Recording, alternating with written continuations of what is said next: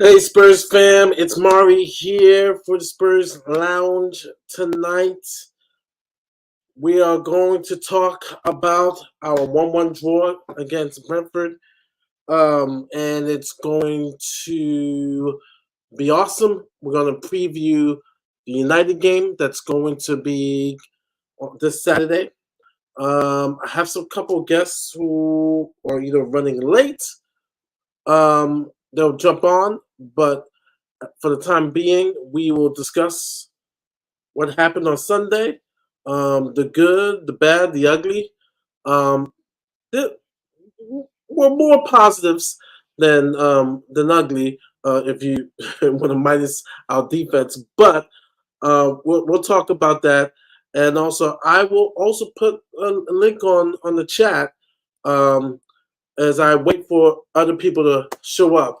Um, but if you guys want an update right now, it's 1-1 Man City and Sevilla at the UEFA Super Cup. So yeah, so we are ready to rock and roll. But before we start, I want to give a big up to those who are in the chat. Right now, we got Big Boy. He's in the house. Emerson Royale goes to Antonio Conte and says, Gaffer, I have a good idea to strengthen the team. Conte replies, good. So when are you leaving? Oh, look at that. It's Stell's face on the Bring It Big Boy. Nice. With him cooking on the grill. Nice. Stell will definitely love that. We got Big Chris in the house. He said, good evening all. Bordeaux, Spurs. I need to head to Bordeaux. Wine Valley in France. It's on my bucket list. Purple and gold until we are sold. Levy out. Yeah, there's going to be the Trust. They're having their protest, but before that, Brian and Stell, Levy out. Purple and gold will have their protest before.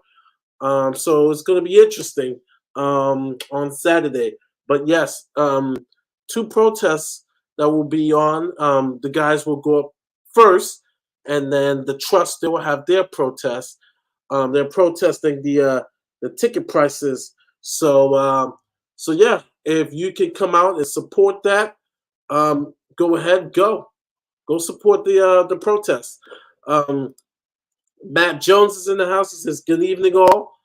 JJ, JJ's Dynamite. He's in the house. Big up, big up. He says, evening all. We got Tot Spur right here. Says, big up, Mari in the chat. Yep, big up, big up. Yep. Stefan, if no guest shows up, Mari, I'm available now. You know what? I know we was tomorrow, but you know what? I'll bring you on. I will definitely bring you on. If no one shows up in 5 minutes. But yeah, Stefan will be with me tomorrow for North London is ours. We got Graham who's in the house. Big up, Graham. I know you will be at the protest on Saturday. I think so. Big supporter of the channels, and he is definitely purple and gold. Big Tone, who's also in the house. He says, big up, big up.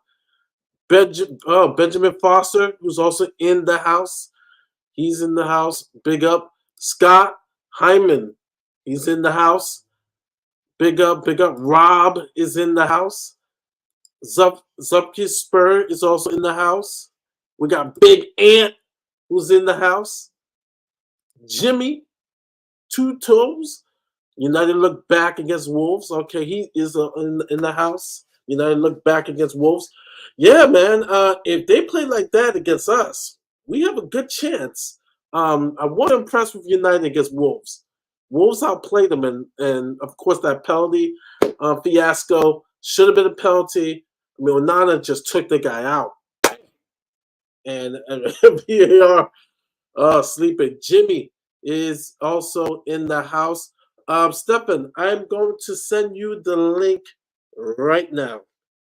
I had a couple people. Um, I had a couple people just had to reschedule, but I still had some other who might jump on. But it is a weird, weird night. We got Will. is in the house. Oh man, thank you, man. Uh, people We got don't a little know. bit of time. People don't know how hard it is to plan as a YouTuber. Because sometimes, man, even when you know you have someone coming in, you just never know what happened. Someone gets sick, someone got into a car accident, someone has a curfew. Most of these guys are married. Their wife says, "Hey, I need you to do this." And so it's never easy. And so that's why I always value my guests that come on for jumping on. I always am very appreciative of their I want to say service. Yeah, appreciative of them coming on. I'm trying to send Stefan the link. We'll get a Arsenal perspective, which is weird because tomorrow. Uh, he's going to be jumping on. But I will send him the link. Gosh, where am I not finding the link? Hold on. Okay, I found it. Yeah, I'll send you the link in a couple of minutes. But my brother Will is in the house. Will, how are you feeling? Doing all right. Got a few hours, or not a few, but about an hour and a half before training, and so I figured I'd come hang out, chat. Perfect timing. Yeah. We'll only go for an hour and a half. So that's perfect timing. Okay, Stefan, I just sent you the link. So we'll have back-to-back days of an Arsenal presence, and it's always good to have an outside perspective on Spurs. Maybe it'll keep us grounded. So, Will, a couple more big ups. United for life. Yeah, we're gonna talk. We're gonna talk preview tonight about United. United will turn up against Tottenham. That's my fear a little bit. My fear that they will turn up because of that bad game, and it's a road game, so they know they gotta take things seriously. Big up, Stefan, and so yeah, What's up, guys? So, What's yeah. up? What's up? Graham says he will 100% be. I knew it. Will be 100% be at the protest They on. always, but Mari, they all say this, and then when Oh, I Graham when I shows up. always Graham shows up. Graham is a is a okay, is a. okay, maybe Graham, but whenever I always see in terms of on the chat with Stel, I'm gonna show up. I'm gonna show up. Then I actually asked Stel how did the protest go, and he always says it went like crap. Barely anybody showed up. So let's hope they do actually show up because I mean, it's time for after 20 years at Spurs. I mean, I personally hope that Levy stays. No, I'm joking, but yeah, it's just it's ridiculous that there isn't more more protests and more calls actually for the board to step down. So yeah, hopefully it actually happens. Well, no, I know the last protest was their best ones. Even had crackers rolled through. That's So true, yeah. it's going to be interesting because the trust. Let's see how many people they get through, with their portion of the protest. But we could talk about that later. Let's talk about a little recap. Thank you to Will, who found me some protective music. Protective, so meaning that I won't be dinged or infringed. Just a little recap of what happened on. Man of the match was Bissouma was the skilled players today. So Debutants, first game, first game, stayed for Edmonton, Vicario, yeah, his first game, matters. Madison, he had 2 assists in debut. Him and Bissouma, I super scores, 8.0. Vicario's first game and first Premier League game, a draw for Big Ange. And so the question goes, thoughts on the 1-1 draw? I will go. I will say, I always want a victory, but You I mean thought, 2-2? Or yeah, Desmond 2-2. Uh, actually at 3-3, but a draw is always good. A draw is always good. Just in this situation, a win would be better, and I think there's some positives that we can take out of the game. Well, there'll be a segment we'll talk about the midfield. The midfield is clearly the strongest unit as of today, as of now, of our team. The defense um, could have been worse, but it is what it is. The front three, many questions, and so we know we talked about it on Will's show. I watched it. Usually I make it, but I couldn't make it. But and then on Mondays, Monday night football show, we talked about it. So those were my thoughts going into United. We definitely the defense is going to have to play better. You have Rashford, you got Anthony, you got some people who are Mari, if they're you're better gonna put, they're better if you, critical than yeah. Brentford, and so it's going to it's going to be interesting. And then the front three, what is Big Ange going to do? I'm leaning that he's going to probably keep the same three. I don't know if he's going to do something different. I know everybody's and their mama are giving different formulas to the front three. I even said put Lo Celso instead of Kulu in his spot. I mean, everybody's coming with a different formula, but those are my thoughts on the 1-1 draw. Mostly positive than negative. And so I will pass it on to Will and then Stefan.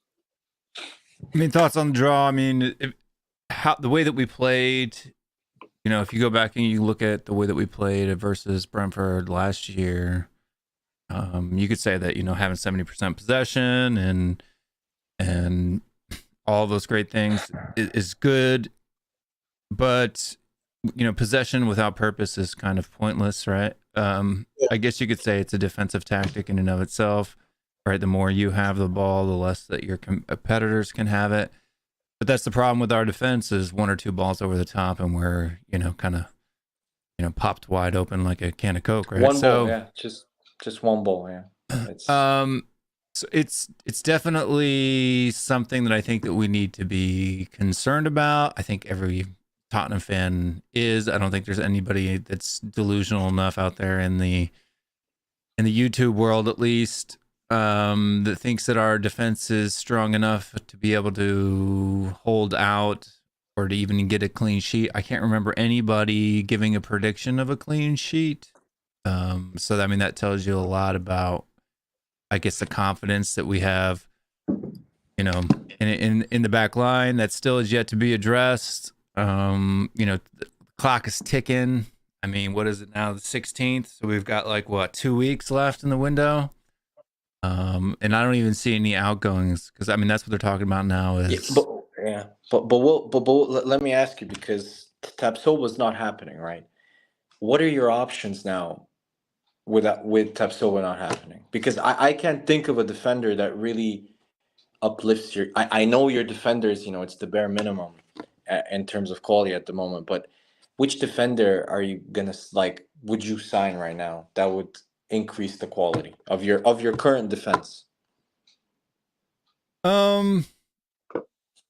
Yeah, I don't know. That's a tough one, to be honest with you. It's tougher in the fact that you'd have to go out and look for players that can play in this particular system, and then trying to guess to see who Postacoglu's going to prefer. I mean, if it was me, Laporte still available, I would be focusing on that 100%, and that's what I would be going for. 35 million pounds.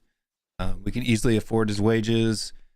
The only thing that's stopping us from doing it is ambition. So I think Saudi Arabia. I think Saudi Arabia is evidence for the argument that if you pay them, they will come. Right? So. Yes, Yeah, but I was just about to say that because certain people will say that, and I would agree. Yeah, he's out of our range. But now that I'm here, Saudi Arabia. Well, hold up, that's not Champions League.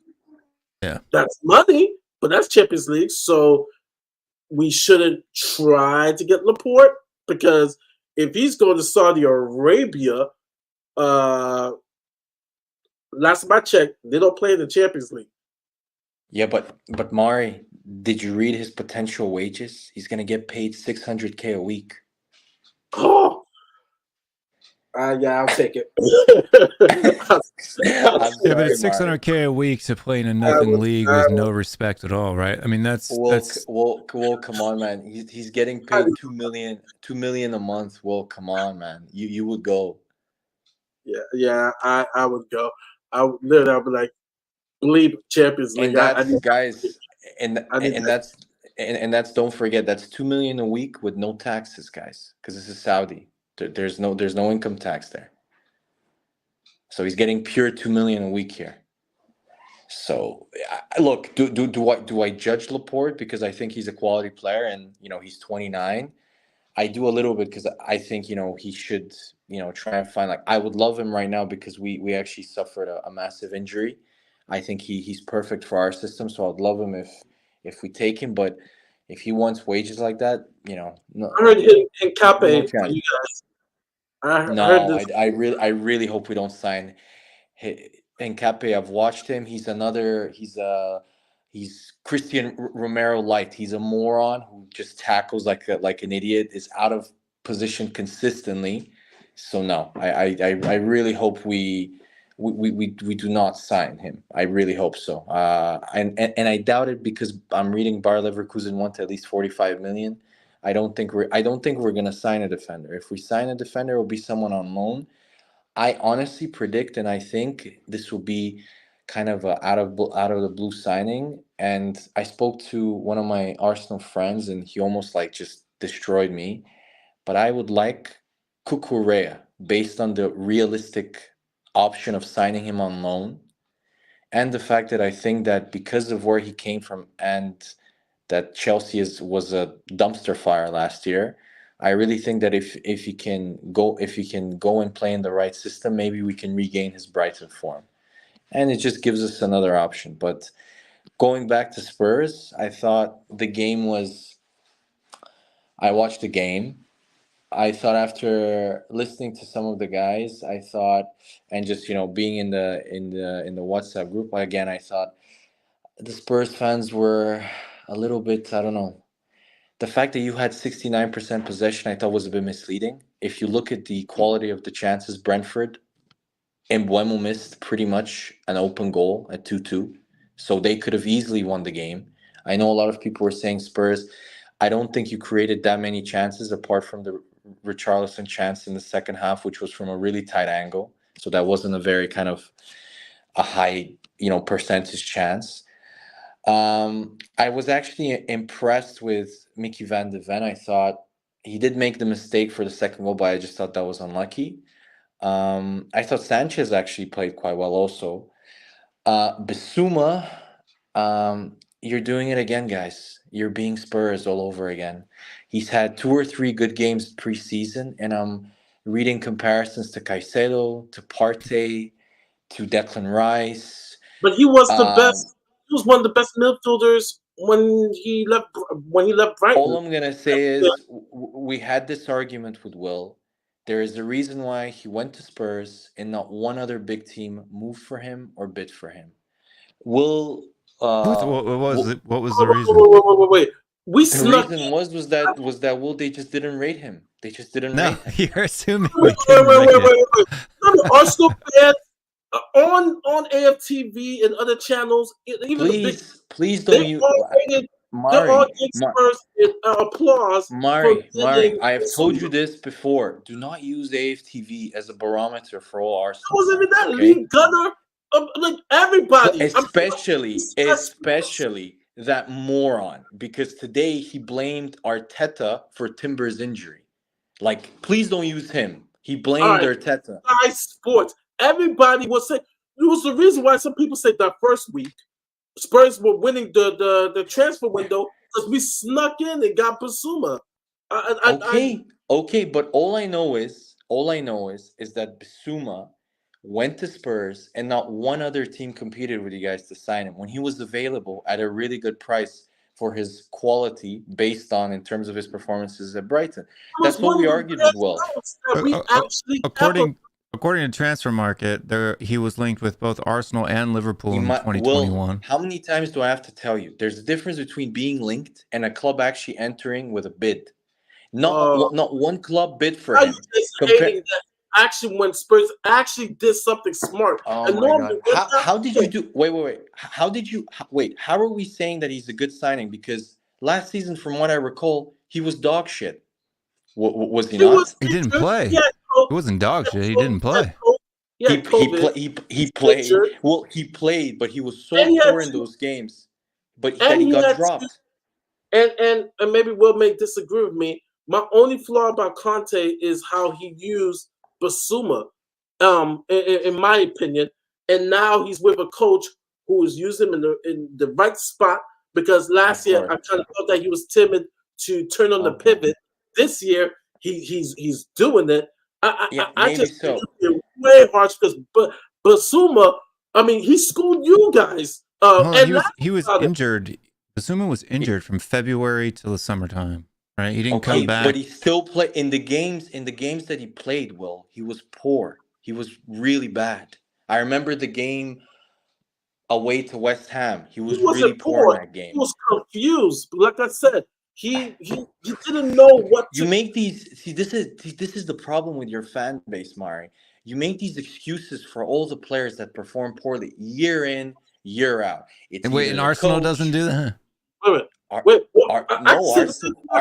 for years. Arsenal. I can say the same thing about Casado. Let me say my opinion. Arsenal is the opposite. Arsenal, we have one bad season. Fabio Vieira's crap. Thomas Partey, he has 2 bad months at the end. Thomas Partey, who was easily the best number 6 in the league in the first 6 months of the season, and was the key what happened the year before? Everybody was saying that he could possibly be a bust. Last year he proved. He could. No, who was everybody? First of all, a lot of you could see his quality, but I'm just saying he was just injured. I know Arsenal fans who wanted Partey out before he finally showed up. And they're morons, Mari, and that's Granit Xhaka too. The whole there's a lot of majority of fans wanted Granit Xhaka out of the club for years. Granit Xhaka. Wait, guys. Granit Xhaka was extremely polarizing. With Arsenal fans, you either had people that really liked him or really hated him. Well, you know this. Even if you watch AFTV, you had people that really wanted him gone, and you had people that really liked him still. I was on the side that always liked Granit Xhaka. I mean, I can't prove it because I wasn't on YouTube or whatever. But me and my brother were both big Arsenal fans. My brother hated Granit Xhaka. We were the equivalent of it. And Granit Xhaka is that. He's a polarizing figure. But that doesn't mean with Arsenal fans, it's the opposite, guys. With Arsenal fans, it's one bad season or even a couple of months of bad games, and we say he's not good enough. He needs to go. Hold on. You're saying that the Spurs fans don't say that, okay? Which is Spurs not true. Hold on. Okay. Brian Hill before he even signed his contract, I said he wasn't good enough. Messi. Hold on. You called him Gil Messi. I didn't call him Gil Messi. You're watching the wrong freaking YouTube. I know you didn't. I know you didn't, but a lot of your fans did. Well, I'm not talking about. Look, I could care less. Look, I will agree with you that there are a lot of. Hold on. I will agree with you. Hold on. I will agree with you that there are a lot of dumb Spurs fans out there, just like there are a lot of dumb Arsenal fans out there. I mean, look at Agal, for example, right? But what I'm saying is that Bissouma, nobody said that Bissouma's performances were good when they weren't. Last year, when in the few performances that he had decent performances and he had bad performances last year under Conte in the first half of the season. He had no decent performances. Well, tell me one decent performance he had last year. Please tell me one game. Okay. Think about it, Will, because it's gonna be hard, Will. It's not Towards the end hard. of the season, towards the end of the season, he was finally getting his foot in and just kind of see the potential. I think He was good. He was good. He was decent Guys, against you're Aston really Villa. He clutching was at decent straws. against Arsenal away Yes, or at home. which game? Which one at Will? Arsenal at home.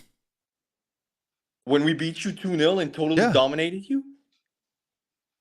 The midfield dominated your midfield. Like you couldn't the first 45 minutes when we scored the 2 goals, you couldn't even touch the ball. Okay. Just because we lost, that means the player played poorly. Well, he Right? And was he came pretty on. poor He in that came game. in off the bench. But he was poor in that game. He was anonymous in that game. He was. He wasn't. Yeah. In the once he came on, he had 100% pass rate, Oh 1 my for 1 God, on his okay. long balls.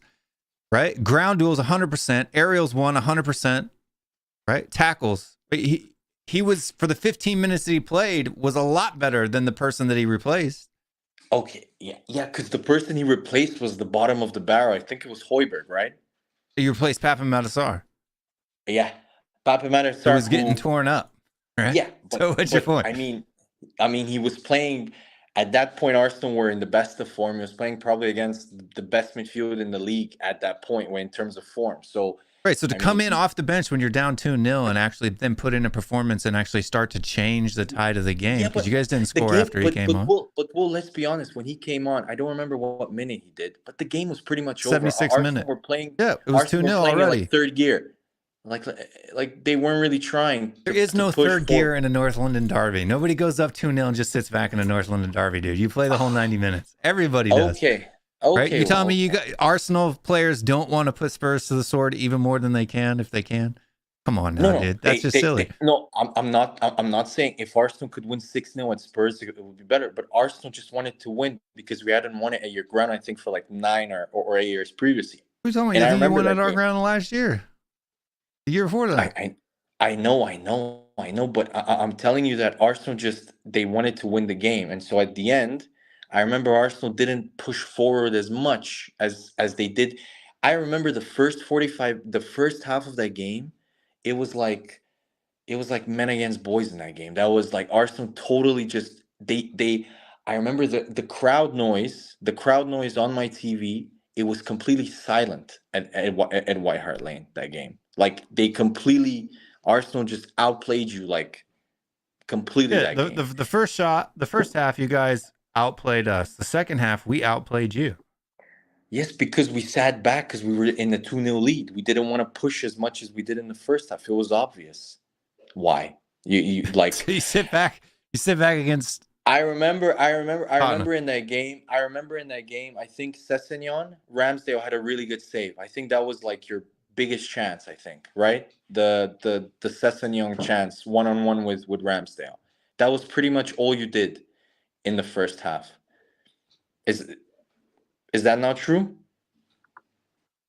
Yeah, I don't know. You had the own goal from Hugo Lloris in the first 14 minutes, That's right? true. And then you had the one but, goal from Odegaard in the 36th minute. Yeah, but wait. Do you remember Partey pretty much breaking the bar?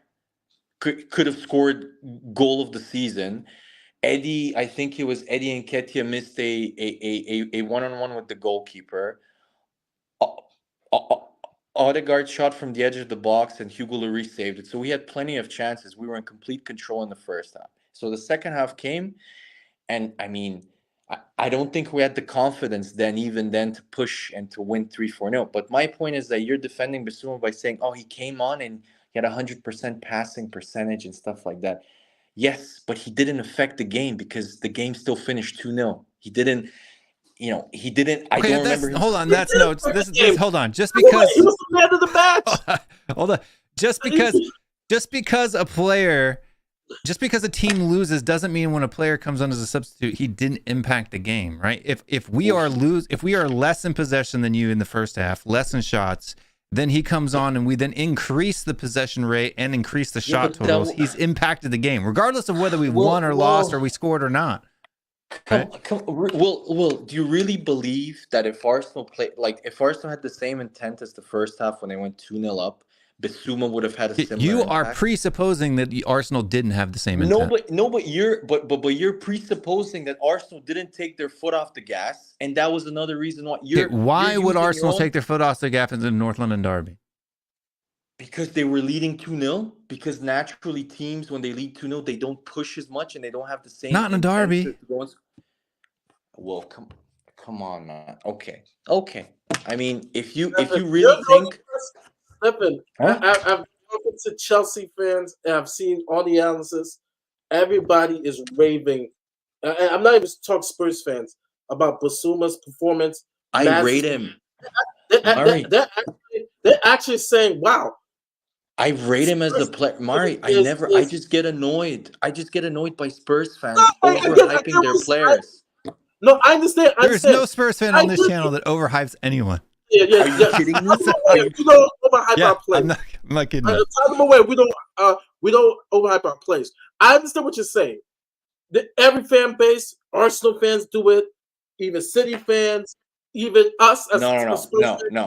I'm going to disagree with There are two. There's There a are two lot fan of bases. Arsenal fans that overhype. No, Mari, I'm gonna there are two fan bases that nobody overhypes their players. There are two main fan bases. I've told you this before. You guys and Man United. I would say Man United are number one. What? Yes. Arsenal what are you talking about? Your whole squad for almost a decade was bang average, and you guys acted like they were the best players in the world. What are you talking about? There's Arsenal fans out there that rate Nketiah. There's fans out there that rate all kinds of dog trash players at Arsenal. Will for a guy that wait. Players. Okay. For a guy that reads stats about Nketiah, I'm disappointed in you. In his last 16 starts for Arsenal, he scored 14 goals. Is that not a good stat for a striker? It depends on how many minutes he's played. It depends on how he's doing things. It depends on how many minutes. So it depends. So if he's 16 starts, if he's thank you, Zafford Gooder. Because so many, my best friend is an Arsenal fan, and even he said, "Wow, Bissouma and Madsen. If you guys get Bentancur back or sign another player, you guys you're gonna win the league. If you get Bentancur back, you're winning the league, guys. Nobody said that. You're going to extremes here. Hold on. Did Bissouma play? Hold on. Did Bissouma play in the same role? Okay. Is Bissouma playing in the same role under Postecoglou as he did under Conte? Yes or no? Yeah. No, he's not playing. Okay. So in this current role, hold on. In this current role that he's playing, has the performance that he's put in, right, where he started and played the full amount of time, Barcelona and against Brentford, not been exceptional? You lost against Barcelona and drew against Doesn't matter Brentford. if we lose. I'm not talking about the outcome of the game with 11 players on the pitch. I'm talking about the individual performance of the player. He played really well against Brentford. I agree. He did. Right. So even against Barcelona, you're talking SOFA score of 8.0 or higher, right? Brentford 8.0 or higher. If you give me 30 seconds, I will explain to you my point because you guys are misunderstanding. I really rate Bissouma. I think he's a really good player. Where I'm annoyed is that Spurs fans, after 2 or 3 preseason games and 1 game against Brentford, Bissouma is now a linchpin. He's the heir to Moussa Dembele if you read posts. I think he's a really good player. He has the potential to be a really good player for Spurs. But let's calm it down. In that game against Brentford, let's be honest, they let you play. They let you have the ball, and you pretty much did nothing with it for most of the game. You didn't have any clear-cut chances. You really didn't. We had our chances, but we scored 2 goals. You scored a goal from a set piece. You scored the first goal from a set piece, and the second goal, a fluky shot from Emerson Royale. How many opportunities? How was that a fluky shot? How many? Okay. If anybody thought that Emerson Royale is gonna volley that ball into the bottom corner of the goal, please, don't. You mean bullshit. fluke?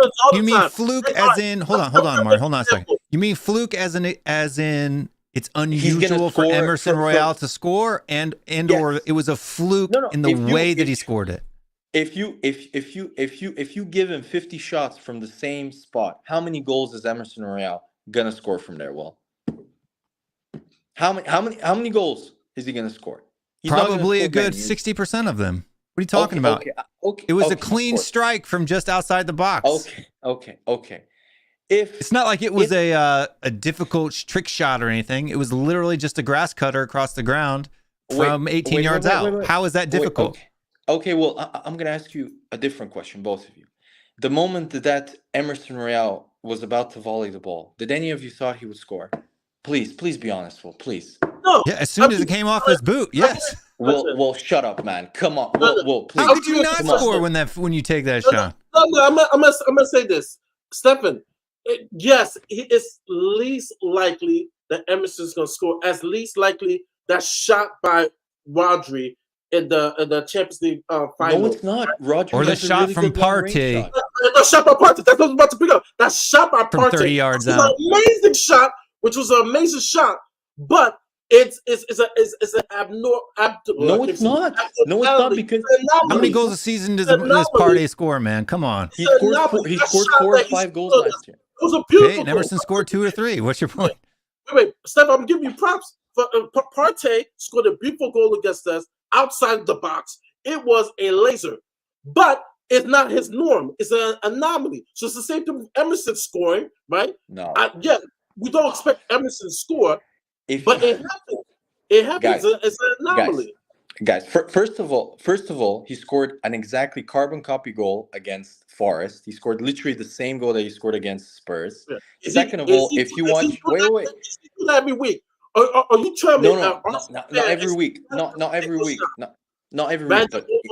But Odegaard shots. Wait, Mari. Not every week, but if you watch his Atletico Madrid days, he scored a number of long-range shots. So he has that in his locker in a way. Emerson Royale, I'm sorry. Okay, Emerson Royale scored 3 goals and has 6 assists when he played for Betis. What are you talking about? You act like Emerson Royale doesn't score goals. No, in fact, there are less range. seasons he hasn't scored goals. Outside the box goals. Yeah. I'm talking about long-range shots outside the box. Did he score any long-range shots? I'm not talking about the same goal that he scored against a Man City, where his average length is 16 yards. I can't. So is that outside the box or inside? I'm trying to figure it out. It's just inside the box, right? You're talking so it's long not ranger outside shots. the box. So it's not outside the box. Okay. Yeah. So I'm just asking, guys. In the 2018-2019 season for Betis, his average was 18.2. That's all outside the box. Okay. You were expecting Emerson to score that goal, of course. If you were, we're never expecting Emerson to score a goal, right? Like, okay, a guy who scores 2 to 3 goals, right? So he's been playing 1, 2, 3, 4, 5, 6 seasons. He's got 9 goals, right? So a guy that averages about 1.5 to 2 goals a season. Yeah, you're not expecting him to score a goal week in, week out, right? But wait, just like you aren't expecting a midfielder who scores 4 goals a season.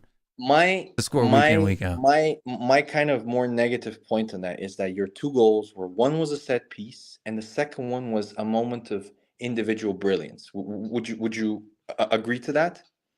It wasn't like a well-worked goal where it was well-worked and then Emerson tapped it in or something like that. You know what I mean? So one was a set piece, but and the second one was the set piece was beautiful. It was picture perfect. I agree about the set piece, but that's different from build-up play. Brentford had a questionable penalty, but by the letter of the law, I guess it was a penalty, guys. It was a penalty. It was soft. It was very soft. It was soft, but I'm 100% sure if it was on the other side. Onana, I don't know if you saw what Onana got away with. That was a stone cold. It was like, you call that, but you don't call that. Like, no, it wasn't even. Yeah, I agree with you. But if this had happened to Spurs, you would ask for a penalty there. I'm sure, because it was a penalty. No, that was so soft that even if that had happened against one of our players, look, if we got it, hold on, because I never have a bias towards any team whatsoever. I always go by the facts, right? Yeah. If that had happened to us and we got it. Yeah, I would clap it because we got the penalty, right? But I wouldn't have said, man, we deserve that pen. I would say we got away with one there, right? Like that's the whole point of what we're saying here. Anybody who watches that penalty, right? Your son jumps in, puts his foot down, And then he just clips the guy's ankle. The guy plants both feet and then jumps on the floor. Like, it was such a dive, right? It's not even funny. Yeah, Son clipped him, but I'm sorry. In any league beyond the Premier League, that doesn't get called at all. You think that gets called as a pen in Italy? No chance. Of course it does, Will. No, it doesn't. Because I'll tell you why. He was nowhere near the ball. He made contact. What are you talking about? He was nowhere near the ball. He literally put his foot out, would have blocked the cross. The guy stepped it back. He was literally inches from the ball. What are you talking about? Well, there are three simple rules. He initiated his foot towards to win the ball, Son. He missed. He was nowhere near the ball. He didn't miss. He was ahead of him, though. He didn't miss. Hold on. Son put his leg out, and as Son puts his leg out, the Brentford player cuts the ball back behind him with the inside of his foot. It was soft. I agree with you, but Son clipped his shin pad with his toe. What was Son supposed to do? There was contact. He's clipping the shin pad contact. Okay, you cannot. Your body momentum, right, cannot be stopped, and there's nothing Son could have done to avoid making contact with that player after going in for the block. By the letter of the law, he lunged forward. He lunged with his leg to get the ball. Hold on, he did not touch the player with the leg that he lunged forward to get the ball. He touched the player with his trailing leg. Yes. It's still clumsy. It's still contact. It's still a challenge. Okay. If the Brentford player had played the ball rather than cutting it back, it would have never been a foul. Right? Same thing. Same contact made. If the Brentford player would have tried to cross the ball inside and Son blocks it, it would have never been a foul. Well, he milked it. He milked it. I agree with you. He milked it. But it was, if I was an Arsenal fan and that had happened against us, I would ask for a penalty if I was an Arsenal fan. The same with Spurs fans. You were also lucky because I thought the Van de Ven challenge was extremely clumsy. That could have easily been given as a pen because he totally missed the ball again. He went through the guy. That could have easily been called as a pen also. You got lucky there again. But forget that. The pen was soft. I agree with you. But Son, that was poor defending. What was he doing in terms of lunging? Wasn't poor defending. It was because he gave away a pen. No, just because you give away a pen doesn't mean it was poor defending. What should Son have done in that? Let him cross the ball? No, he shouldn't have lunged forward like he did, clumsily, and missed There was no the player. clumsy lunging forward. Yes, there is. When you have no coordination and you did Son fall down? He didn't fall down, but it was so then he wasn't doing it clumsily, Lane, and it wasn't even desperation. What do you mean? If the Brentford player had crossed the ball, Son would have blocked it. Okay. Well, okay. We can It was agree good ball handling skills from the Brentford player to cut the ball back rather than cross it, and it was bad luck. His Son's trailing leg clipped the guy's trailing leg in the shin pad as he turned. That's it. Okay. I just want to ask, Will, has Son ever done anything wrong in your eyes? Son has done lots of stuff wrong in my eyes. He is Jesus Christ reincarnated, Son. Never does any mistakes. Again, you're going with a straw man red herring in order to discredit my argument when it's based on the actual truth. Discrediting. It was a mistake from Son. He's a Why was it a mistake? Because he's a poor defender and he tried to defend. Why is he a poor defender? You know he has the best defensive statistics of any of our front three, right? Here we go again. It's a fact. Here we go. Right? You're positing that he's a bad defender. You have to demonstrate that to be true. Okay. No, he's an elite defender. Well, he can play left back and center back. As far as the front three is concerned. Even those who've been hard on Son, and some other chance said that was very unlucky. It's not really Son's fault. Son, really, you would have to do a superhuman NBA body type play of a move. Can I not avoid that situation? We were talking about Bissy, Bissouma, and Maddy, and we got to the penalty. Stefan's point is we're overreacting with Bissouma, which no one I know of has overreacted. There was an example of that. Let me tell you, Murray. It's gone back to Brighton Bissouma, which I brought up the point that last year he was injured. He Conte, in my opinion, Bro, only my opinion, handcuffed him. Murray. Afraid to. This is a different Bissouma. This is the original. No, he Bissouma. didn't handcuff him. Conte didn't handcuff him. He didn't. It's Conte's fault. No. This is bullshit. I'm listening to bullshit. This Hey, is go what ahead, happened. Go ahead, Arsenal wanted Bissouma. Lee Judges, go clip it on Arsenal Fan TV. And all the Arsenal fans outside the stadium. Bissouma. You know he's a gooner. That's what they were singing. No, my turn. Did we bid for him? Stefan, I'm speaking. Did we bid for him? I'm speaking. Okay. All the Arsenal fans were kissing his ass. Let me speak, or I'll mute you. All right? I've been listening to you for an hour. Okay? I like you, but it's my turn to speak. You were all kissing his ass, all of you. As soon as he came to Tottenham, all I'm hearing is negativity. You lot wanted him. And somehow, I don't know how we got him. And when we got him, everyone was gutted at Arsenal. We can't believe they got him. Bissouma's a top player, blah, blah, blah. And you know what? It didn't work under Conte because Bissouma doesn't fit Conte ball. He's the wrong player. There's certain players that can only play in a certain way. Harry Kane is so good he can play in any system. Not every player is good like that. Other players need to play a certain way to get the best out of them. Lo Celso is a prime example. Spurs fans ruined Lo Celso, cussing him. No, he's a good player if you play him the right way. Bissouma's now playing the right way, and he's fucking doing brilliantly. Stefan, you have to admit it. He's top doing player. Brilliantly. You can't admit it. You can't admit it because you never got him when you wanted him. Yes. That's oh my god. I wish we have Thomas Partey and Declan Rice. Oh my god, we don't have Bissouma. We're so jealous. Oh, you wanted Bissouma 2 years ago, though. You wanted him 2 years ago. Do you want me to go? Okay. Do you want me to clip it? Do you want me to go find the video and clip it? Who are we? Don't use AFTV and Lee Judges. Arsenal fans, Stefan. You're lot Arsenal fans. Again.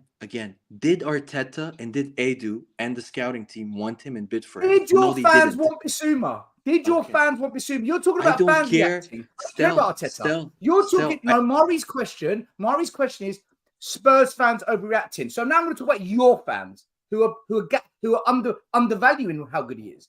Did Arsenal fans want Bissouma? Yes or no? Yes, they did. Yes. End of conversation. End. How is this the end of the conversation? End of stream. I don't. What does that mean? What does Mari, that mean? End the stream. What are you? A poor man's expressions now? What are you talking about, man? Like just because AFTV. How am I a poor man expression? You just said you wanted Bissouma. You just said you wanted Bissouma.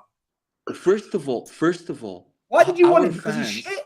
Did you want him because he's average? Wait. Or do you want him because he's really good? He's really good. Stel, let me respond. Just because Troops TV and fucking Lee Judges wanted Bissouma doesn't mean all your fans wanted him, Stefan. Okay, it wasn't just them. Can you stop interrupting me and let me finish? Just because they wanted him doesn't mean that our scouting team and Edu and Arteta rated him because we never moved for him. Nor did Liverpool, nor did don't know. Hold on. You don't know what they did or didn't do behind doors. You did move for him. No, you don't know. Show me evidence of you a do bid not know. Anywhere. Let we do because we didn't. Let's say this. Let me say this, right? I'm gonna say this because this is where it gets hypocritical, right? And maybe the term is watered down, right? I've heard some Arsenal fans, right, from last season and going into this season, right? They're telling me, and for me, I said, all right, there's legends in the game, there's world class, and there's good players. Good players I rate. I have people coming to me, oh, Partey's world class. I said, hold on. How's he world class if Casemiro is world class? I rate Casemiro much higher than Partey. It's the same thing with Declan Rice. Declan Rice is a good player. And I know Saba was talking about on the show, like, he's a good player. But me saying Declan Rice is world class, for me, I'm like, I hear Arsenal fans say that. I'm like, he's not world class. Nobody has said Declan Rice. I'll tell you right now. They've been saying he's world class. Making shit up now. No, I'm not making it up. I have heard Arsenal fans say Declan Rice is world class. And I'm like, what? Like, if he's world class, then the world class has changed.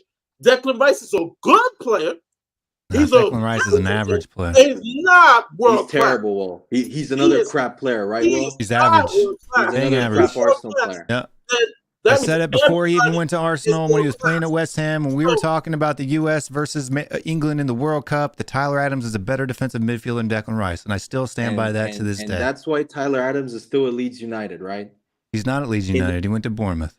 Oh, yes! The behemoth mammoth team that Bournemouth is. What a player! It's not his fault that people underrate Americans.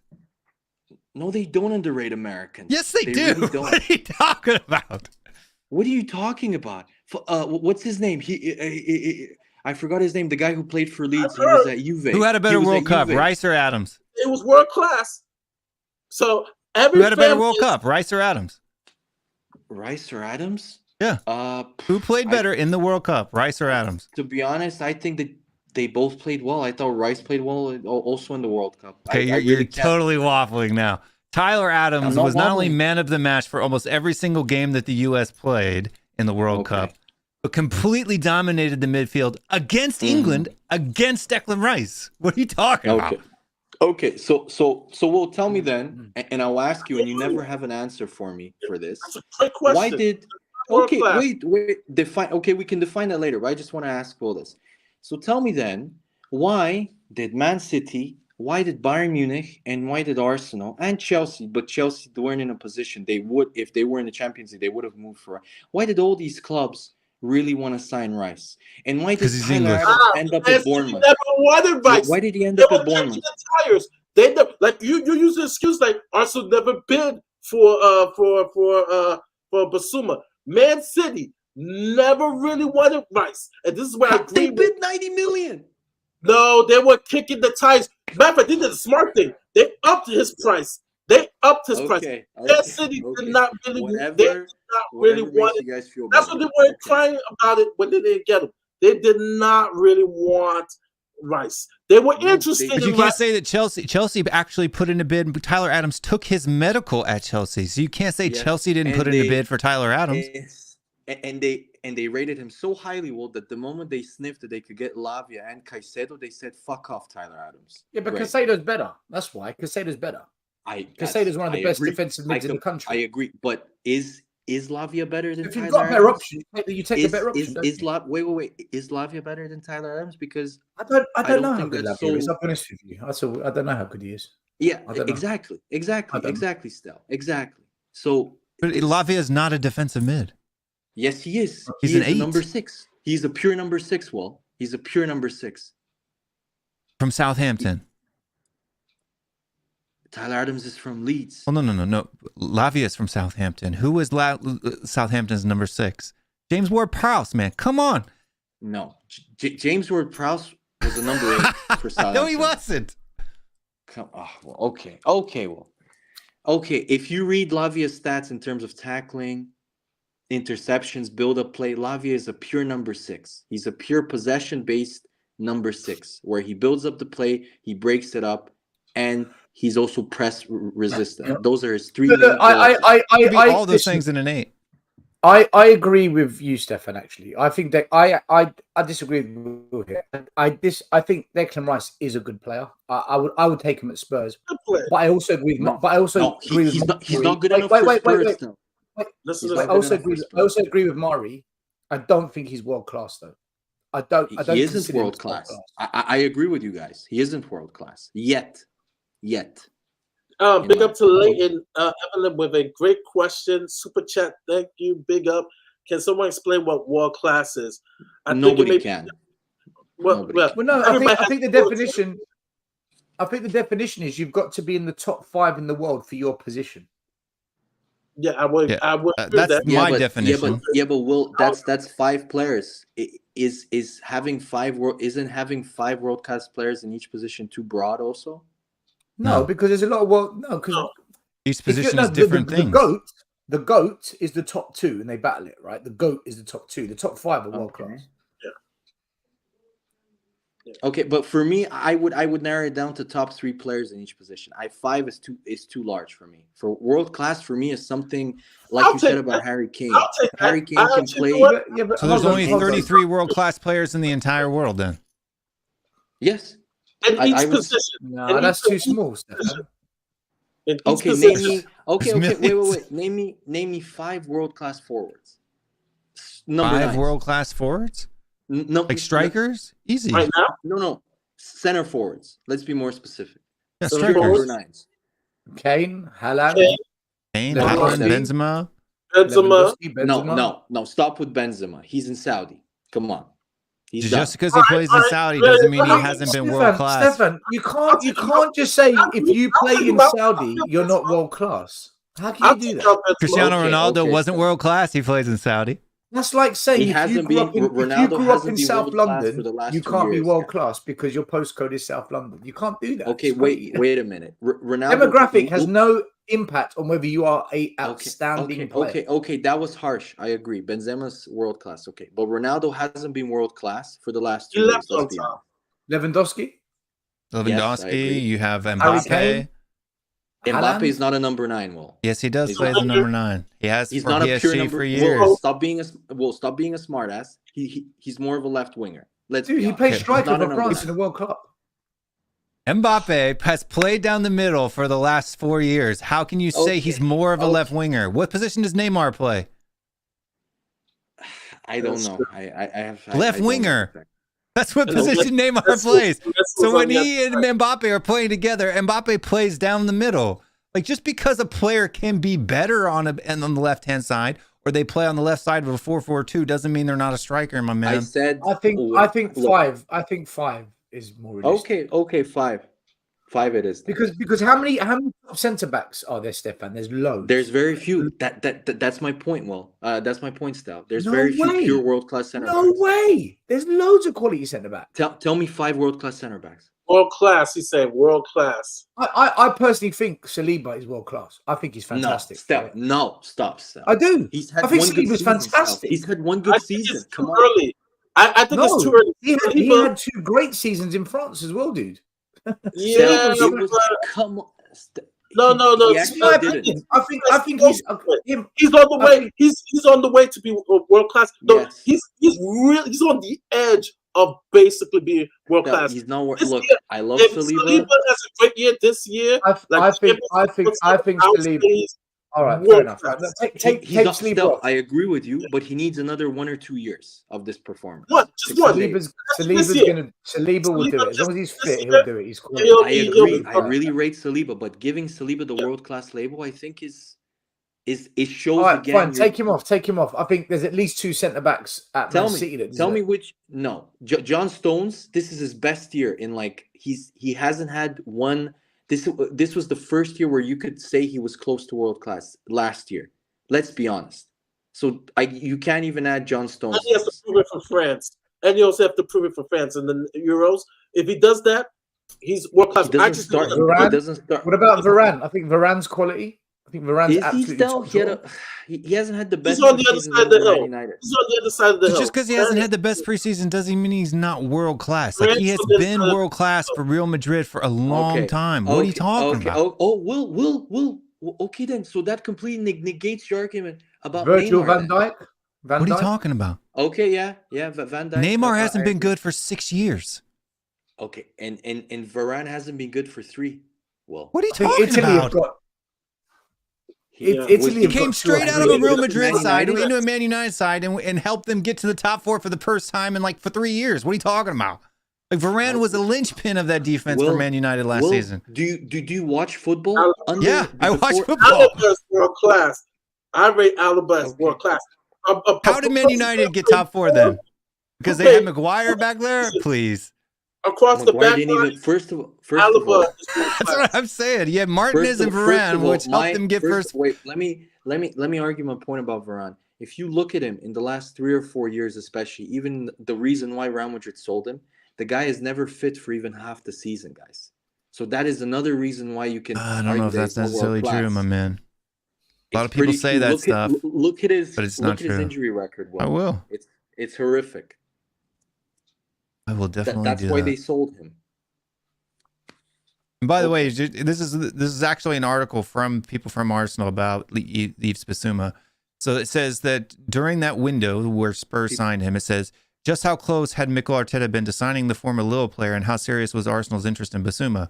Goal reports that while Arsenal did indeed hold an interest in the midfielder, the Gunners were simply keeping tabs on the player because they were looking for more attacking midfielders for that role, who can feature in the 4-3-3 system.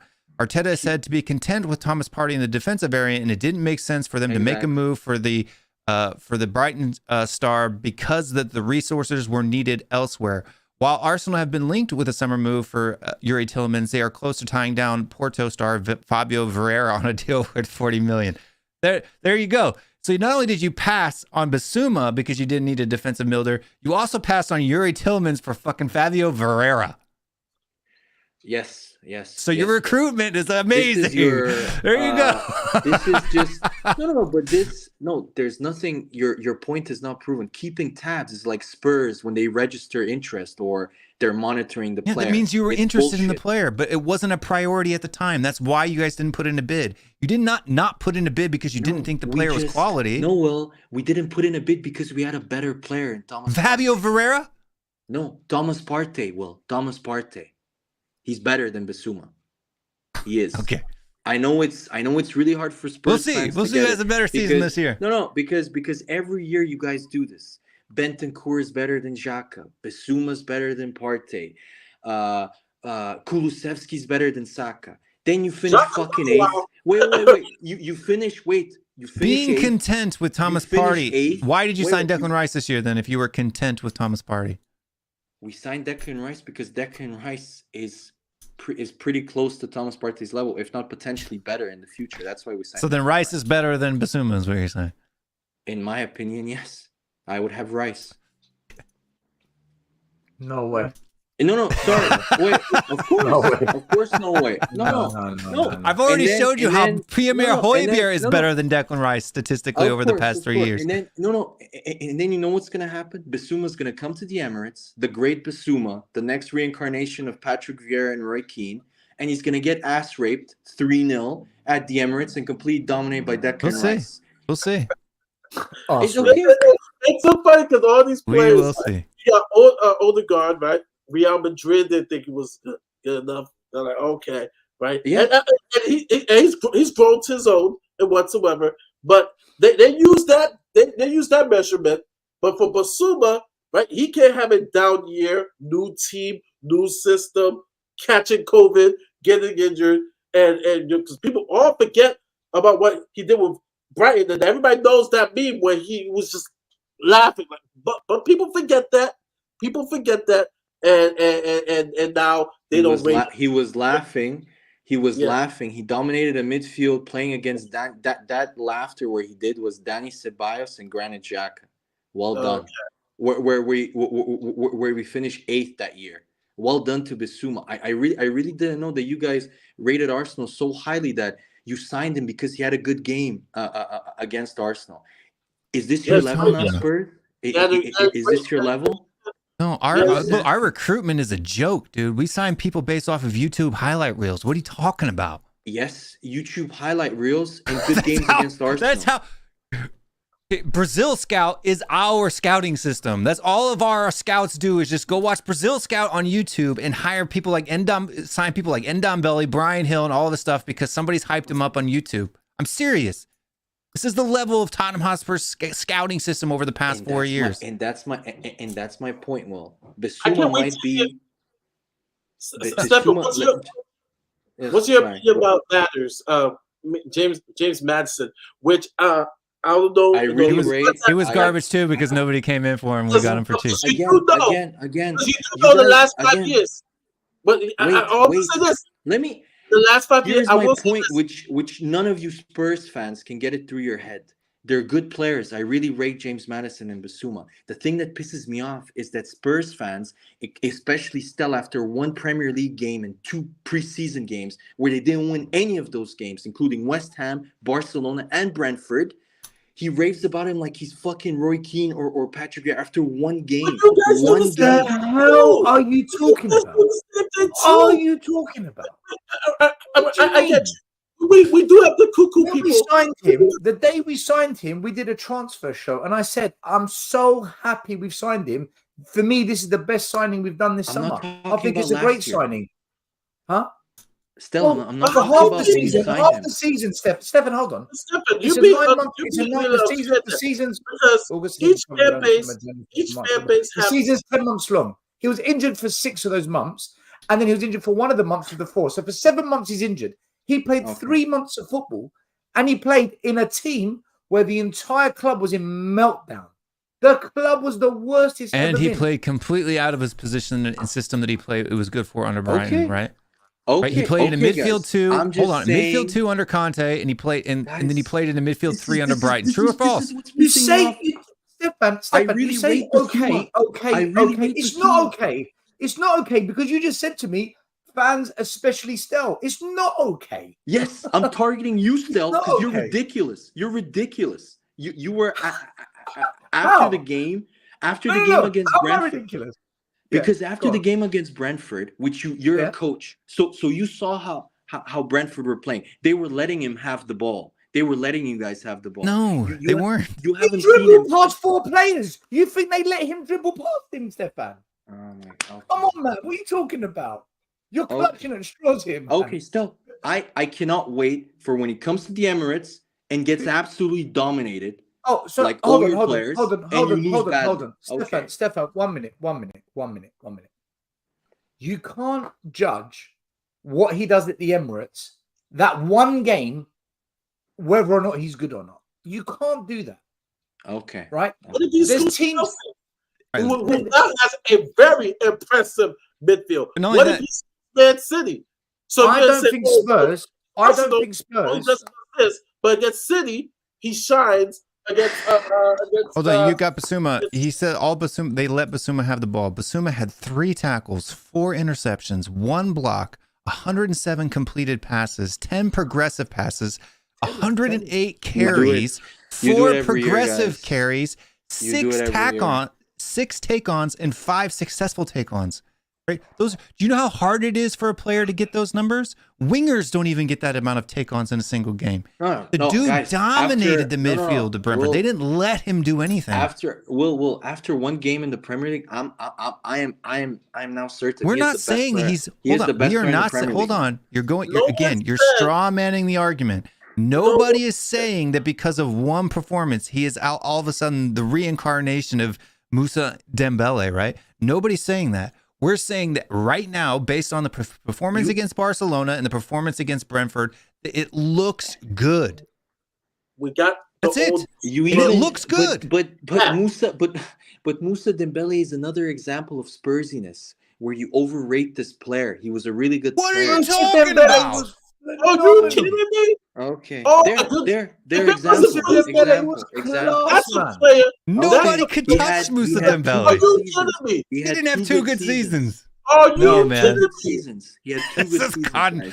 This has gone over the top now. Oh, Okay. I know Arsenal fans that says, yo, Dembele was the truth. Mari, that what hit did I you say? was Mari, injury. what did I say? I said he was a really good player. But if you No, listen not to a really good Dembele player. was the truth. Yes. Dembele was the truth. he I was love the that. truth. I love that. If He you, was the truth. I said he was a really good player, but he wasn't the level that you guys thought he Bro, was. Where he was every North London derby, Moussa Dembele owned you. Yes. Owned you. And wait, He How and many- key how question, many- Stel, Come key on, question: How many North games London did he win derbies did at you the win while Emirates, Moussa Stel? Dembele? Hold on. How many he North owned us, London right? derbies did you win when Moussa Dembele played for Tottenham? A number of North London derbies. Not as many as you'd think. We beat you 2-0 in 2017, 2018 at the Emirates. Then with Emery in One his game. first season, we beat you 4-2. And what year was that? I said 2017, 2018 when he played, and then 2018, 2019. I think he was a sub. That's in that game 2 when he out was of injured. from 2012 to 2019. Go look at the record of how many you won. 2012. Wait, again, you picked a poor year. 2012, 2013. No, we beat you Moussa Dembele 5-2. played. Wait, He played. Wait, Stel. He's asking me. 2012, 2013 at the Emirates, we beat you 5-2.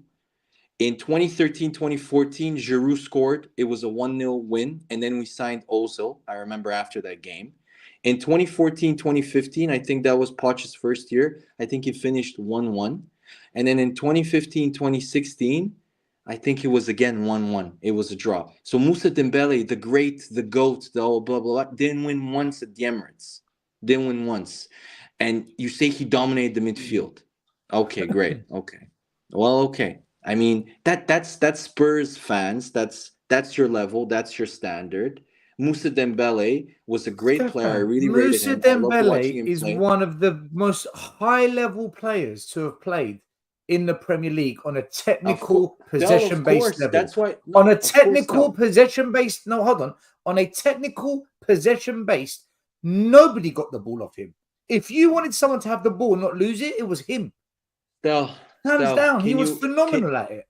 Can you put him with any of the true greats of midfield? The Fabregases, the Gerrards, the Lampards, the Patrick Vieira. The only reason you class them as greats is because they were at clubs that won trophies. If they had won trophies, you wouldn't have them up there. Yes, Arsenal only beat Tottenham 6 times in all competitions, cups, everything, in the time that Moussa Dembele played for Spurs. Only 6 times? Only 6. Are you fucking kidding me? You know how many times only that is? 6 times? Yes, only 6. The guy was at Spurs for like 5 or 6 years, man. From 2012 to 2018-19. And that's 6 years. All competitions. How many cups? How many games was it? Hold on, I'll count up the number of games if you want to be goofy. 1, 2, 3. We also beat 4, you. 5, I remember 6, 7, Flamini 8, scored 9, twice 10, in 11, 12, 13, 14, in a League Cup quarterfinal. 15, 16, 17, Just 18, stop. 19 games, and you won 6 times. Yes, because most of the other games were draws. And losses. Tottenham won 1, 2, 3, 4, 5, 6 games in the same time period. So we won equal games that we beat you equally the amount of times. Right, and look at the period before that and how many times you beat us. Okay, yes. Look at the period after that and how many times you've beaten us. But You've beaten us 4 calling him times like in the this- last 4 years, since 2021.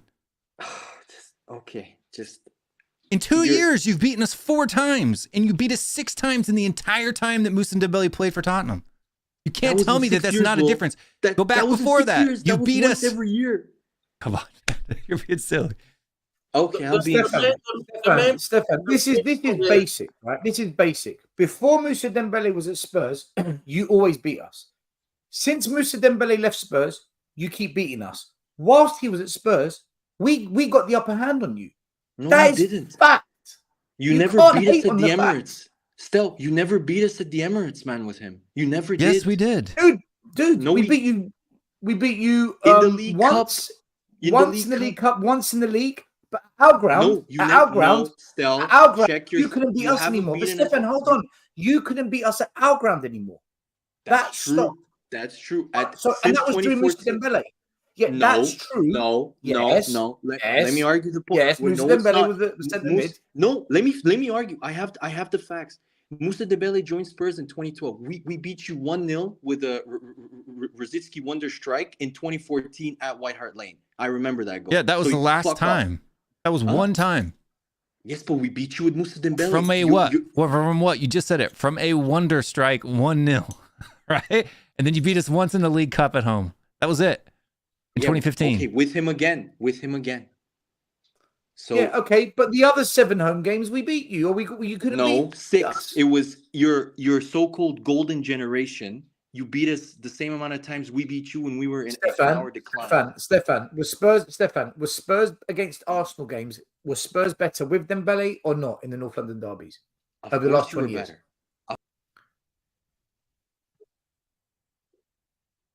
So you just agreed. So you just agreed with what we're arguing. You said, of course, we were better with him against you in the North London derby.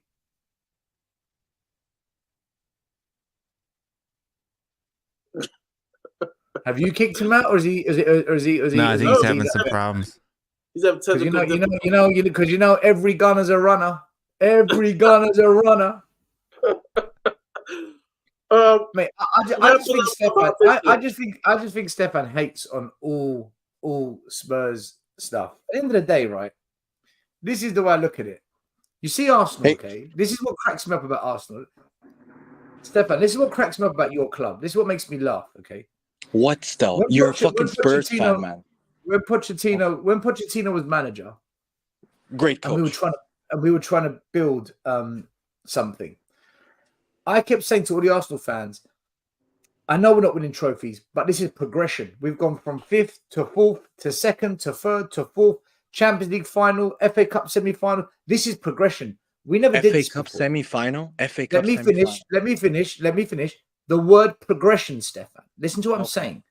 Okay. Right? I said this is progression. For me, as a fan, I'm happy because I can see we're going in the right direction. That's what progression is, when you go in the right direction.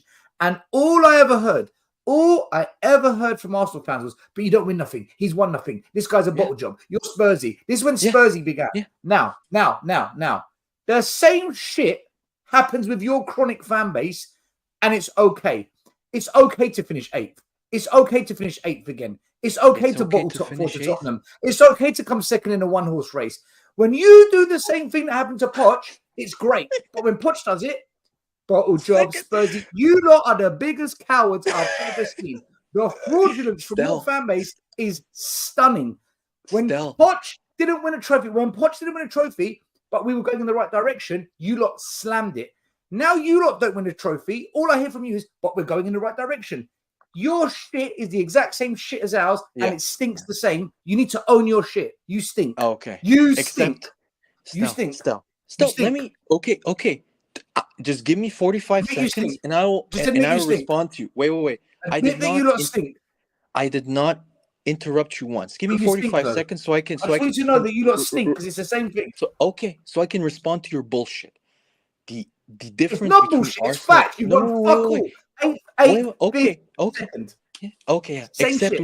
we also won something even in our decline called trophies, which you're Pochettino. He's nothing to do with Arteta's rebuild. Nothing to do with Arteta. Arteta's rebuild. Don't change the subject. I'm talking about the Poch rebuild and the Arteta rebuild. You've won fuck all since you started spending big money. You've spent 600-700 million. You've got nothing to show for it. Poch spent 350, half of that. And it's the same outcome, no trophy. Okay. You have to accept it. Can you give me 45 seconds? Can you give me 45 seconds? I need to tell the truth. Don't give me loaded questions. Give me 45 seconds. It's not a loaded question, it's a fact. I wanna explain to you why it's different. It's not though, it's the same. You've won nothing. You've won nothing, man. Are you gonna let me talk? Can I have my 45 seconds now? As long as you tell the truth. I listened to your shit. Now let me talk. It's not shit. It's the same shit as yours. Arteta Poch, same shit. Okay. Now listen to my shit. But give me 45 seconds, please. Okay, thank you. So the major difference between Arsenal Mari, start the clock.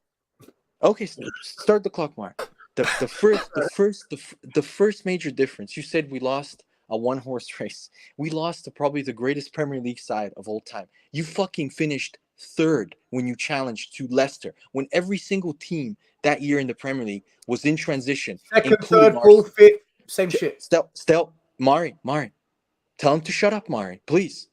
You're talking shit. But you act like we didn't finish second. No, you finished 3rd. We finished second, 16-17. Wait, yes, where you didn't challenge. You were nowhere near challenging Chelsea. I'm talking about in the season where you got kind of close to Leicester, like 4 or 5 points away. That season when everybody was crap, you did not do you couldn't even challenge Leicester, and then you finished behind Arsenal on the final day of the season. That's why we take the piss out of you. Secondly, Pochettino, because you failed as well. Mari, like he's wasting my time now. Okay, great. Half of it was Stell. Did you challenge Leicester when they won by 10 points over you? And it's no, we didn't. About? We didn't challenge Leicester, but we were in decline. Well, you guys were in your golden generation under Pochettino. You finished 1 point ahead of us that season in second place on the last day. How are you in decline? Stell, you bigged up 3 seasons of you finishing. 6 seasons of finishing ahead of a declining Arsenal that still won more trophies than you, as if there was a power shift to North London. And now you're bigging up Arteta, who wins nothing, and it's a declining Tottenham. It's the same thing, yes, man. when before that for 21 When 21 seasons in a row we finished fucking ahead of you, and your point about us finishing 8th and it being okay, did you not see the fucking Kroenke out protest? We're not pussies like you do, where we say we like Levy because we like the financial the financial balance sheets. We like her shiny new stadium. Not on this channel. Not on this channel. Yes, not on this channel, but the mainstream Spurs fan, Stel. Yeah, I agree. The mainstream Spurs fans, I agree. Okay, so that's my point. So all of your points are obsolete. The finishing 8th No, was it's not not okay. because no, it's not obsolete because what you're doing. The only reason you give chest is because you've got to drop £700 million on this manager who's fucking won nothing. Poch did the same thing on half the budget. On half the budget, he achieved the same thing. How you can tell me have any legs to stand on is unbelievable. On half the budget. The guy had no competition. Liverpool were in transition. Man City had just no competition under Pep. Dude, everyone's competition. Everyone's competition. Oh my! Stel, are you seriously saying that the level of Liverpool and Man City that were in terms of 2018, 19, we were better. 20? We were better. We were one of the best teams in the land. Stel, you were the best team in the world, and that's why you won. One of the best teams. Hold on. No. I'm going to shut you up. I'm going to shut you right up. Hold on. No, show me, please show me. There you go. Youngest team first. Goals conceded, we were the best. Shots faced, we were the best. Shots on target, number 1. Every stat was, we came first in everything but the league position.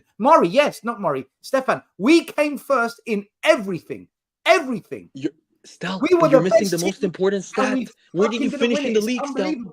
Where did you finish in the league, Stel? Everything. Huh? What did Where did you finish in the league? What did I just say? We came first to everything but the league position. What did I just say? Tremendous, Stel. That's like saying I go with with this Leicester shit. played 45 games that season. We played 66. The equivalent. We had to play over 20 games more. Leicester were out the FA Cup in round 1. Out the Carabao Cup. They weren't in Europe. Spurs were in Europe. FA Cup.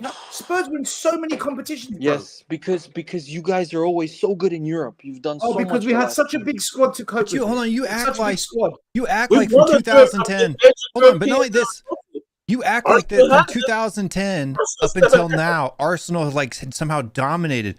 Out of the 4 times up until 2016, when you guys finished ahead of us, you finished ahead of us by 1 point. It's not like you were completely smashing us in the table. Will, that's my point. We were in decline for 10 years. You were in your golden generation. And now we're in decline. You were in decline. Wait. Everybody keeps interrupting me, and it's not fair because it's 3 against 1. So okay, but you were in your golden generation. I'm talking about 2010.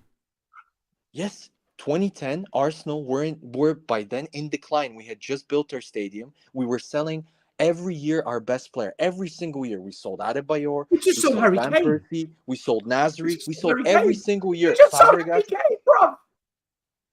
What? Who did Poch sell? He sold Kyle Walker. That's the only good player he sold. No. You're not listening to me. We are now in decline. So when your excuse is, but we were in decline, we're in decline now. You have to be on the top to be on decline. You've been always fucking shit. Bro, we were in the top 4 for 7 years. Look at us now. Great. I will say this. We were in the top 4 for 20 plus years, Stel. Yeah. And then you went down. And now we're going down. 2008, 2009 was the last time that you finished above us by a significant number of points.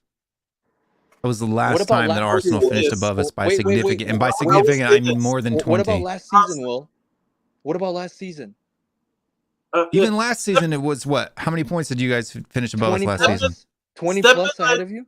84 what did you win last to season? 60. What did you win last season, Stefan? What did you win? What did you win last season? It was the first time since 2008. I don't care about points. I don't care about league position. Where did you finish last? What did you win? No. I totally get your like standard now. You're a Spurs fan. You expect only trophies. I totally get that. You won. Like Chelsea fan last year. You won nothing. The only thing they should be thankful. The only thing, honestly, they should be thankful is just that Daniel Levy's era has graced upon Spurs and has really messed up this club. No, because, of course, it's always because honestly, because I'm gonna do a video of this. Just opportunities to even win a trophy, we're less in the top 6. Let alone we've had the most changes by far because of this incompetent fool to put us in this position. And how quickly things change. Like Man City, right? Everybody knows Man City 2 decades ago, nowhere near top 6 history, nowhere near Everton, right? Almost the same with Chelsea. And those guys got 2 major people, Abramovich and the Saudis, who changed the fortunes of those clubs.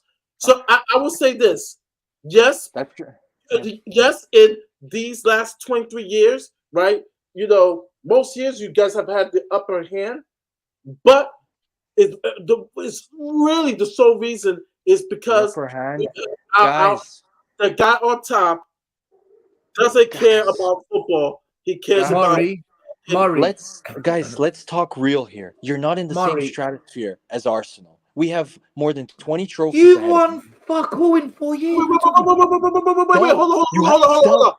I just said what I just said.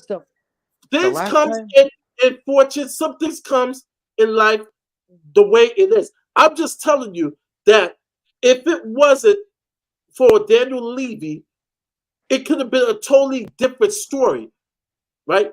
For people who even Arsenal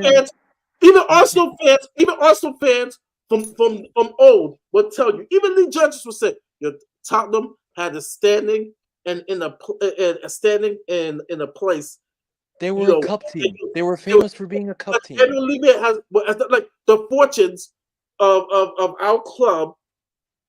If it was somebody else, like the people, if you believe the rumors that Abramovich wanted to buy Tottenham, it would have been a different story. It would have been a different. It would have been a different story. I agree. I agree, Mark. But here's the thing. I would accept your point because you guys know I completely agree with you guys about Daniel Levy.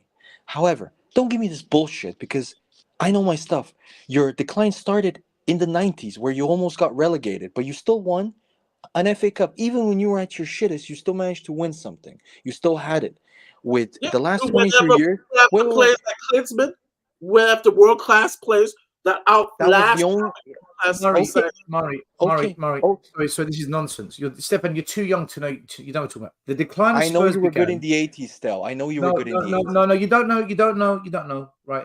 The decline of Spurs began when the Premier League launched in 92-93. When the Premier League launched, some clubs went this way, some clubs stayed like this, and some clubs went backwards.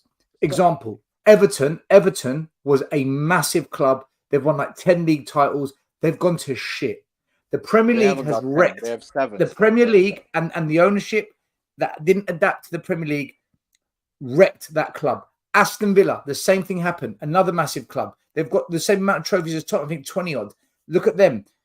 Tottenham, we went the same way, but the last 10 years, we've gone back up. But the problem now we've got is the Premier League has become such an animal that the only way to compete is by having ambitious owners, and we don't have them. And that's the fact. Not only that, and I'll tell you this. Almost Tottenham, regulated. Tottenham would have won the Premier League and the Champions League if that peak time under Poch, we didn't move to Wembley for 2 years and spend our budget building that stadium. It was bad timing. If we focused on the team instead of the stadium, Spurs would have won the lot. And that's what cost us in the end. Great. This is the life of a Spurs fan. Hypotheticals. If Arsenal hadn't built it's a fact. Because we stopped buying players for free transfer windows, Stefan. Okay. Arsenal didn't stop buying players for 3 transfer windows. Are you fucking Will, are you fucking kidding me? No, I'm not. Okay. We were literally the only team in Premier League history to go 3 windows without signing a player. In European top flight history, in the history of European top flight football, no club's ever done that but Spurs. No, the only club in Europe Stel, you got Arsenal sold when the Emirates was built. Every single season we sold our best player. Tell me one apart from Kyle Walker. But you bought players. You bought players. You bought players. You bought cheap ass players. What are you talking about? Do you not remember some of the deals? We said Dembele and we didn't buy anyone, Stefan. What are you talking about? Still, you didn't buy anybody, but you kept your best players. Arsenal would lose their best We player. got rid of our best midfielder 4 months before the Champions League final. Are you on crack?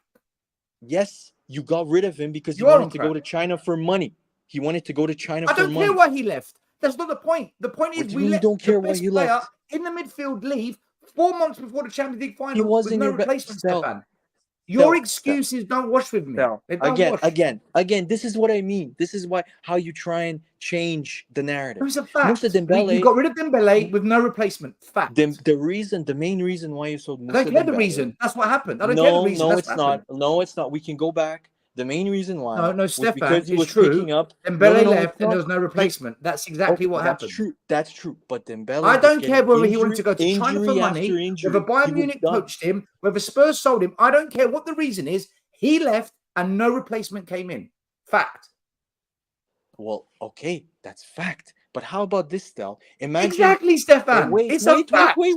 Let me. You keep interrupting. Let me answer. Imagine Because I've got you to say it lose- 5 times for you Stop to. interrupting me. It's a fact. Stop interrupting me, and I'll finish. Stop Imagine lying, then. Arsenal. No, I'm not lying. Arsenal You did. lost here in the first. You said it's not a fact 4 times, What and the the 5th fuck time you is said, this, okay, man? it's a fact. You lied. Is this a stealth monologue? What is this? So It's wait. me putting you in your place when you lie. No, it's not in my place. Yes, it is. Moussa Dembele, in the last 6 months of his Spurs career, had lost his place at Spurs and was always injured. He couldn't hack it anymore in the Premier League because he was always injured. So Let's don't be play him honest. every game. Play him once a week instead of twice a week.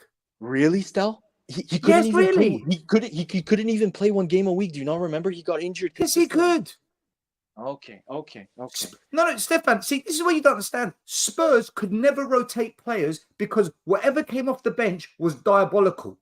The drop-off from the bench was shocking. As soon as an Ericsson came out, or a Vertonghen came out, or a Dembele came out, all winks. Great. From Dembele to win. We got Arsene Wenger. Harry Kane goes off. On comes Vincent Janssen. Great. Arsene Wenger. Yeah, Vertonghen. On comes Eric Dyer. Brilliant. For fuck's sake. Brilliant. Arsene Wenger. You got to put into context, first though. You're not. 4 to 5. No. I'm not. In the first 4 to 5 years, had to deal every single season with the equivalent of Spurs losing Harry Kane every fucking year. But you every brought single one of our players in. Who did we bring in? Still, we sold Adebayor. Who did we bring in to replace him? We sold Nasri. You tell me. Who did we bring in to who replace did you him? bring? You tell me. I don't know. Who did you bring in? Well, I'm telling you, we didn't sign anybody of the equivalent quality of Van Persie. Who did you bring in? After we sold who? Van Persie? Giroud. Was he the same quality as Robin Van Persie was player of the year? Okay. We sold Harry Kane. Who have we brought in? Richarlison for 60 million. No. Richarlison was before. We sold Harry Kane. Who have we brought in?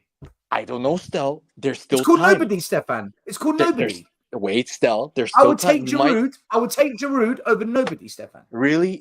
You would take over nobody. Montpellier. Wait, you would take a team that finished in the Champions League places, sell your best player. Giroud, the time you bought him, yes, over nobody. We bought nobody. Okay, Stel. Okay. But going back to my point, we lost Nasri when he was a potential candidate for Player of the Year. We lost him to Man City because they tripled his But you wages. bought a player, though. We didn't. No, we signed Gervinho. So you can fuck off there again. We signed Gervinho. Okay, but at least you bought someone, Stefan. It's your scouts. You bought shit. We did windows. 3 transfer windows. 3 transfer windows, Stefan. Yes, We didn't. in which. Okay. What do you prefer? Still, what do you prefer? I'm gonna ask you to sign nobody for 3 years or to sell every single season your 3 years, player? three windows. To sell every single season your best player, to sell the equivalent of Harry Kane every year. What would you prefer? Well, Harry Kane during that period kept getting injured because there was no replacement. There was no one to rotate him. So we didn't have Harry Kane for a whole season. Stop putting in context and factors. We're talking about best player. Sorry, you want me to take out context and facts? Would you prefer to sign nobody but keep your best players?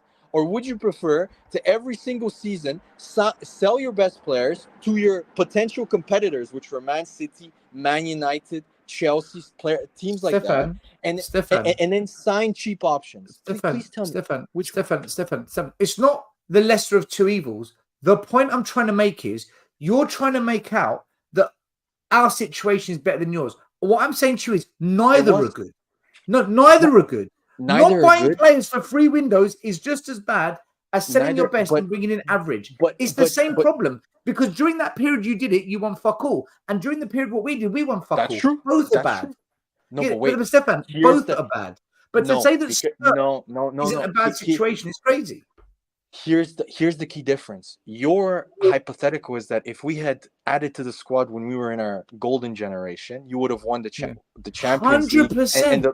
100%. We would have won everything. Real Madrid would have shivered watching Spurs, I'm sure. But okay. We beat them 3-1. Yes, in a group Champions League game. In a group Champions League game, still. Okay, great. Dude. Yeah, but no. Yeah, but we needed to beat them to qualify. Everybody, what they said about Tottenham during that period, they ran out of steam. They ran out of gas. Why? Because we didn't have the depth. Why we didn't have the depth? Because those transfer windows where Poch was saying, hey, look, we need to bring in some more players. We did not do that. We did not do that. Okay, going back to my point. Look, we saw Bale, we saw Modric, Berbatov, Carrick, Carl Walker, Robbie Keane. We still have top players, and now we sold Harry Kane. Again. Now Harry Kane. Smart ass comments. That again, it's not smart. It's facts. You hate facts. You're living in denial. Stell, you sold Bale in 2012. I'm talking about the generation under Harry Kane. Samir Nasri, we sold him 2010, I think, 2011. Oh my God! He was at his peak. What's the fucking difference? Stell, we were talking about the Harry Kane era. That team. You used Nasri as an example.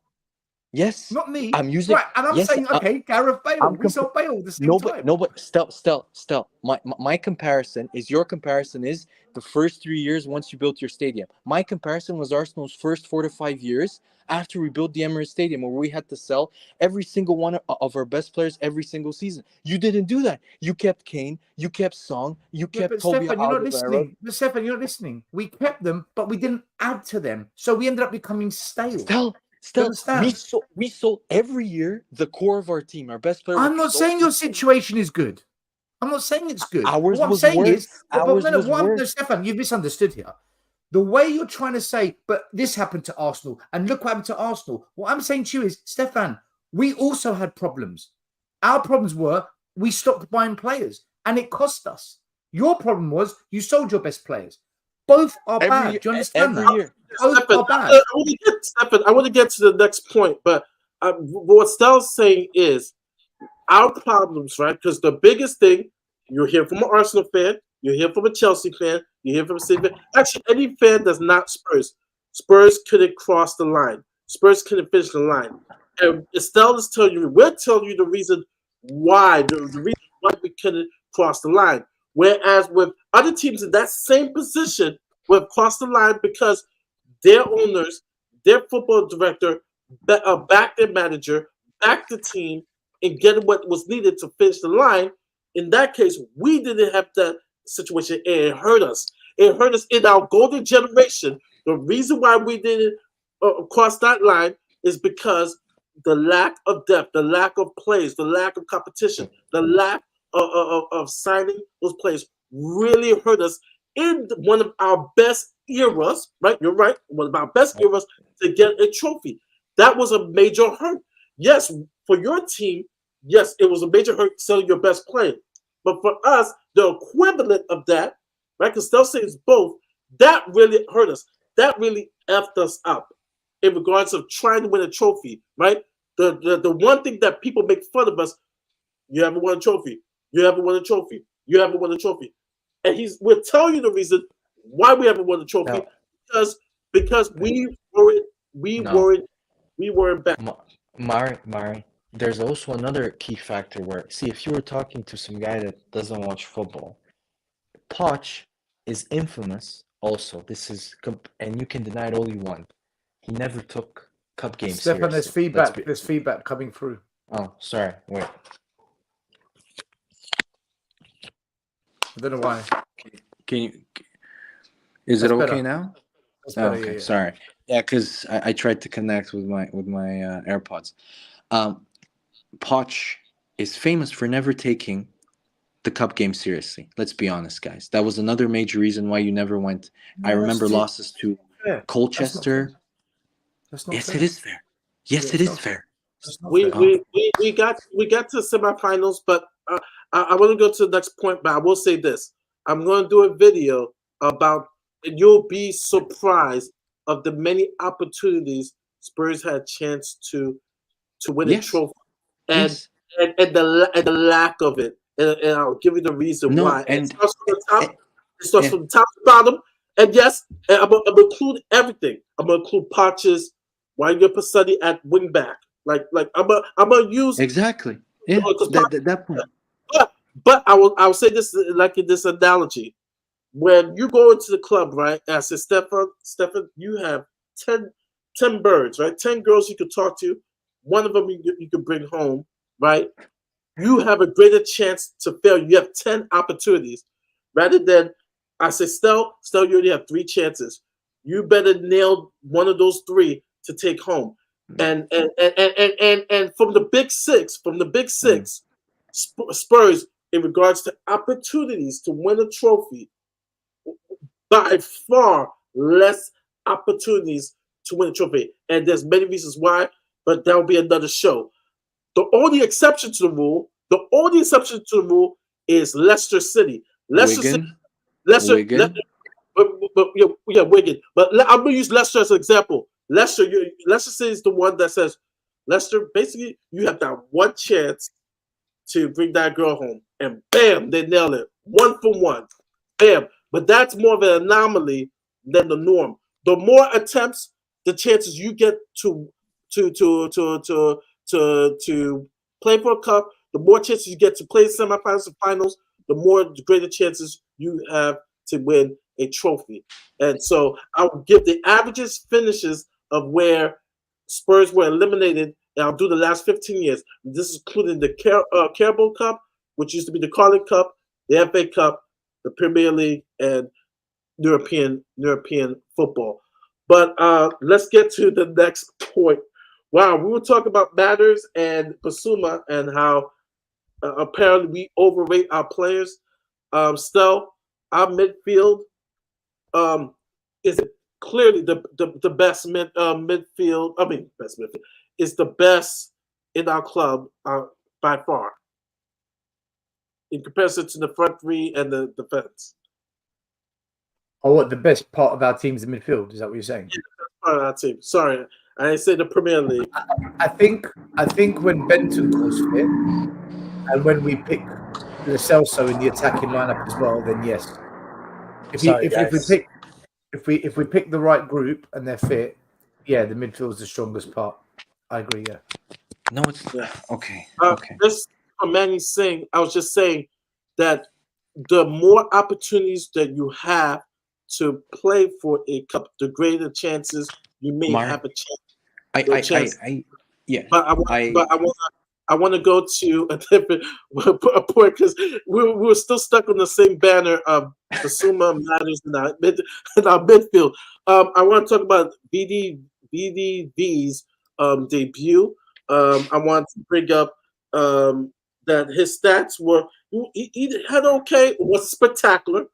So for his first Premier League game, it was good. It was encouraging, especially because he had to play with Sanchez.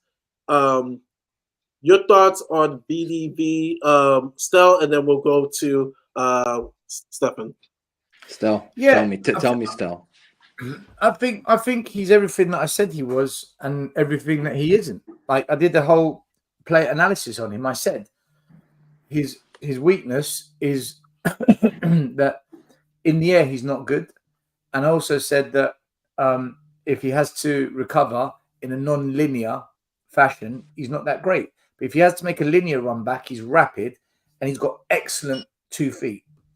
I thought that's what he did on the day. I thought on the ball he was really good, really, really good. And this is what I said. And if you look at the metrics of him in terms of possession, passing, traveling with the ball before he joined us, they're all good. And he showed that. There was one ball that came over the top, completely didn't know what was going on, and that shows that his weakness is in the air. Yeah. I think I think it was hard to judge him on the day because we had so much of the ball. We had Brentford pinned back for most of the game. And when the ball did go over the top, it went over down the middle, which is where Emerson Royale got exposed because he's, in my opinion, not good enough. So I don't know how we could have judged the centre-backs on that game because Brentford didn't have that many big chances. There was one. They did still. There's a couple of chances. 1 minute. There's a couple of chances went across the box, and when I looked at the position of Van Dijk was actually marking a man. Not Van Dijk. Oh my God, Van de Ven was marking a man. Sanchez lost his man on both occasions. So I look at the back line. This is from Squawka. Mickey Van de Ven had the highest duel success rate of any player to contest 5 or more duels in the Premier League this past weekend. 9 out of 10 duels won, 4 out of 5 aerial duels won, 2-on-2 take-on completes, and 2-on-2 tackles made. He didn't play against the center forward. And then Van de Ven had a good game. I understand, but for his first game, that was good. He had a. Here's the thing, though. He had a good game. I agree because he had plenty of time on the ball. He wasn't put under pressure because Brentford sat back. The other thing is you could see one of his weaknesses. Me and Stel have discussed this before. He shares the same passive trait as Eric Dyer, which is when the team starts to attack and it's under pressure, he goes back towards his goal like Eric Dyer. For the goal, the one he made a mistake, the second goal, instead of pushing towards and cutting actually across the cross itself, Van de Ven went towards his goalkeeper. So that was one of no, he didn't. Van de Ven went to a player. He went to the player. Sanchez was at fault. I did a show on Monday morning all on this. Van de Ven went to the player. Okay. It was Sanchez that missed. Okay, they were. You say it's okay. It's not okay when you get it wrong. Okay, it's not okay. No, it's my opinion. I thought Van de Ven made a mistake, but maybe I'm wrong. But okay. The other thing was that exactly what Stel said. He was extremely susceptible to a ball over the top. Now that could not be. It could also not be his fault because the system is almost Bielsa leads suicidal. So, in my opinion, Stefan, can I ask you something on that? You know, when you say he is susceptible to a ball over the top, the ball over the top was in the wide areas where the wing backs were. That's true. That's true. Yeah, don't you think it's the wing backs more that was susceptible? No, I honestly, I was shocked at some of the ratings about Emerson Royale because I thought defensively he was so suspect. Because I agree. I thought he was rubbish. If you guys, no, I don't know if you know. I agree. That's when the sofa score went up. Let me just say this about Emerson. If you noticed, around the 70th minute mark in the last 20 minutes, Thomas Frank told literally his center backs to play diagonal passes into Emerson Royale space. Did you guys notice that they played at least 3 or 4 straight from the center back to his space because they saw that he would. They went after Emerson the whole. It was obvious that they really went after Emerson. So that's why we're worried. I'm a bit worried with United. Oh my guys! If you played this with this high of a line, like I don't rate United. I think they were extremely lucky, of course. Old Trafford referee decision. What a shock! It never happens. You know what that saved them. But Wolves completely outplayed them in the midfield. But the thing is, with that high line, all you need is one ball over the top from Martinez or from Bruno Fernandes, which he loves those diagonal balls, kind of. Into Rashford, you're dead. You're dead. You're completely dead. We saw what Rashford did. We saw what Rashford did to Eric Dyer last year, and that was criminal. Yeah, but I hope Ange is a bit smarter because you cannot play like this against Man United. Like Arsenal tried that, and they're a much better team than you, and we lost 3-1 because we were the much better team that day, and they beat us on the break. So they will if you play with this high line, you know, and you can tell me if I was Ten Hag, I would just have my 2 wide players high and wide. Target Royale. Target the right side, Yeah, I agree with you. I agree. But I also think people were raving about Destiny. I didn't think he was tested enough. He was good. Don't get me wrong. On the ball, he was impressive. Yeah, it was good. He was good, but I don't think he was thought tested. defensively, he was our best defensive player on the day.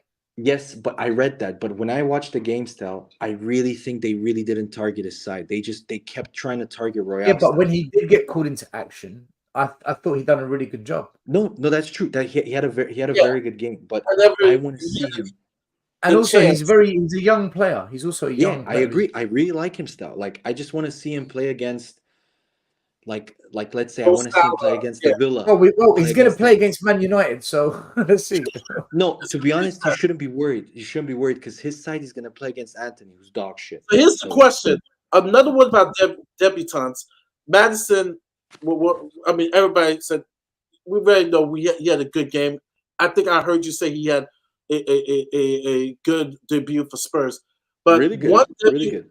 debutant that is splitting the fan base is Vicario. Oh my God. Some people were saying that Vicario was very nervous on the ball. Some say, well, with that back line. Some people say, no, it's not the back line. He was just nervous with the ball. People say, hey, it's his first game. He made some tremendous saves.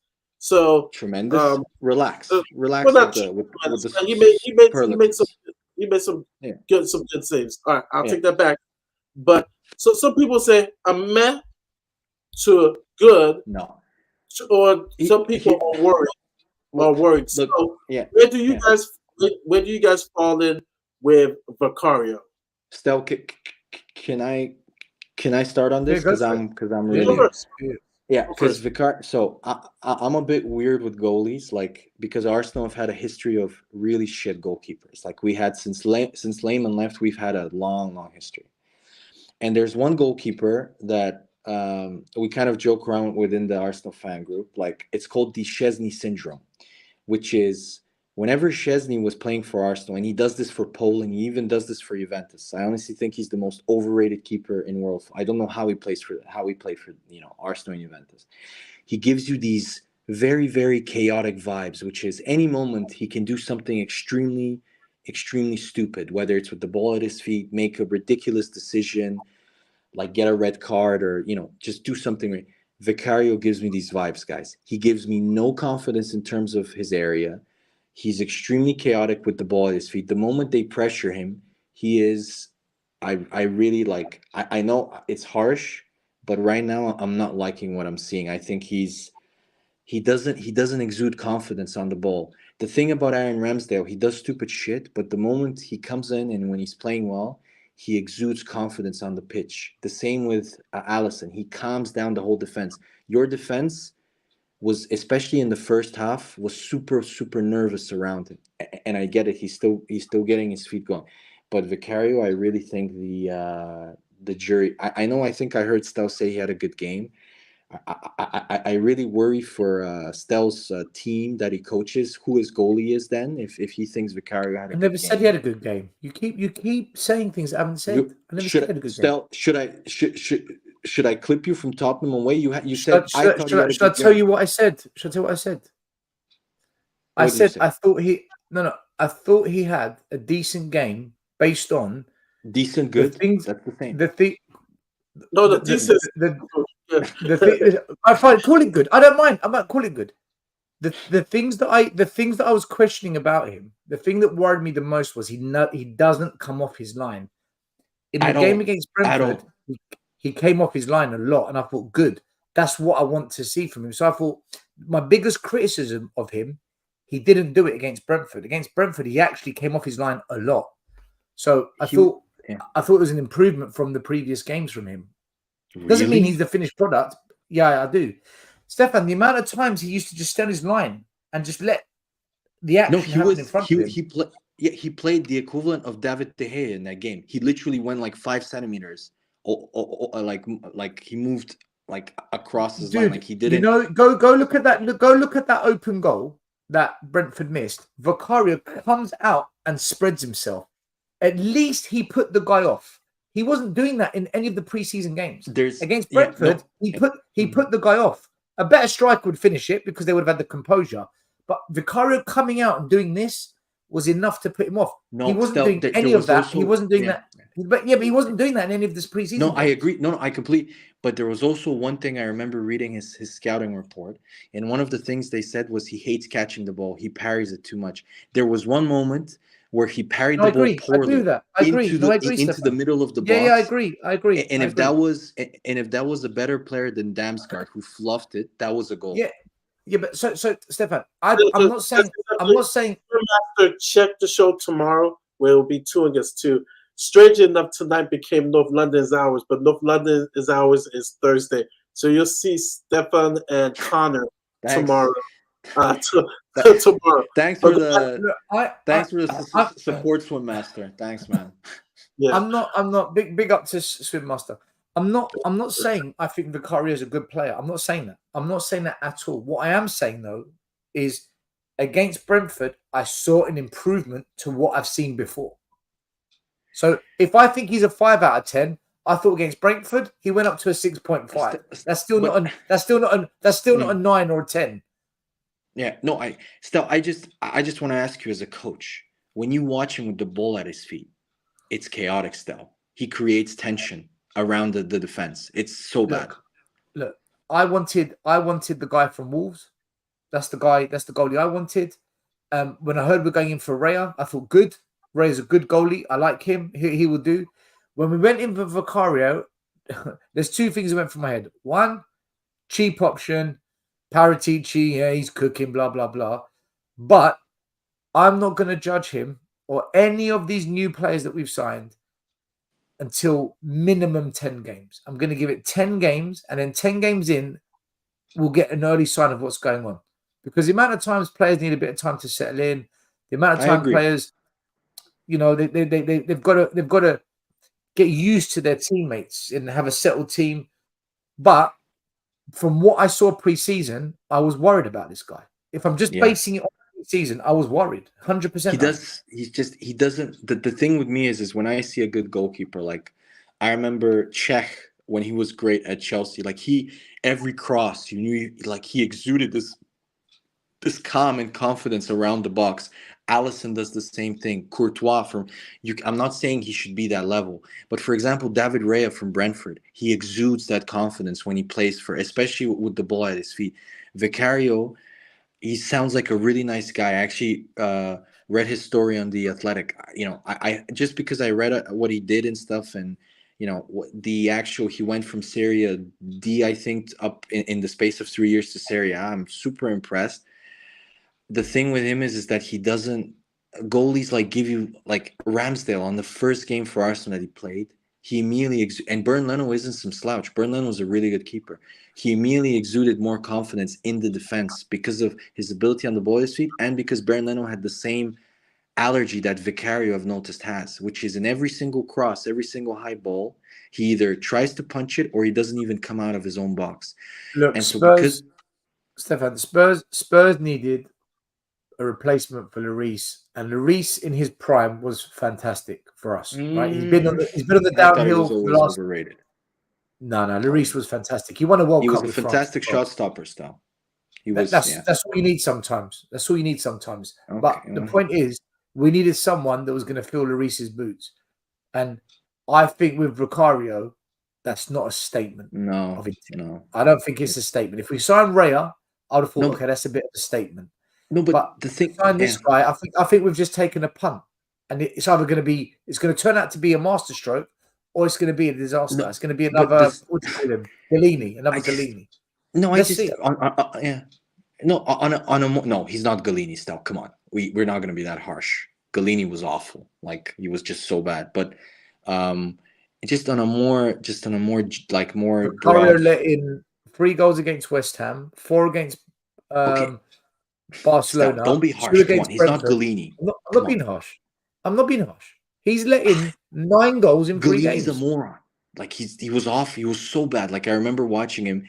He would do like a stupid thing every like 15 minutes for Spurs. He would either come out without telling his defenders. But when I say, Stefan, when I say he's going to, no, hold on. When I say he's either going to be really good or he's going to be a Galini, I don't actually mean he's going to be just like Galini. What I mean is, when I say a Galini, that's like code for saying a flop. He's going to flop. That's what I think.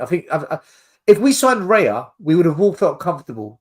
Oh, we got a Raya, real I'm so happy. I'm so happy about that signing. But with Vicario, we don't know what we're going to get. We don't know. The thing is, see, this is where I mean, where we need to talk about the broad, and that's what Will said earlier. So you go from David Raya, who's probably, maybe apart from Ederson, is the best kicker with the ball at his feet, especially long. There's no better long range in terms of accuracy, in terms of passes than David Raya. He's ridiculous. Like, so many teams have said, like, you know, like Jurgen Klopp has called him a number 10 almost. So you go from David Raya, and your next in line target is a guy that is like Hugo Lloris, which is, when I saw his saves, they're ridiculous. Like, in terms of, they're similar to Hugo Lloris, great shot stopper, but he looks poor with the ball at his feet. I don't know what your scouting team does. I like, they go from David Raya to this guy. You know, we haven't got a clue what we're doing, because with 2 weeks to go of the transfer window, we haven't sold any of the Deadwood. Like, but also only we haven't either. Winks is the only one, and the only reason we got rid of Winks was because it was part of the deal for us to get Maddison. No, still, that's not true. That's not true. Say that, because if I showed you the list of the Deadwood we have, and when I mean list, we're below it. We're below the team. There'll be players we have. Yeah, you have like, I read you have like 38 players or something. 39, yeah. We are so bloated, and the only two players we've gotten rid of is Winks and what's his name, and Roden. This is Roden. You haven't got rid of him because he's alone. He's gonna come back. Yeah, he's out of the squad for a season. Yeah, but he's not the squad, and so that is the why I got to this segue to this topic, and then we have one more, which is the preview of the United game. Murray, do you know what's worrying about the Deadwood? Right, there's players in the starting team that should be on the Deadwood list. Like, I know fans hate hearing this. Richarlison should not be at Spurs, man. He should not be at Spurs. I agree. I agree. Shit, I agree. You gotta give him one more season. We will link to Lautaro Martinez. You're not getting one. As much, yeah, I would love this Argentine. In my blood, to have Argentinians on the squad, but we're not. First of all, we're not getting him. We're not paying him. He has a restaurant in Milan. His wife, him, his partner love Milan. They're not leaving. Mari, you're forgetting the most important. He plays Champions League football. Champions League football, yeah. He's not leaving. So Mari, Perisic shouldn't be at Spurs. Like, don't get me wrong. Yeah, he's had a good preseason. Oh yeah, he puts in good crosses. Let me remind you, under Conte, the first half of the season, Perisic looked good. As soon as the stamina, the fitness, the second half of the season, the demands kick in, he can't hack it. And I guarantee you, after Christmas, Perisic will be a disaster. Yes, this is exactly what happened last season. Let's get to Orban, right? We need better than him. The rumor is that we agreed to Orban. Oh my God. But this new guy now. Okay. That's what... Stefan is better than nothing. Yeah. Gift Orban? Okay. Yeah. Okay. With Charlton? So here's the deal. Richarlison's better than him. I just want to say that. I disagree. No. Wait, no. Let me just Mark, let me the point. Daniel Levy once again has put his tentacles on the deal. Apparently that's too much. Genk has to go lower, of course, because Genk just saw that we just sold Kane, and 30 million is too much. And then at the same time, we're not linked to any center back right now, and we're Eric. Oh no, we are. No, you are, guys. Long way. Ribeiro, BDP, in your way back to having Eric Dyer in his first spot. So what is going on this week in the transfer window? Not a goddamn thing. Can I say Nothing's something? going on. No, stop. Can I just say about Gif Orban? Do you know he finished second, I think, in goal scoring in the Belgian league? Do you know who finished first? No. The great Vincent Janssen style. And That should tell you about the level of the league. Vincent Janssen never played for Spurs. Yeah, I think he played 2 games. Yes, because he wasn't good enough. Poch didn't rate him. Because he's Poch top goal never scorer. wanted him. It was never Okay, Poch's side. okay. But my point is that he was never good enough, and yet he's We outscoring. don't know because he never played. We don't know. He never played. That's okay, but there's a hard. reason why he never played. Still, he must have been crap in training. Because you're never going to play him ahead of Harry Kane. Harry Kane never gets dropped at Spurs. Never. Okay. I mean, there were many busts that came from the league that Holland played, and he was still able to be able to go to the Bundesliga. Okay. Produce, and so I get what you say, but it's kind of harsh to say. Okay, Vincent No, Janssen, it's harsh. No, automatically. it's harsh, Mark. I agree. But here's my second point. Have you seen Gift Orban? He's fucking 1 meter, maybe around 65, 70, and he probably weighs one of my legs, which is probably like, I don't know. Do you know who else was like that? Do you know who else was like that? YouTube like that? And the Champions Please League. don't say David Silva style. Please don't say David Do you know who else was like that? No, I'm talking about strikers. Do you know who else was like that? Please don't say Jermaine Defoe style. Please. Eduardo. Please don't compare him. Please don't compare him. Eduardo, the one whose career ended when he broke his leg. Eduardo. But Eduardo was, first of all, they're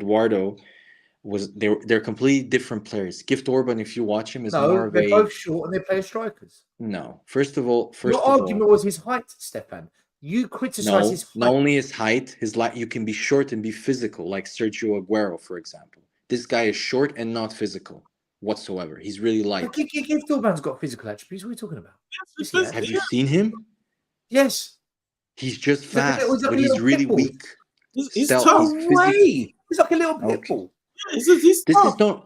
I hope you sign him. I really hope you do, because he's going to be a flop. Hold on.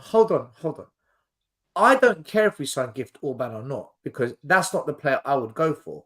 But if you said to me, sign Gift Orban or no other striker, I would take him. Because if I've got to go a whole season with Richarlison as the number 9, I'm going to fucking lose my mind.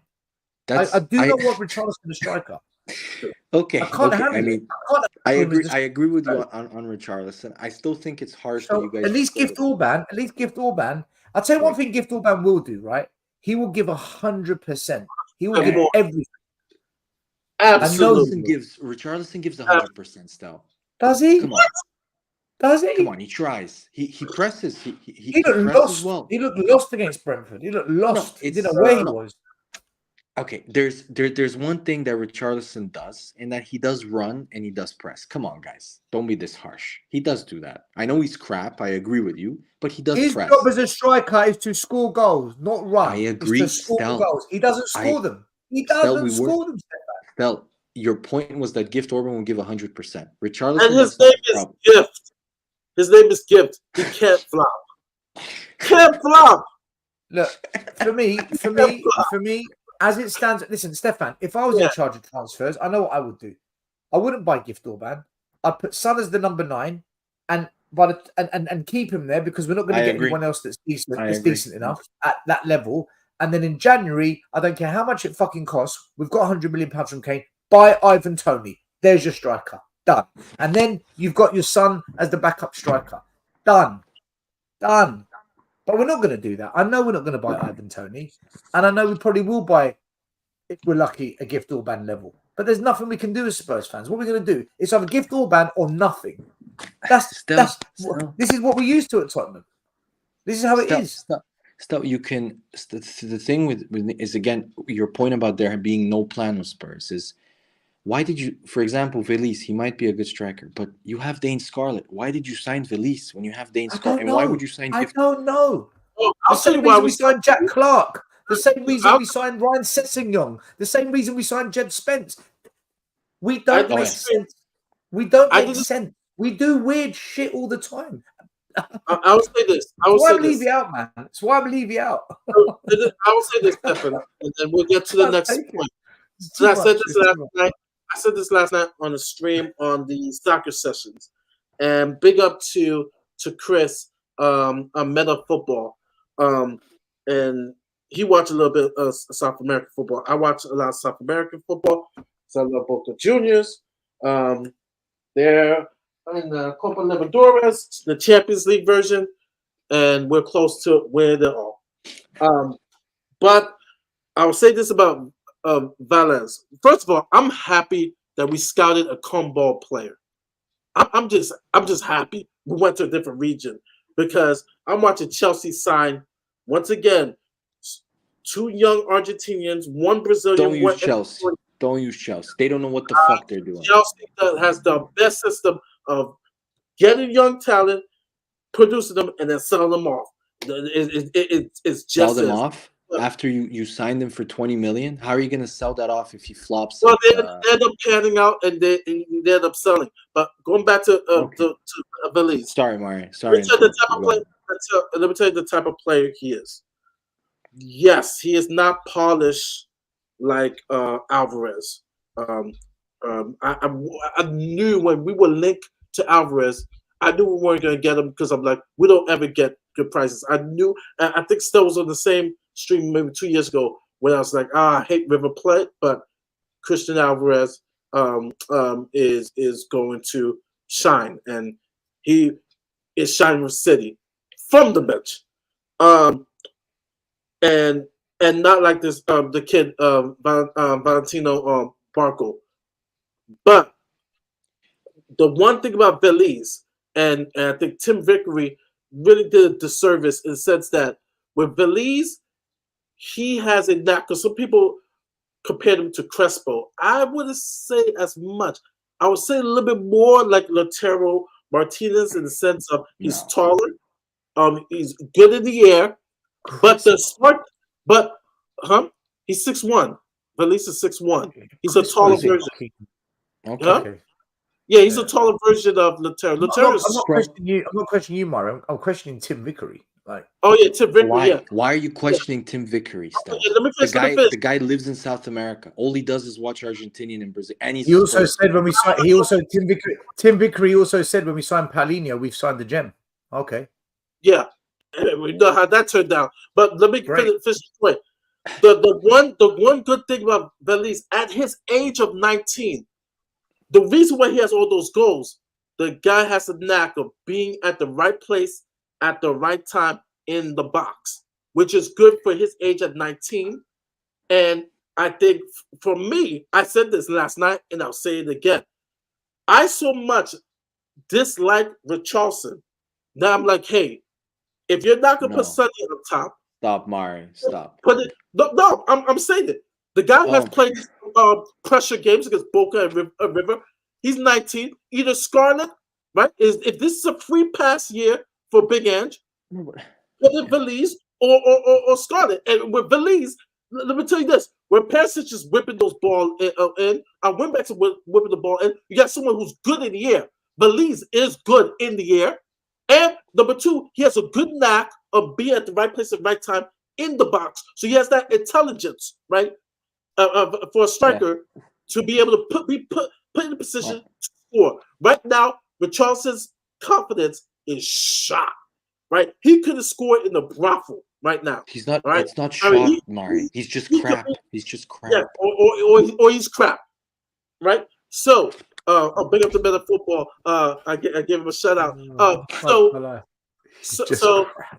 So the thing is about Belize, I think let's just see how he pans out. He may turn out to be good. Can I? Yeah, Mari. Can I just say something? Because I love football. Every time a team is linked to a player, I like to watch. I know the most detailed scouting analysis, which is YouTube comps, and from the YouTube comps I watched of Villiers, the little things. I mean, you can get because you need to watch a full game. You need to watch him live, see how he moves. But he reminds me a little bit he's like a little bit like Sebastian Haller, which is he's very strong, he's quite powerful, he's very good in the air, but his touch, from what I saw, is as good as Richarlison's. His striking ability in terms of shooting is not very good, and his build of play is really bad. So Do you know how that was no wait. Let me just finish. And then We Are Tottenham TV did an interview with an Argentinian journalist from TYC Sports, which are like kind of like I saw it, and I yeah, watched. I let's be honest. Argentinian journalists, when it comes to their national team and their players, it's kind of like Man United fans. There's no better players. Cristiano Romero is the best defender in the world. All this bullshit that they say. And this guy's scouting report was he was super surprised that he was signed by Spurs, that he thinks that he's 2 or 3 levels below the Premier League, that he thinks that he should go either to Portugal first or to somewhere like Belgium or Holland. Yeah. So that for me was a big okay, so this is an Argentinian journalist who's from Rosario, who watches him there, because he's not polished like Alvarez. He wasn't polished. I saw that interview. Alvarez is another level, Mark. Like he's levels supposedly. It's that level, and that's what I said at the beginning. I have TYC Sports, so I watched the analysis. I've seen Valise play once against Boca, but what I'm saying is that for me, I'm happy that we signed him because at least we have someone who can even he has to play the U20, because that's how much I rate our scouting, our academy. Bring this kid in because he has those raw abilities, and he could only be better. He's not as polished as Alvarez. That's why I said he is not as polished as Alvarez. Let me wait, because you interrupted me. I'm sorry that I just want to finish. And what you guys are missing, and if you read through the details, this is Paratici and this is Paratici. I'll tell you why. If you read through the little details, guess who he shares an agent with? Cristiano Romero. This stinks, absolutely stinks, of an agent-led deal where Paratici is getting this deal done only because the player is talented, but because the player is linked to the same agent. Watch out, because Paratici, I've noticed that he does these type of deals where they're agent-led. Arsenal suffered through that in the first Emery years, where we had a guy called Raul Sanllehi, who was our sporting director. And we signed players. The main reason why we signed Nicolas Pepe over Wilfried Zaha was because Raul Sanllehi had a really good relationship with his agent. So this is where I would. It's very true, Stel. It's exactly true. If you read all the reports about Nicolas Pepe, Emery wanted Wilfried Zaha. The scouting team also said Wilfried Zaha, but Raul Sanllehi had a really good relationship with Stefan. When you buy an English player, when you buy a player from an English club, you have to pay, I think, 70 or 75% of the money up front, which makes the deal more expensive. When you buy a player from overseas, you can structure a payment plan where you don't have to put this big sum of money up front. So Pepe for 72 million, you could pay over 5 years. Whereas if you bought Zaha, you would have had to have put up 45, 50 million up front. That's the reason you never got him. Stel, I can pour cold water. I agree with you. This is true. The reason is that Gunner Blog, James McNicholas, who is probably the most reliable Arsenal journalist when it comes to the inside dealings, said specifically that the Kroenkes were willing to pay for Zaha or for Nicolas Pepe. However, Sanllehi advised him to go for Pepe, even though it was against the coach's wishes. 6 months, I think, a year later or 6 months later, if I'm not mistaken, guess who we signed that also shared the same agent? Pablo Mari. And let's not forget his Stefan, let's say you're right. Let's say you're right. I'm completely right. You can check this. People can check on you're right. Let's go with that. You're right. Do you think, is it Zelenki? What's his name? Zanecki? Sanllehi, Raul Sanllehi. Zelenki. Do you reckon he took money out of this? Do you reckon he got paid somewhere? 100. The fact, did you know what actually happened? The year so basically, it was a dodgy deal. It was under that deal, the Pepe deal and the Victor Osimhen deal was under investigation in France. If you actually check, I don't know what happened with the court case, but that was a very dodgy thing. Someone paid off the judge. That's what happened. No, of course. And then not only that, after those charges were announced, they were announced a little bit 3 months prior to that. Still, the summer after the summer that we won the FA Cup, our not our CEO but our main lawyer, his name is Tim Lewis. He's kind of the key decision maker, the key guy for the Cronkies. He overlooks the club and stuff. He did a full financial checkup. And guess what happened? After he did his full financial checkup, he fired Sanlehi 3 weeks later. Paratici has the same history with the financial dealings, with the cooking the book stuff, and he's also a sporting director.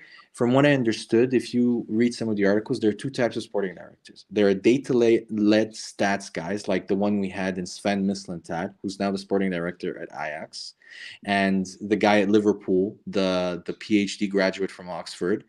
And there's the second type of sporting directors that are agent-led, that have Liverpool. contacts all over the world. And sorry. The guy for Liverpool, he left. He left. Yeah, he went somewhere. No, he hasn't gone anywhere. Yeah, he's still without a job. His name is. No, he left. Wilson, he left. The data guy. He left Liverpool, but he hasn't joined another club yet. His name is Michael Edwards. Yeah. So he was, and Paratici stinks of Raul Sanlehi in this deal, because the fact that an Argentinian journalist from Rosario says this guy is, this really worries me, because Argentinian journalists, they're not impartial. They love their players, especially the ones from their hometown that are number 9s that score their goal. If he says he's not good enough, I'm really worried, guys. I'm really worried. I will say this because I want to go to the preview. I will say this about Velez. He had a good season scoring goals. He had a good knack for being able to score goals. For me, bringing in a talent for the price outweighs not for bringing the price. You paid 20 million for him, Mari. But like I'm saying, it outweighs not having anything like that within our academy or one for the future. But if it was Man City, I would say no, wrong Argentinian. You need to be going after Barco, and actually Milan, and Iggy will tell you, Milan actually was looking at Velez before us. But they didn't bid for him. They just looked at him. Every team could have looked at him. Arsenal could have looked at him, but they could have said he's shit. We don't want to sign him. And sometimes some players could think that person is shit, and that person pan out. But it's just it was just, for me, I think it's a good pickup, a chance for something, a hidden gem, right? For 20 million. That's a lot of money for a really rough diamond, Mari, because a really rough diamond coming from the South American League, paying 20. I get, like, for example, Arsenal. A lot of people said, why did Arsenal pay 6 million for Martinelli? He was really rough. He was from the 3rd division of Brazil. That worked out amazing. Don't get me wrong, but that was 6 million, and people said that we overpaid massively. You guys have paid 20 million for a guy that a lot of people are saying that he's nowhere near the level, nowhere near ready. I'm not saying he seems like, if he pans out, he could. No, I'm not saying he could turn. I'm just saying that you also signed. I remember last year the guy from Chelsea, Kyle Sunsabel or something. You paid 2 or 3 million for him, and now not only that, if I'm Dane Scarlett, I'm supposed to be the big star of the academy. What's the point of staying at Spurs? Why did you sign Velez? I'll be like, screw this, I'm leaving. What's the point? Because I did a video last week saying, what's the point of the academy? No, All right, let's get to the preview. We got Mr. Anthony, who is in the house. Big up, big up. How you doing, man? Anthony? One sec, let me on YouTube. Okay, there we go. Hey guys, what's going on? How are you? Doing good. So let's preview the Spurs United game. Right now, we're coming into the game with a draw. United's coming in with a very unimpressive victory, but maybe that was their just first game of the season. Now they know they have a big road game. They'll be up for the game. Unlike Brentford, their line, how Ten Hag plays, there's going to be opportunities. My question going into this preview is, are we going to still see the same starting three up top that was, to be honest, not very good? Will we see changes? Will we see Sonny play up top? And then maybe Kulu comes out and, I think he played across the line, Solomon. Maybe Solomon comes in, Perisic comes in. Will we see some changes? Will we see Skip removed and Lo Celso come in? Someone mentioned, which I kind of like, Lo Celso, Maddison, and Bissouma in the midfield for this game. Possibly. Will Romero be back? So many questions. I'll start with you, Anthony, because you just came in. What are your thoughts for Spurs United? So a couple things. I can't start in on United without leaving the Brentford game and putting that into some perspective. I am absolutely terrified for this season.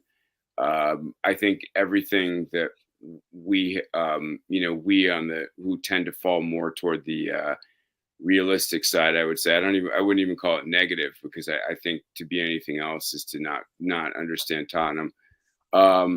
It's extremely worrisome to see 2 out of 3 players, or actually, I would actually say maybe 3 out of 3. I thought Kulusevski might have done a couple of good things, but no, I thought all 3 of our front line against Brentford were uniformly horrible. And it frightens me, because Richarlison being our only actual number 9, like the only player that is an actual out and out striker, whether or not he's the worst striker in the world isn't the point. The point is that that's his position. He doesn't have to be repositioned. Whatever you do, it's like playing chess when someone has already taken your queen and you've got like a bishop and a couple pawns, and you're saying, should you move your pawn to the straight ahead, or should you maybe move the bishop over a couple of spaces, or what do you think of that? And you're like, that you don't have your whatever you do, nothing's going to really work out. As far as what Ange does, I don't think he would yank Richarlison after one game from his position as striker. I think you might give him like one road game and one home game. So I have a feeling that he'll stay with him. I also don't think you yank your captain. I think we're in this kind of weird interregnum period where you have to stick with Son because he's the captain. You have to stick with Richarlison because he's our number 9, and you can't just take him off because he didn't score a goal, even though he was god awful.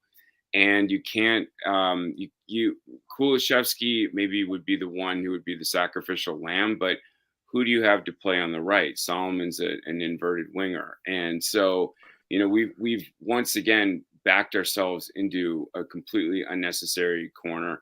And, Mari, I did want to say one thing, which is, and Stell, you guys both did this, which I think is not untrue. I'm not doubting the veracity of your statements, but the fact that both of you are using statements like, hey, at least we didn't do nothing, like we got a striker in, we could have not done that. Like, do you realize what we've come to? It's not on you guys. It's not, I'm not blaming you guys at all. You're completely correct. I would rather have a striker than none.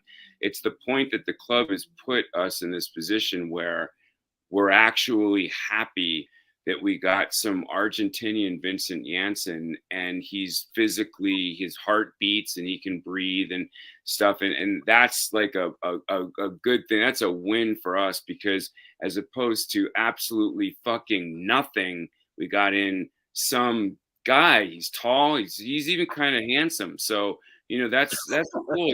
That could work. I don't know. I mean, there's been some, Ruud van Nistelrooy looked not, I think it might seem like, do you realize what we're doing? That's crazy talk. We have done absolutely horrendous business in this window. And if we don't fix the gaping holes that are in our club, we are going to be in a world of hurt.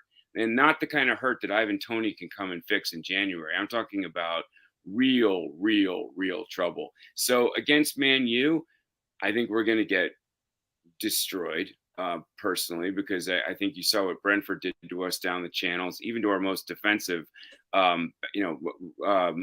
fullback. They tonked Emerson, and it took some last ditch tackles by another horrible player in Sanchez. They had they could have easily won that game 4-2. They had a few open chances that they missed. So sorry to go on a rant. I Man U, what we do, what kind of chess pieces he switches around. The guy's playing with a board where the queen has already been captured. We've got 5 pieces left. It's a matter of time. And fortunately, in this kind of chess, you can add, you can get a new kind of queen, or you can put some on the board, but you only have until August 31st. Otherwise, you're gonna have to play with the players. The pieces you have, and the pieces you have are a rook and a knight and 3 pawns, and your opponent has pretty much every player on their board. I am terrified at what's going to happen to us. Jesus, Anthony. Wow, you're quite realistic. It was a rant. I mean, yeah, it was a great rant, Anthony. No, it's whenever Anthony's on, man, and he should be on more often. Yeah, he just brings out knives. He doesn't bring plastic forks. He brings out knives. No, but can I just say what Anthony said about him being terrified? If you look at, I think you should be afraid because your weakness is currently in your system, and the weakness of your system are Man United's strengths. But however, the one thing you have going is that Man United don't score a lot of goals. They don't. So neither did Brentford, and Brentford looked like they could have put 6 past us. If they had their boots on, Anthony, come on, no, not 6. That's a bit harsh. No, they had 2 open chances at goal. They easily could have scored 4. That's true. They had one. Yeah. No, they had one where he pretty much missed an open goal from close. Exactly. Do you know what I think is going to happen? I make Man United better than Brentford, bro. I think what will happen against Man United is similar to Barcelona, right? I think we're going to have a very good game. I think we're going to stun. I think Spurs, everyone's going to say, wow, what a performance. But we're going to get spanked because they will take their chances and we will not take ours. But who's going to take their chances, though? They don't have... Rashford, apart from Bruno. If you look Sancho. No. First of all... Rashford to score, you'll win your money. That's true. Yes, okay, but Sancho is going to be on the bench. Anthony's a poor finisher. He came on last season at Alground and scored. But when they actually played you at your ground, you were in free fall at that time. Stefan, let's reverse the question. Who's going to score for us? Son is a good finisher. Anyone else? Madison scores goals. Madison hasn't scored a goal for us preseason. This season. Still, apart from Rashford, they don't have another player that scores over, I think, 7 or 8 goals. Bruno. My bad. Okay, yeah, true. Maybe. But I'm saying that you guys I guarantee you Mason Mount, ex-Chelsea, will score against us. I guarantee Mason Mount will put one. This is, for me, going to be one of the biggest. I thought Mason Mount against Wolves looked completely lost. I just think that we when you have a Premier League game and the only people scoring for your team are defenders, there's a problem. I think Spurs fans are now going to realize what it's like to not have all these people said, "Oh, we play better without Harry Kane." Yeah, okay. No, you're gonna. I have told this in the WhatsApp group. Spurs fans are gonna find out what it means now, what life is without Kane, and not only Spurs fans. Son is gonna find out because I think a lot of his successes was predicated on Kane's brilliance to find him with his passes. He's gonna find out what it means to play with Richarlison. Yeah, but when Kane got injured, Stefan, Son always stepped up without Kane. So that's a little bit. But yes, because of one reason, Stel. It's because you played on the counterattack. That's why he was so effective. You're no, not it's gonna because play... it's because we made him the striker. Okay. Yeah, but you made him the striker playing in a counterattacking system where he runs into space. This system that you play with now is not a counter-attacking system. Some did not play counter-attack on the Poch. We played possession-based football. When Kane got injured, You played counter-pressing, in which you would immediately press. No, we didn't. Pochettino was a possession-based team. What are you talking about? Okay. We were. Spurs used to have high possession under Poch. You had possession, but your biggest strength was winning the ball back in their final third. That was your biggest strength. And then you were kind of like Liverpool light. When Liverpool were really great when they won the league, you played similar to Liverpool. Dude, for me, Man United are going to pick us off because they will finish their dinner and we won't. And let's be honest. Yeah. And they always beat you. That's the other problem. They usually beat you. But I think Spurs will dominate the ball. I think Spurs will dominate the ball. I agree. It was. I remember the 2-2 last year. You guys should have won that game. Dyer missed an open goal. Remember? It was 2-2, and he missed. And he had was it 2-1 or 2-2? And he had the 2-2. We were 2-0 down. We came back, I think. Yeah, you came back and then you Son crossed, and Dyer was. Yeah, but Man United made 3 substitutions with 50 minutes to go, and they were knackered. I think you're overrating Man United because of the fact they're Man. I honestly think they came third in the league last year. I know they did, but they didn't play particularly good football. They played simple counter-attacking football. If he gets you results, what do you care? Stella, I agree. I'm not denying that, but I'm telling you that they're not as sophisticated as people make them out to be, or Ten Hag. All they do, they're basically Ole Ball 2.0 with better players. Instead of playing with Maguire and Lindelof. I don't know. I thought they played really good football against Arsenal in the preseason game in America. I thought Man United on the ball. No, they didn't. No, they didn't. They didn't. All they First did. half, they did. Okay, they kicked the shit out of us, and then they played long ball. They played long balls over the top and on the counterattack. That's how they played. Stefan, so a long ball and a long pass are 2 different things. A long ball is just long pass, sending it long, hoping someone gets onto it. No, a long pass. Okay, that's part of possession football. I agree. I'm not saying, but I just think that you could, if you have a good game plan. The one worry for me is that Ange gives me the vibes of Harry Redknapp, which is he always plays good game plan. We're gonna have this high line, right? The whole team's gonna be on the halfway line, and they're gonna rip us. But that's what I'm saying. If Ange is a little bit smarter, if he's not as stubborn, every team has. They're doing the exact same thing. It's like it's so obvious. West Ham did it to us.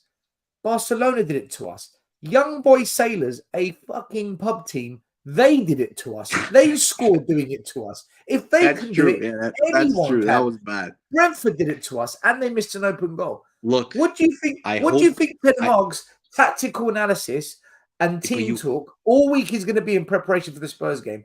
Guys, get the ball over the top and fuck them. My worry. That's exactly what they're going to do. Because everyone else has done that. Even the pub team sussed that out. Still, I agree. But my biggest worry for that game is if Oliver Skip plays.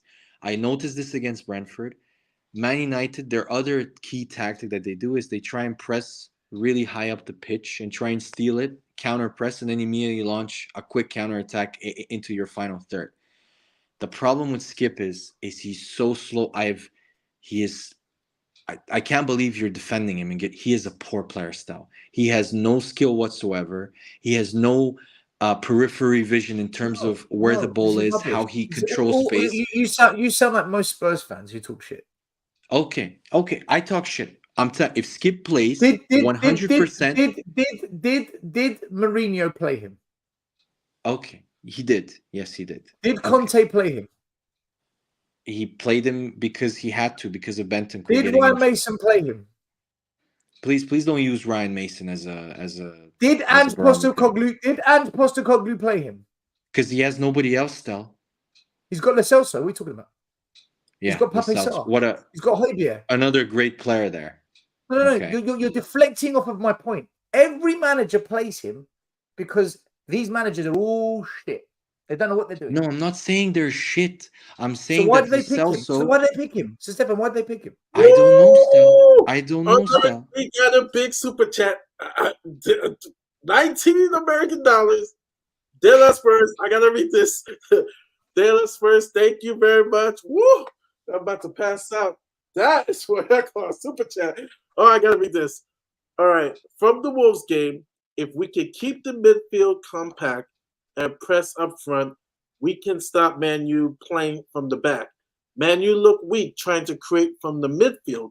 Our wide players need to be on it. No. Big your up midfield needs to be on it. Big up De La Spurs. Thank you, brother. Oh my goodness. Can I just say to De La Spurs, I agree with you, De La Spurs. I think what it's going to come down to is this, okay? And this is just me from a coaching perspective. The way we play, until we get some superstar players that can actually not allow one ball over the top to destroy us and can score lots of goals, whilst this team is what it is, it's so important.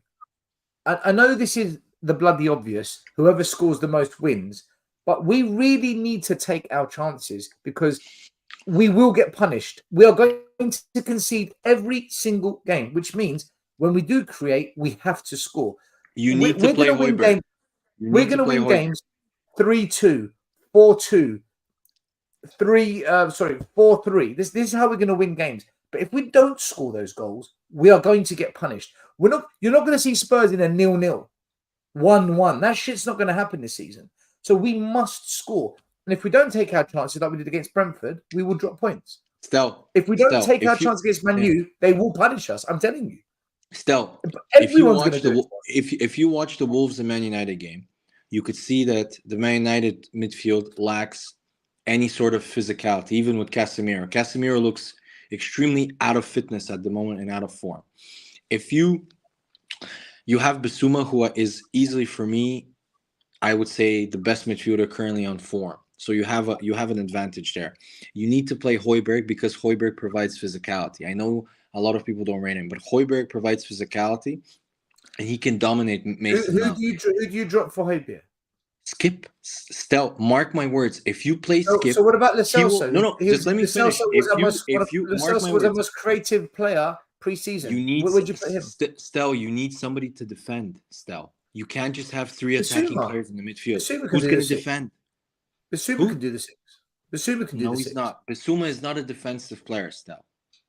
Yeah, but you don't have to tackle to be a defender. As long as you keep the ball, you are defending. If you keep possession, you are defending. Bissouma is the best player keeping the ball in the team. You're not Barcelona. You're not going to keep the ball for 70% of the time. Relax. That's exactly what we did against Brentford. It's exactly what you're not going to do it against Man United, Stel. Relax. Why not? You're not going to do that. Why not? You just said their midfield shit. Why not? Because they might be shit, but their game plan and the way they play, they're going to keep more of the ball than Brentford did, for sure. I guarantee you. We're the home team. We're the home team. We will take it to them. Okay, but we will take it. Watch. We're going to take it to them, but we'll get punished for it. But we will take the game to them. Okay. Postecoglou, that's how he plays.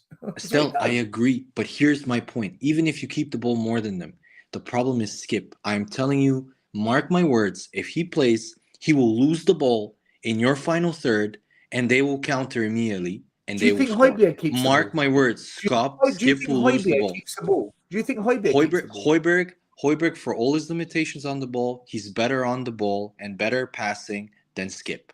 No, he's not. You can check this. He's a better defender than Skip, but he's not better on the ball. No, he's much better on the ball, Skip. I can't believe you're saying this. Skip is horrendous on the ball, Stel. I can't believe you as a coach. Why are we selling Højbjerg? Why are we trying to sell him then?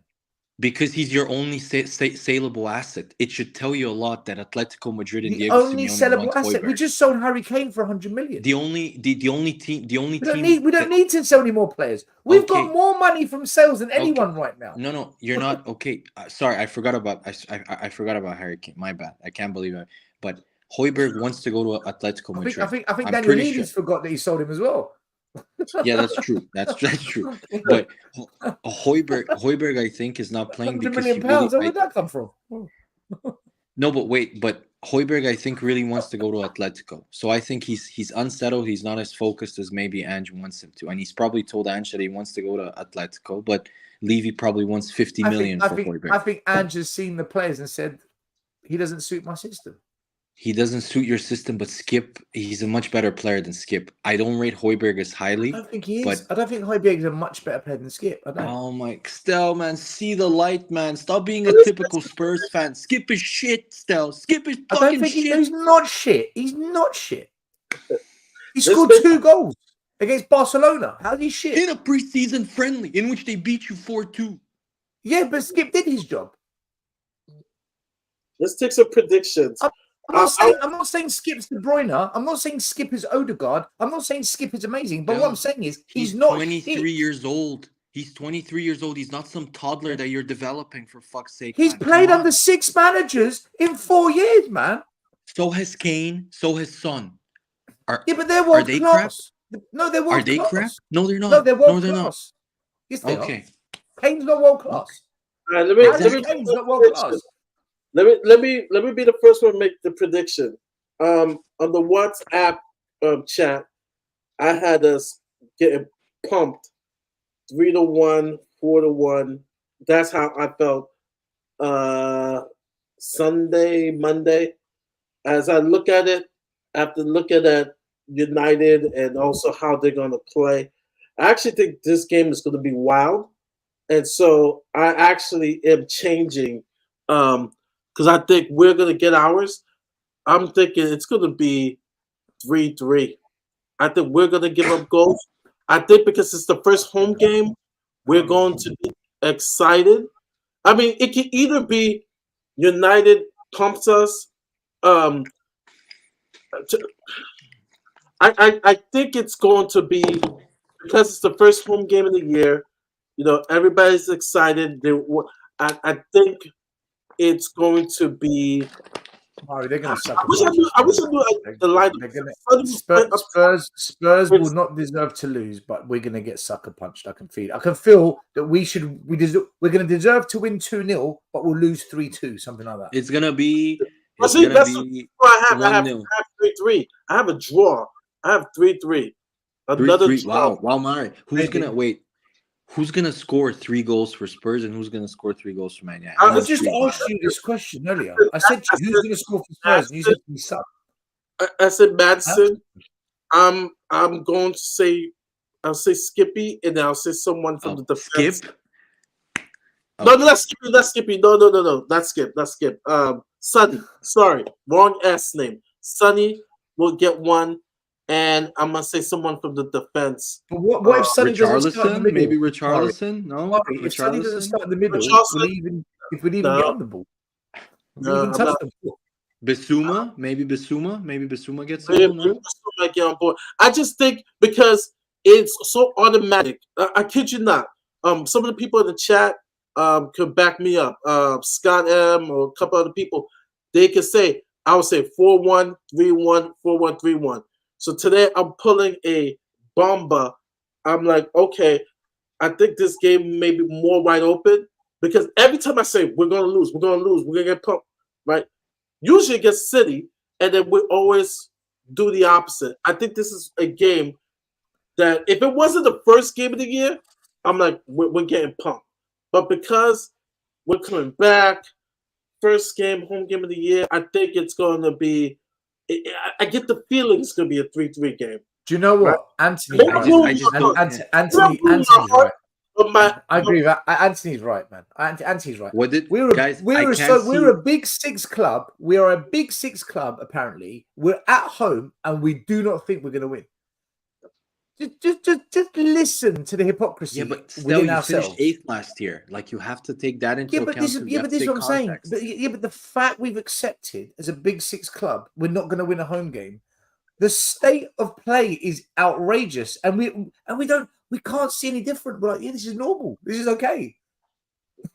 If Romero doesn't play and Eric Dyer finds his way, Rashford No, is going Sanchez is gonna play. Sanchez is gonna play instead of Eric Dyer. He played well against Barca and he played well against Brentford. Sanchez is in good what form. Rashford did to us last year. Let alone Eric Dyer plays. My God, man. That would be guys. That would be Emasculated him. Emasculated him. Eric Exactly. Dyer. No, Van de Ven will put in a transfer request. He'll put in a transfer request come Sunday. Get me out of here. I didn't sign up for this shit. I don't know. To be honest, though, are you guys not worried about Romero? Also, he's a moron.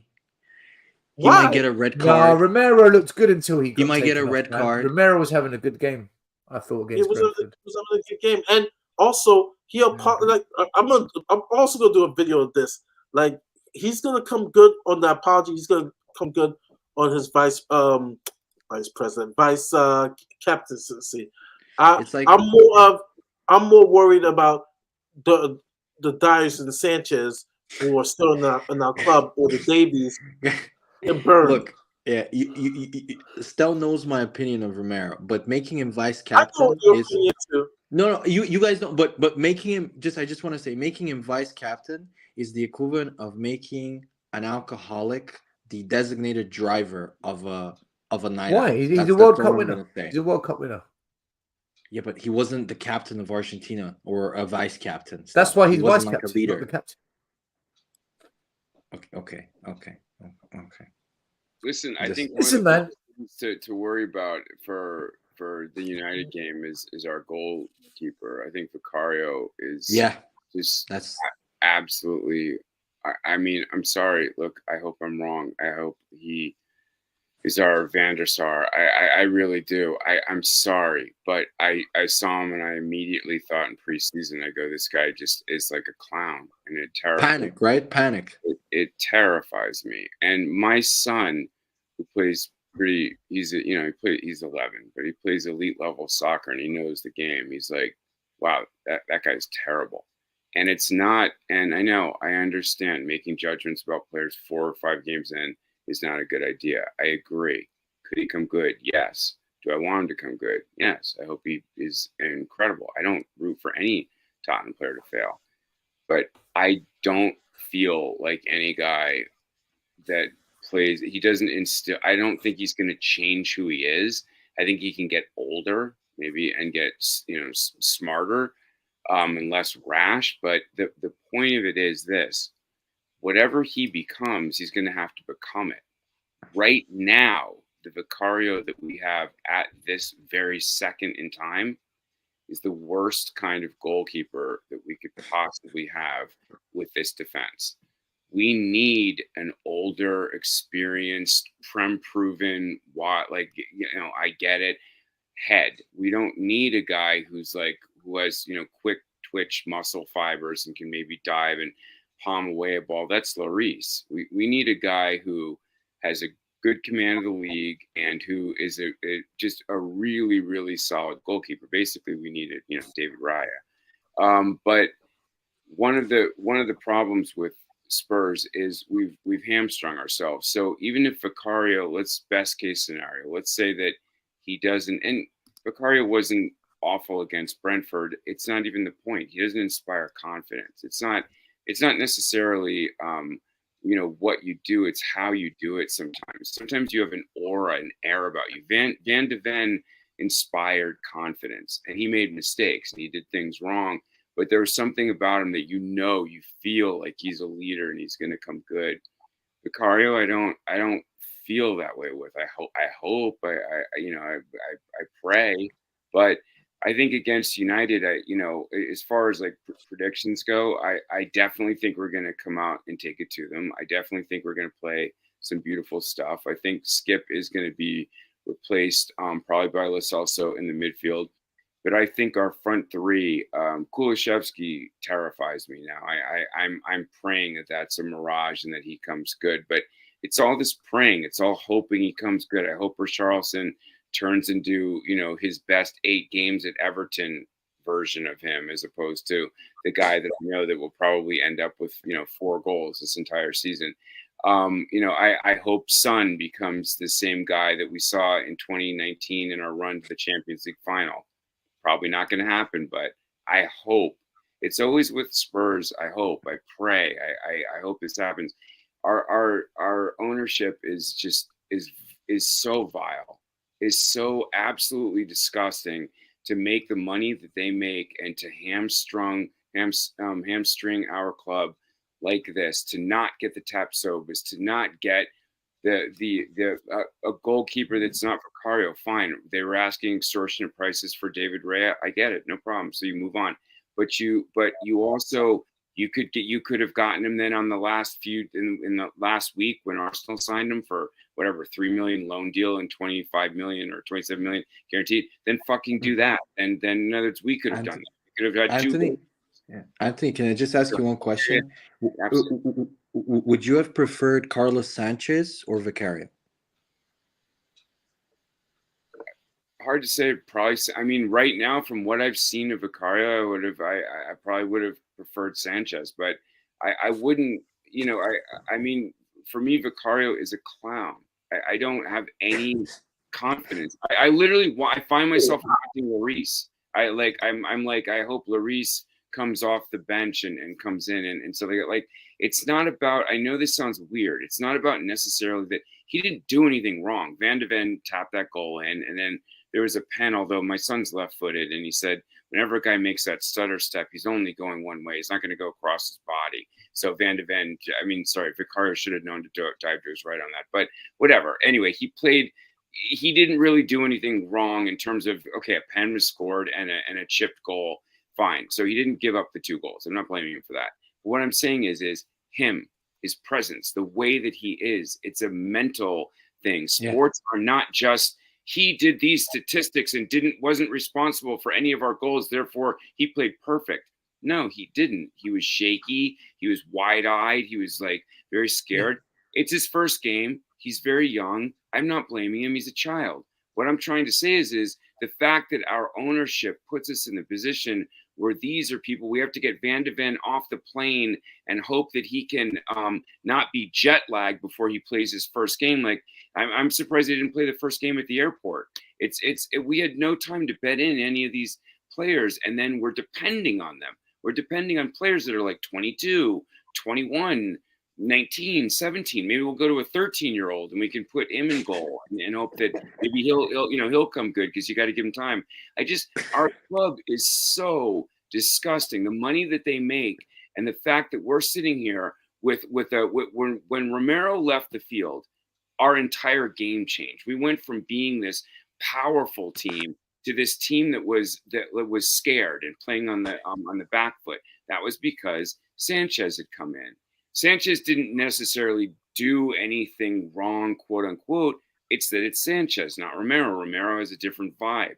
The point about people that are like, think about a John Terry. It's not even just how great he was. It's how intimidating he is. It's how self-assured he is. And the thing about him is this. The thing about Vicario and other players that our club has done, Vicario would be a great backup. He'd be wonderful. Maybe he has cat-like reflexes and can develop into a fantastic player. I know that Buffon rated him as the greatest thing in Italy's ever produced in the future, and they'll win 5 World Cups with him. That's great. I'm glad that he got complimented by another player. It means nothing.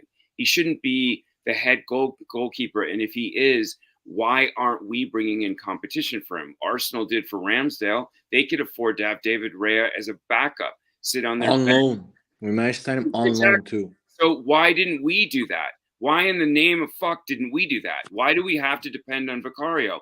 And when I see Romero go out, how come Tapsoba isn't getting off his trainers and getting on the jersey? I don't understand why our ownership puts us in these like pathetic roles where I'm like hoping my pimp doesn't slap the shit out of me tonight and he comes home in a good mood. Like it's always just like, please, I really hope that it works out. It just our club is an absolute mess. Until these owners go, we are absolutely. I think you have you're trending on the chat because absolutely. I think you lost everybody when you said clown, because everybody's like, whoa, Wow. No, respect to Anthony, because he was, he was real, he was honest. Oh You know what I yeah. mean? No, I was just like reading the comments. It's just like, No, wow. Scott M. I've noticed Scott M in the comments. He's also been super. Scott M has also kind of been like Anthony, where everybody is saying that you played, he's young, he's 27, Vicario. That's a good point. Like, even though if you see his trajectory from the last 2 years where he started at Serie D, it has gone up. The problem is what Anthony said is that why do they have to rely on players? Tapsoba's a bit harsh, Anthony, because Bayer Leverkusen wanted 70 million for him. Like, you Okay, have it to be doesn't have to crazy be. to pay that. I get that, but it could be someone else like him. I'm trying to say it doesn't. I'm just using his name because it's been. No, you could another sign center back that's good, that's solid, that comes off the bench, that's not named Davinson Sanchez. That's what I mean. Just someone good, solid. Wow. Okay, he's coming in. That guy's solid. Doesn't have to be Tapsoba. I don't even know Tapsoba. I just know his name. I just mean like we're stuck with a kid that just got off the plane. Van de Ven just got to the. He's never even played a game for us. This was his first. It's no He's for me back. It's like we're an emergency team. We're like emergency. Yeah. For me, what you said that you called him a clown, which I think is a bit harsh, but what I see when I watch him is that his haircut makes him look like a fucking clown. Okay, when I watch him play, and I actually told Mari and Stella this, is he creates panic. He generates panic. He doesn't command his box. He doesn't command any sort of confidence. Like I gave him the example because I'm an Arsenal fan. I gave him the example of Ramsdale's first game when we put him in. He immediately exuded confidence, and the defenders played better, and the whole system worked better with him. Vicario, all up here. Yeah, Vicario doesn't look. Maybe it's his first few games. People are right in the comments. We're being super reactionary. We're being like this, but I really think that you guys can get at Man United, and I agree with Stella on this. It's one of the few things that we agree upon. Onana, in my opinion, is overrated. I think he does a lot of stupid things and a lot of stupid mistakes. I think he's a good goalkeeper. I think he's overrated. And I think he has the penchant for extremely stupid moments. Like, for example, clotheslining the Wolves player. That should have been 2 penalties. That foul. That was a joke. That they didn't give that as a pen. The thing is, with VDV, everybody, I think is gonna see now his weaknesses against Man United, because one of his weaknesses, if you watch VDV, is one-on-ones, especially one-on-ones against wingers who go not only straight, who go left and right. And you're gonna see Van de Ven's biggest weakness, which I've told in the group, and Stella has confirmed it through a scouting analysis, which is his hip rotation, which is when he changes direction and when the winger forces him to change direction, not just running straight, but going from left to right, moving. He is crap at that. If you watch all of his videos, he gets absolutely burnt in Germany. And I think against players like, I know Mari, I know he's the best stats guy on Skalka last week. I know. Yeah, but Stefan, we also said as well he can be coached because of his age. He can still be. You cannot. Stel, you know this as a coach. You cannot coach hip rotation and moving from side to side. You either have that or you don't. You can't develop the hip rotation at an older age, correct? But you can change his body shape.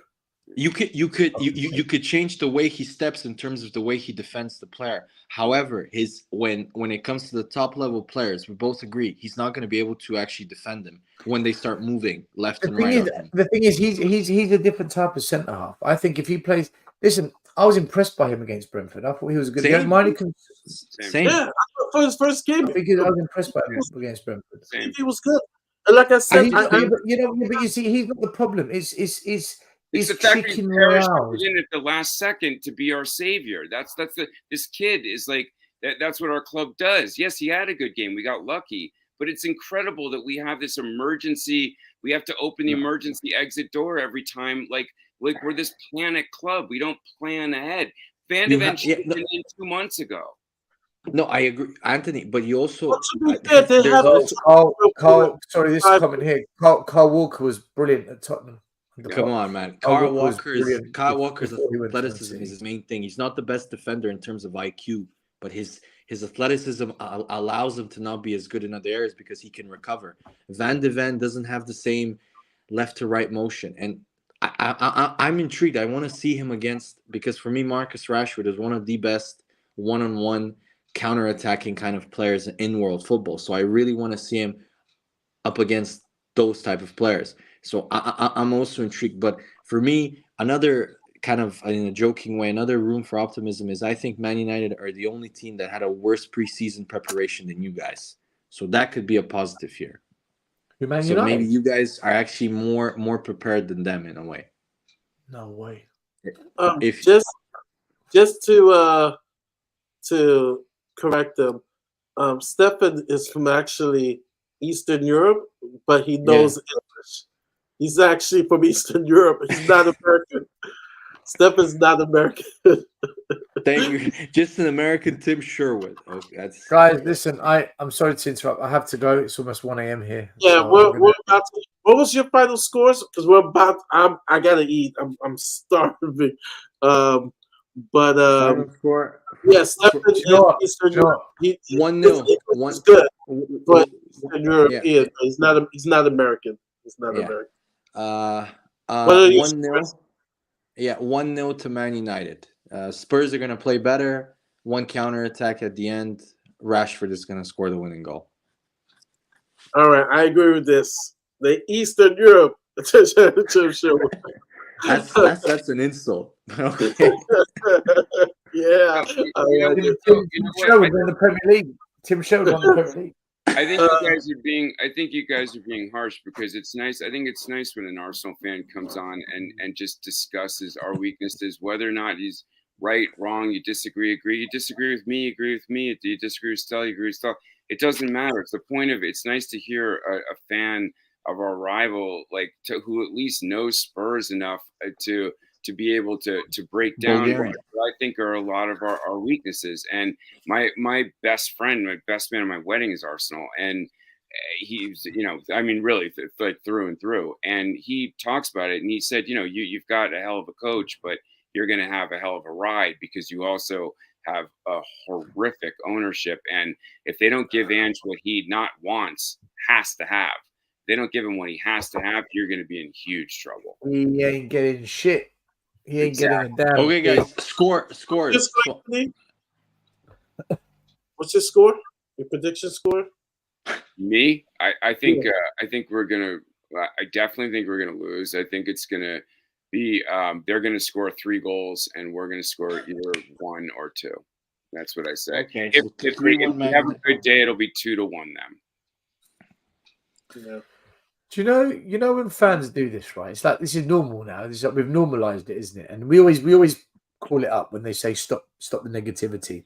The problem is, this is I wasn't negative 6 years ago. I was positive. I would have said we're going to crush them. I'm negative when we suck, when our ownership is rotten, and the entire structure of our club is rotten to the core. I'm negative. Anthony, when it's not, and we're doing well, I'm good.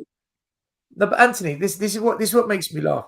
Not to you, to the stop the negativity. Yeah, I know. What makes me laugh is, number one, when I sat here for 3 months saying Harry Kane is going to leave, and this is the reason why. Yeah.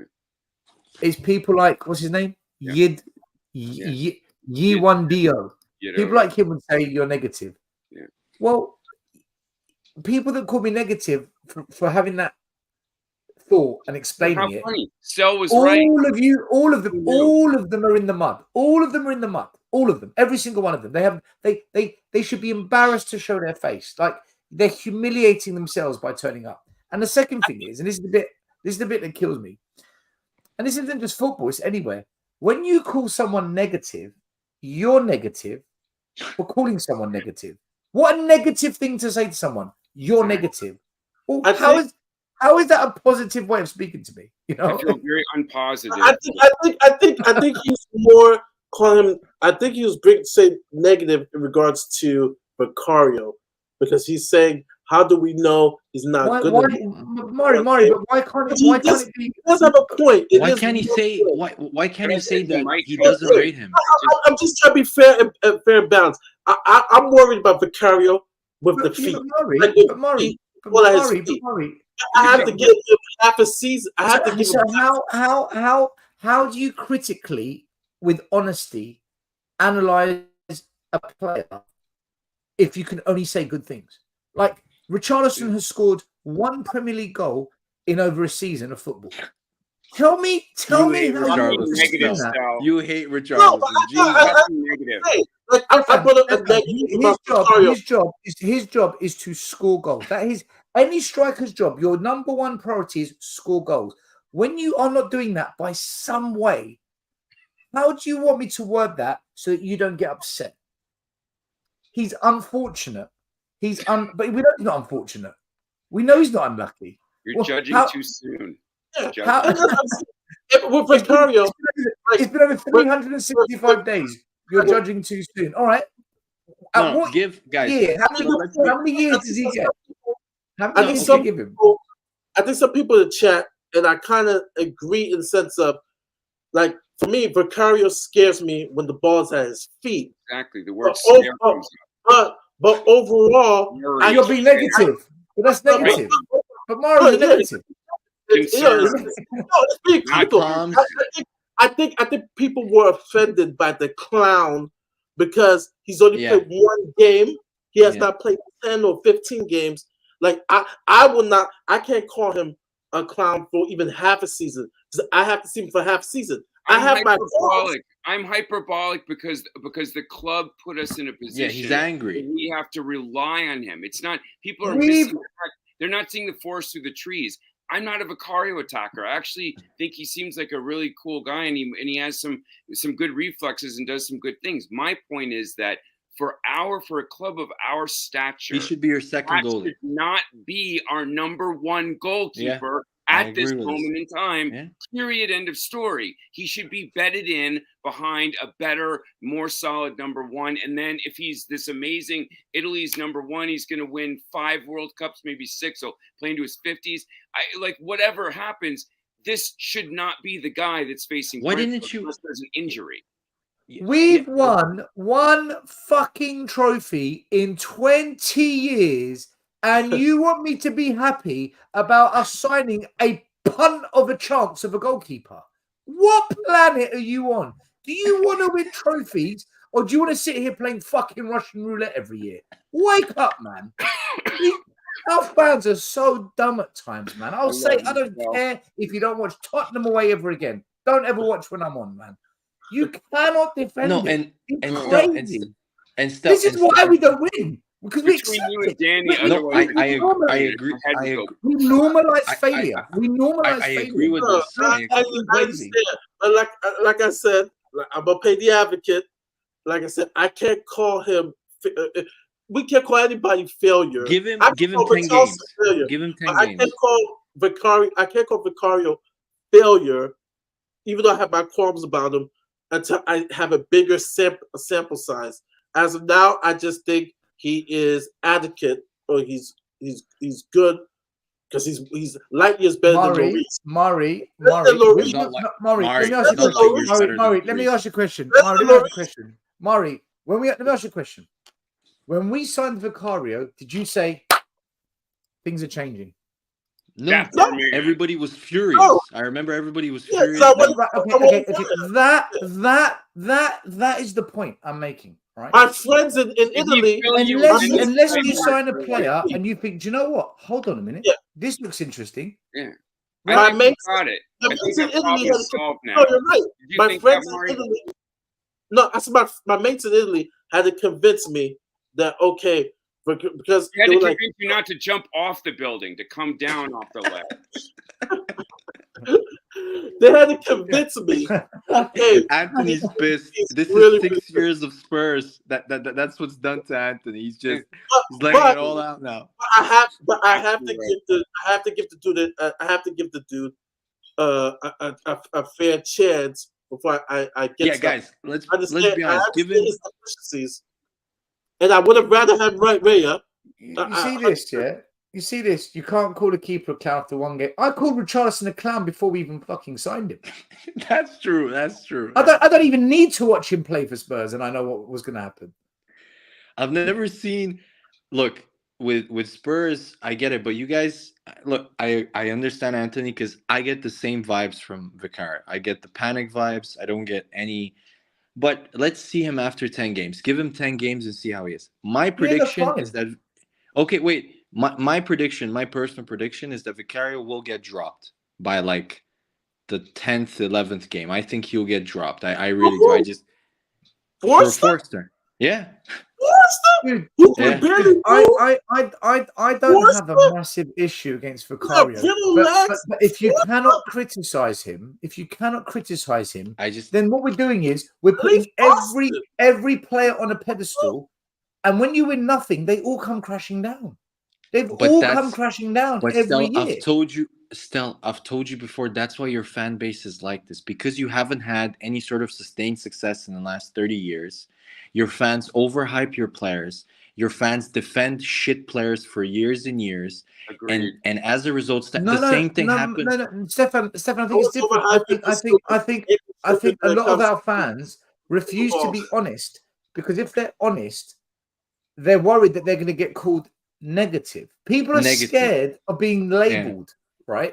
And at Spurs, we label our own fans for actually standing up and saying, hold on, something is fucking wrong at this club. And I've got 20 years of evidence. At what point are you going to accept the evidence? When does the penny drop? But you can't say that, because then you get labeled. And people are scared of labels. There is, so they say things like, well, things are changing now. Things are going to change. We got Scott Munn. Who the fuck is Scott Munn?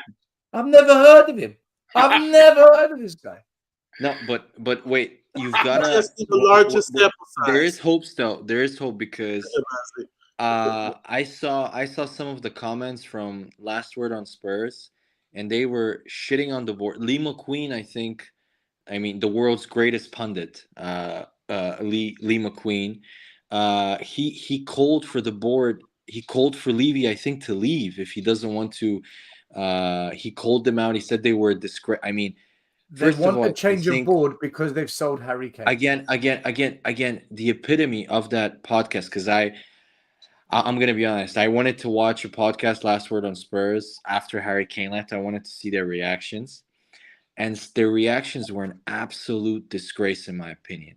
For you to say we need to keep Harry Kane, risk losing 100 million because he would have left, just for the sake of him staying one more season at Spurs. Are you a big club? Tell me one big.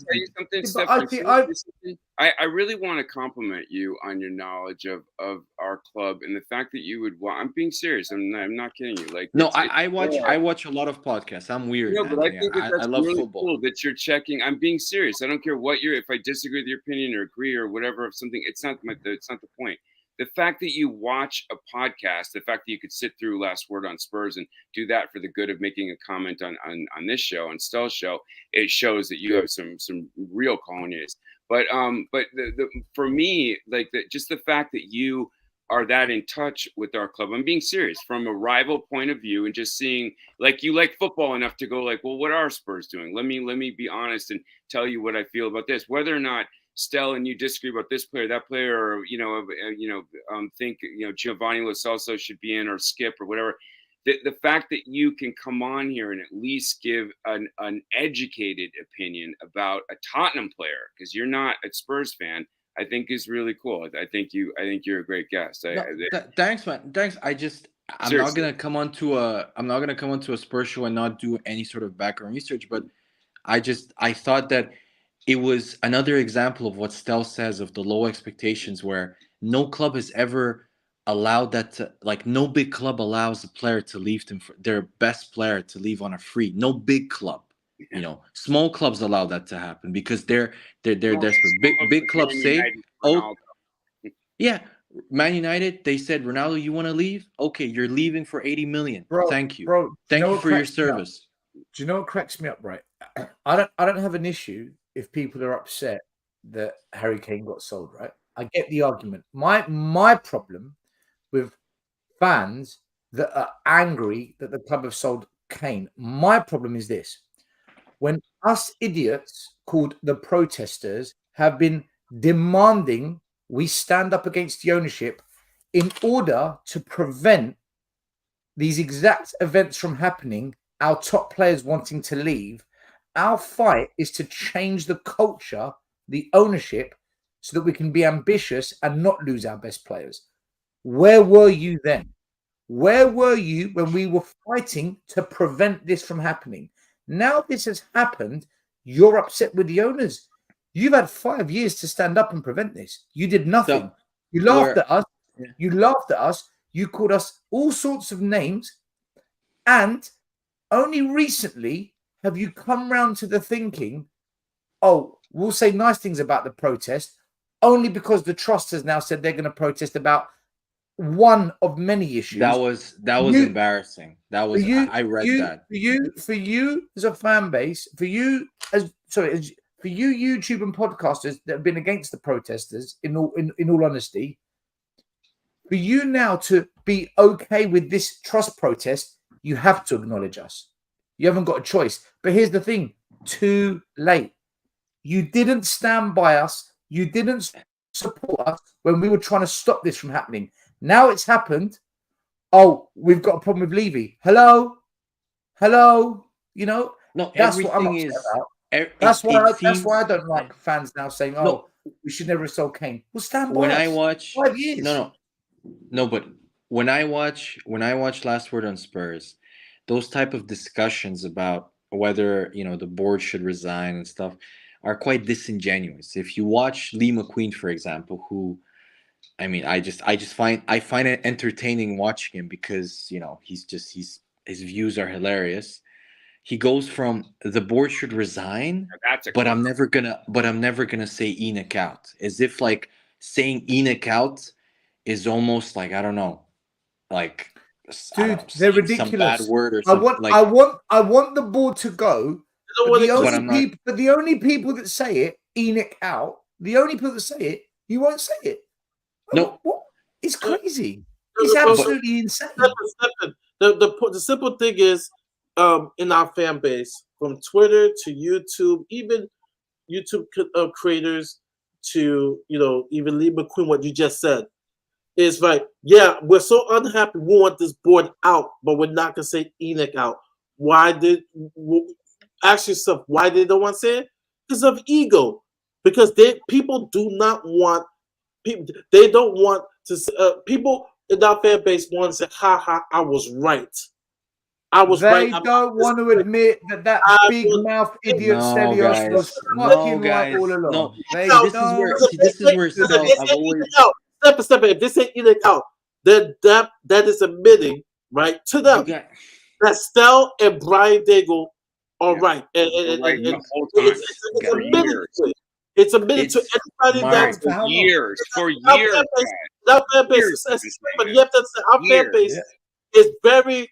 It's weird because it's very. Let weird. me give you Mark. Let me finish. Yeah, finish. It's weird because I would expect this coming from a fan base, from a club that's won multiple league championships, Champions Leagues, whatsoever. Our fan base is so prim and proper. When the Super League was going on, we had the worst protest. We had no protest. You had no protest. You had a guy playing a guitar. We had 200 people. We're so wine and cheese that even when things go wrong and they get to the point of saying, all right, business-wise, great, but football-wise, these people are incompetent. We're so wine and cheese that these people are not going to go because of the ego, because of the pride. Guys, what I've seen, and trust me, I'm a Knicks fan, and the Knicks are horrible. They divide the fan base, but we're unified in one thing: our owner, and we got him to step down and make decisions because Dolan? Because Dolan doesn't James Dolan. Yeah, that's what the Knicks have been respectable the last 3 years because we forced Dolan, right? Everybody got together and said, hey, look, rich or poor, we're Knicks fans and we're a joke. We need to get this guy out. But with our fan base, because of the ego, right? Yeah. It's by saying get this group out. Murray, do you know, and Brian is right, bro? Do you know what cracks me up? Do you know what makes me laugh, right? And this is why people like this are in the mud. Where is it? This one here. Where is it? No. I expect to see you speak to him personally. Don't be a coward. Let me tell you something about speaking to him personally. Ricky Sacks. He doesn't want to speak to fans like Stan. Oh no. I told them. Ricky Sacks called me up. I want to calm this down. All these arguing amongst us. Okay, then stop having to go to protesters. I don't want to hear another word where you call us out and label us again. Oh, but you know what? I kind of fed up as well. But you know, everyone's allowed their opinions. I know. So let me have mine. I want Enoch and Levy out. You can't stop that. Anyway, we had a chat. It was all okay. And I said to him, can I ask you for a favor, Ricky Sacks? Can you speak to Lee McQueen, James McGovern, Chris Cowlin, and can you say to them, is there anything we could unite behind together to try and change things at Tottenham? I will get on board with it, and I will tell everyone I know to get on board with it. You write the plan. Our plan is to protest. You don't like our plan. Show me your plan, and we'll get behind it. I heard every excuse under the sun for the next 5 minutes. And in the end, I said, can you just put it to them and see what they say? And just see if there's even an interest. Dude, 6 months on, I'm still waiting for a response. So when people say to me, like this chap in the comments, and you're allowed to have your opinion, by the way, speak to them, don't be a coward. Who's the coward, man? Who? Stop. I've reached out to them all. They didn't want to touch it. They didn't want to be involved in it. They didn't want to stand up to the owners. And now that Kane's gone, they want to speak. We were telling them on the phone, on YouTube, on podcasts, in the high street. We were telling them. And do you know what the saddest thing is? Yeah. If you go meet the average protester, forget me and Brian because we're on YouTube. If you go meet the protesters that started it, the people that carry all the banners and they put it in a storage near the stadium, then they carry it up the high street and they stand there every single game. They're working class, hard-working people that most people would say, oh, they're not educated, they're not clever, they're a bit thick, that lot, aren't they? They were fucking right all along, man. These thick people that have been labelled dumb fucking outclassed the smart ones in our club. What do you want me to say, man? But we're cowards. Wait, Stel, can I just okay. Knock off Chinese Spurs shirt. So he doesn't buy he buy from DH Gate Yes. I don't this is fruit of the loom. Wait, guys, I just wanna add if I've got more than you. I'm gonna give you my own neutral perspective in terms of what I see. I see this in Spurs. Plenty of dodgy Spurs gear. Take your pick. If I can just have rather than Thailand. Yeah, if I can just have like 30, 45 just to open up. Please. The perspective I see from Stel, from listening to the podcast, is there's a massive gentrification currently of the fan base within Spurs, which is you have fans like Lee McQueen that are wealthy, that go to these games and that have this kind of impression of Spurs that for me is just wrong. If I could give it, because we have two American people in the streams, it's kind of like comparing. Stella's going to get annoyed because he always gets annoyed when I compare it to American sports, but it's kind of like University of Michigan and Ohio State. There's no rivalry. Ohio State has owned them, apart from the last 2 years, for the last 20 years. But if you listen to University of Michigan people, they say, oh, but we're a better school in terms of American football. We're a better school. We're more educated. We're smarter.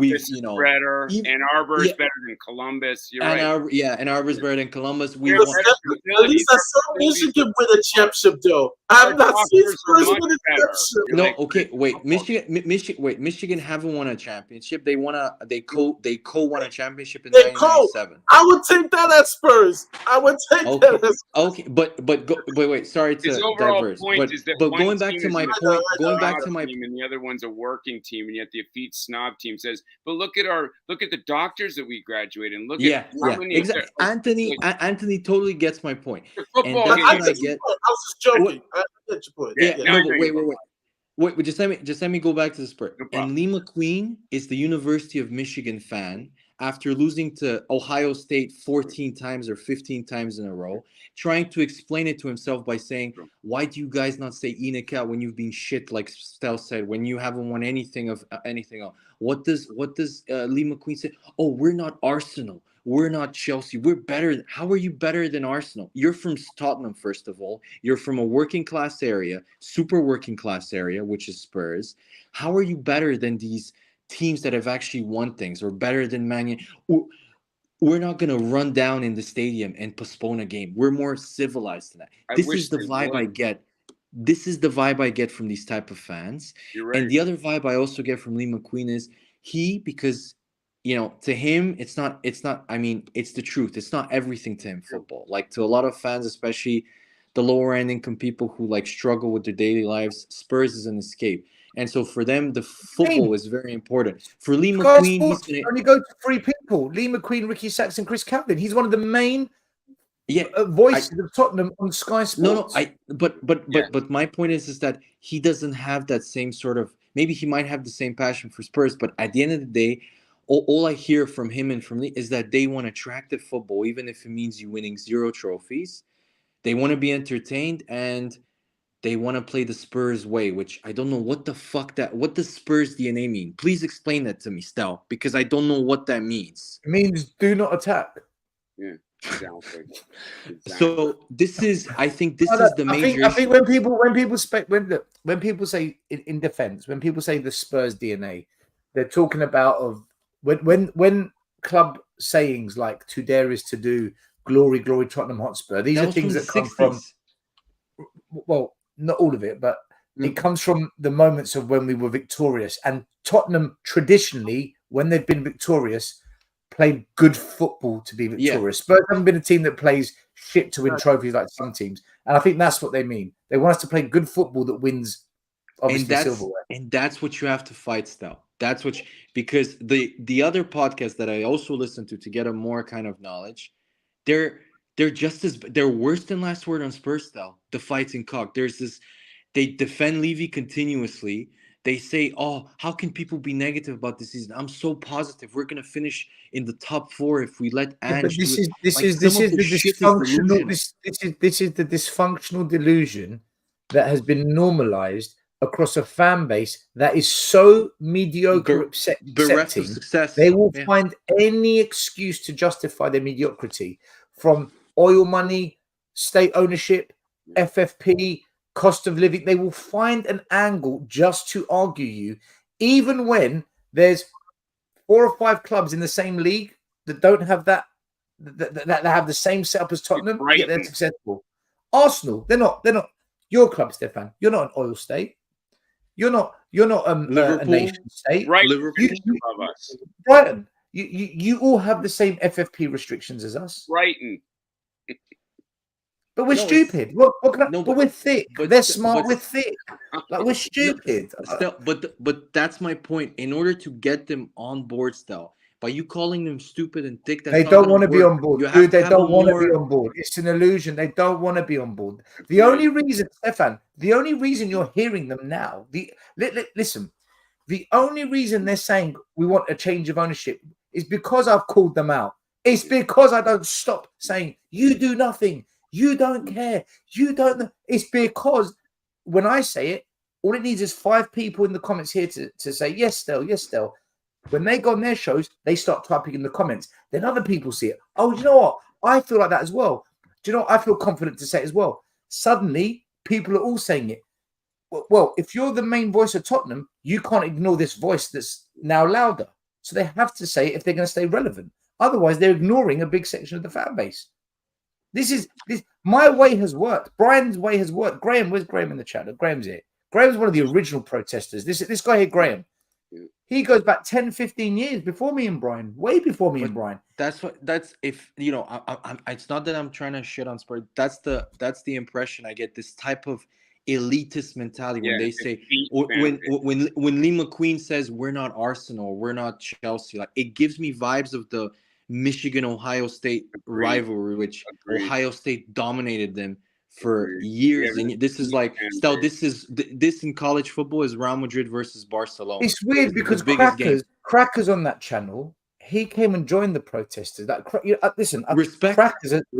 Yeah, he has had enough. Believe me, I spoke to him. He's had enough. He wants them gone. No, and sadly, still, it has to get worse. It has to get worse for them to join. I said it's got to bottom out. I mean, finishing out. But Anthony, you know what's going to happen, right? We are going to improve under Andrew over time. We are going to get a couple of better signings. If we don't sack him, you're gonna come close to sacking him this year. So you know this. If we come top 6, that appeases it. Top 6 will be seen as success by our fan base. I'm telling you. I would say this. Not you, not me, but for a lot of fans. I hope we do. I would say this in regards to those posts. I think for us, I can speak for me, but I still have said this. Like we like Edge. Like I love Edge. I like his personality. Yeah. I love everything. Edge. I like the spirit of the team. He's a winner, guys. He's Australian. Club and Mourinho is a winner. They're all winners before they come here. All of them. Listen. The problem is they're not winners. Because I love the group. It's the beginning of the season. Yeah, top 4 until reality hits. The problem is, from evidence, is Daniel Levy. That is people who pay Andrew's wages that are the problem. That is the problem. Levy and the board, and I get it. We went from a match preview to a full. Levy. I get it because I want to be positive. I do not want to talk about Levy. I do not want to talk. Me neither. The problem is. I want to talk about football. That's the only thing I want to do. I want to enjoy football. I want to talk football. But when Levy has his hands on the football, it's hard to separate the two. Yeah, exactly. It's really hard to separate the two. Exactly. It's hard. The problem is that, again, I'm going to use an American analogy, is that Levy is the combination of the worst of both worlds, which is he's as interventionist, is as intrusive as Jerry Jones of the Dallas Cowboys, which has ruined the Dallas Cowboys from having any success for the last 25 years. And he's just as cheap as the Cleveland Browns owner, who doesn't spend on any of his players. And as a result, when they have any sort of talented team and he has to go into the free agent market and spend big bucks on a player that needs to be there, he doesn't. And you have the worst of both of those type of owners. A guy who continuously meddles and a guy who doesn't spend when it's time actually to spend, when he has a good thing going. Like Stel said, he believes, I think he was delusional, but he believes that Spurs could have won a Champions League with that team. Do I think they could have won a Prem? Yes, but the Champions League, let's relax there. So, but Levy, when push came to shove, he didn't. He used that opportunity to invest in a stadium, which, okay, so that's the problem you guys have. Where's Arsenal? Stefan, do you know what? I think there's a myth about the Levy out thought process. I don't think that our owners don't spend money, and I don't think that things happen like the stadium that get in the way. What my issue is, they lie, right? They said they've learned from previous stadium projects and that our projects will not impact the transfer spend, and we will ring fence money so that we don't lose our competitive stance. They went and did the fucking opposite and stopped buying for free transfer windows. They lied. Levy said this will be a game, his exact words, the stadium will be a game changer, allowing us to compete with the biggest and the best for on-field success. We've gone backwards on the field. And then he said to us, we're going to bring back free-flowing attacking football, and bring back the Spurs DNA, and they sign Nuno. Like, my issue is he fucking lies. This guy is a narcissist, man. And you can't say these words. Don't say that. But it's true. But he's This is what again. he is. Here's the issue. It's Even if he insane. was a narcissist, still, if he was a narcissist, like I'd say Todd Bowley, who wants to hijack every single deal so he can make himself feel better by signing players that other clubs are interested in, he could be a good. He could be a good version of a narcissist where I'm gonna sign this big time player. I'm gonna sign this. He's the worst type of narcissist, which is he has to win every single deal, which is he has to feel like he's wants to win. I'm watching clap with that draw. I'm watching this guy. He's not going to win. Mari, this costs. But we can't say it's early grounds. Guys, have any of you, Mari? For his spirit, that you could tell that he brought Chelsea not to make profit of them. He brought Chelsea because he wants to win. You can see it. Where Mari, Stefan, let me ask you the question. Let me ask you the question. Wait, I'm ask you the question, right? Right. I don't know what your backgrounds is. I know a little bit about Mari. Have any of you either owned your own company or been a partner of a company or had a management position where you were involved in hiring people to work in your team? Have any of you been in any kind of role like that? A little bit. Now I'm doing it. The final I had thing. a business, home inspection. The big housing crash that happened. Okay. All right. Okay. So you've all had. Okay. At what stage did you recruit someone for your team and not listen to what the person you've recruited to do a job says to you? Otherwise, why have you recruited them? Because this owner, this chairman, he recruits managers and coaching staff, pays them unbelievable money, and ends up in a scenario where he's having to sack them, pay them huge sums of compensation because he doesn't listen to what they say. He goes and buys Jed Spence. Nobody asked for him. He goes and signs Jack Clark. Nobody asked for him. He gets Clement Longap on a 6-month loan. Clark was different. Clark was a recommendation from Steve Hitchen. Dude. Okay.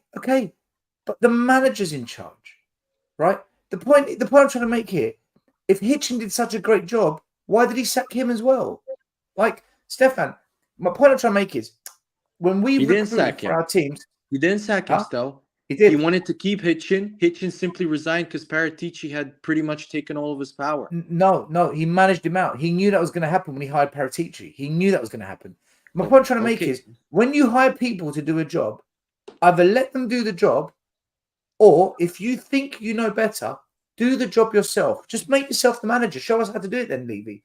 This guy, this is what he does. That's why Spurs have been through 17 managers in 20 years, 6 football directors in 20 years. That's why we had 250 million pounds worth of transfers on loan.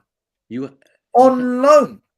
Because they don't stack up for what managers want. I don't understand. Again, I'm going to use American sports. If you have a bad period of 3 to 4 years, not only does the head coach go, the general manager goes. And what about 20 years? What about 20 years?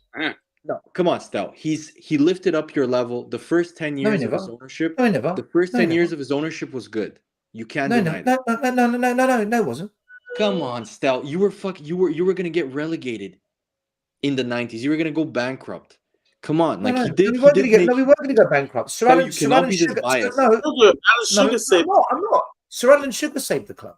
He financially made it okay. Okay, Stel. Well, you cannot deny. Alan Sugar have more trophies than in his reign. That's true. That's true, guys. That's true.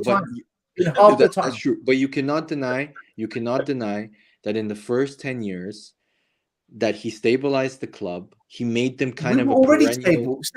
No. We were already stable. The club was stable. Sugar stabilized us. He fired Martin Yole during halftime of a match. Stop. I'm gonna ask you one thing. I'm gonna ask you one thing. Has Daniel Levy ever did anything good for Spurs? Yes. What did he do? Financial cash cow. He has made us financially. I'll tell you what he's done. I'll tell you what he's done good. I'll tell you what he's done good. I'll tell you what he's done good. He's built a state-of-the-art first team and academy training facility. He's built a world-class stadium that can allow us to spend more than we've spent before. And he's also appointed some really good managers in his time. He's done some good things. But what he hasn't done is to utilize that academy and first team training center to deliver on-field success. He's failed to use the increased money from the stadium to transfer spend correctly. And these amazing managers he's hired, he sacked them after a year. So whatever good he's done, he sabotages it. So what's the point of being good? Here's my cheese room, because I listen to them. They're the most ridiculous. Here's my cheese room argument to you. Isn't it sort of a clear sign of ambition when he hires coaches like Mourinho and not if he's going to sack them a year later? No, he's not going to back them. It's a false identity. Let me give you a perfect example. There was a show where it was called like Sugar Daddy, right? And he sacks him because he knows he's going to get away with it because our fans would say, "Oh, that's okay." And this guy apparently marries this girl. It's like, those reality shows, right? But before they got married, the girl was knowing that, okay, this guy has money. He is the sugar daddy, right? Long story short, they get married. Then she finds out he has no money. Daddy. He's just a normal guy. He's not. Now, granted, this girl is horrible. She's nasty. It's like, you don't buy me stuff. You don't do this. And it was just like, everybody was mad at the girl, but she had a point because the guy gave false advertising that I'm your sugar daddy. So with Mourinho and Conte, right? It is mistaken identity. If you're hiring Jose Mourinho and Conte, you're telling the supporters, you're telling the world, you tell other clubs, oh wow, they are going to back the managers. They are going to spend, because these are managers that say, spend, give us the talent. I remember my Arsenal fans, when we got Mourinho, they were like, oh, Poch took you to one pedestal. Wow. You guys got Mourinho? He's going to take you to another pedestal. We were super jealous. I remember. Pedestal. And I'm like, why? Because I love Poch at the time. I said, why? Oh, Mourinho wouldn't go to Tottenham if he didn't know he was going to get back. He said, and these are Arsenal fans telling me, like, oh man, we're in trouble. As we found out, he wanted Skin Yard. We got Joe Roden. Open the case closed, and we find him before the Carabao Cup final. There you go. He should have he should never got because I just want to answer this checkmate, right? Okay, you support Stel. You don't bully people. You remind me, Stel. If I can just give you a Stefan, let me answer it. Let me answer it. Just wait, Stel. Just give me 10 seconds. I really want to answer this because it's directed to me. Let me just quickly do it, right? I've never bullied anyone, right? You calling me a bully is slanderous, and you are creating a narrative that is wrong. Okay, I could say that you're a bully for calling me a bully. What I've said, and I repeat this because maybe you've got hard ears and you don't listen correctly. I don't know. I'm guessing. If you're going to moan and complain about transfers, about not winning trophies, you're going to whinge and whine and just, I'm sick of this, I'm sick of that, and you do nothing about it, I've said, then you're the problem. That's what I've said. Like, you can't... People like Lee McQueen, for example, I've heard him moan. I've heard him rant. I've heard him cry. Do something about it then. But they don't. They've attacked the protesters. The last week or two, they've changed their tune because they're worried we're going to hijack the trust protest. That's what they're worried about. I'm not a bully. If I could, I just call out people who refuse to take action. No, I totally agree with you. Moan about everything. I don't understand. But it's kind of, you remind me in terms of your stance and on the protests. I don't know if you've watched him. He's a really famous British atheist. His name is Richard Dawkins, and he goes on to numerous shows and argues his point vehemently over the fact that God doesn't exist, stuff like that. Super intelligent guy, super, has points, has everything, has lists all the points. But in the way he lists them, in the same way you do, he lists them in a quite a kind of, when he argues with a person about whether God is, like, for example, a religious person, he argues with them in such a way that to some people it might be a little bit hostile, it might be a little bit offensive, it might even, like the one person said, that it could amount to bullying. So my only advice to you is that I get it, you're passionate and stuff, but Richard Dawkins' message isn't as effective about his whatever, his beliefs. I'm not here to convert people, Stefan. I'm not here for a political campaign. I'm not saying you're trying, Also, but it comes across but I'm letting you know. Oh yeah, but I don't care how it comes across. I know. Yeah, but okay, but it comes as condescending sometimes, though, and that's why you don't get as much of the message across. That's not my problem. At times it is condescending, because to moan and complain and bitch about something for all your life and to do nothing about it. I'm sorry. Okay. I just think that's I hear what you're saying. You're not. Listen, Stefan, you're not the first one that said that to me. Many people said that to me. So I say to them, and I've said this to another YouTuber, you all know. I said to him last week, okay, lead, show me, lead. They won't do it. So I'm like, so you want to tell me what to do, but you're not prepared to come and show me how to do YouTubers, it. A bit like you, Stefan. Come and lead the Leave It Out campaign and show me how it's done then. But obviously you're not. You're an Arsenal fan. No, still the biggest example of how disingenuous, especially podcasters or YouTubers are, especially when they get a little bit of fame, are Henry Wright and Sava. Ever since they got a bit more traction and more followers, they haven't said one Levy out. Let's not talk about Sava, Stefan. Let's not talk about Sava. Oh, okay. But I'm just saying. If you want to talk about Henry, talk about Henry, but just don't mention Sava. Okay.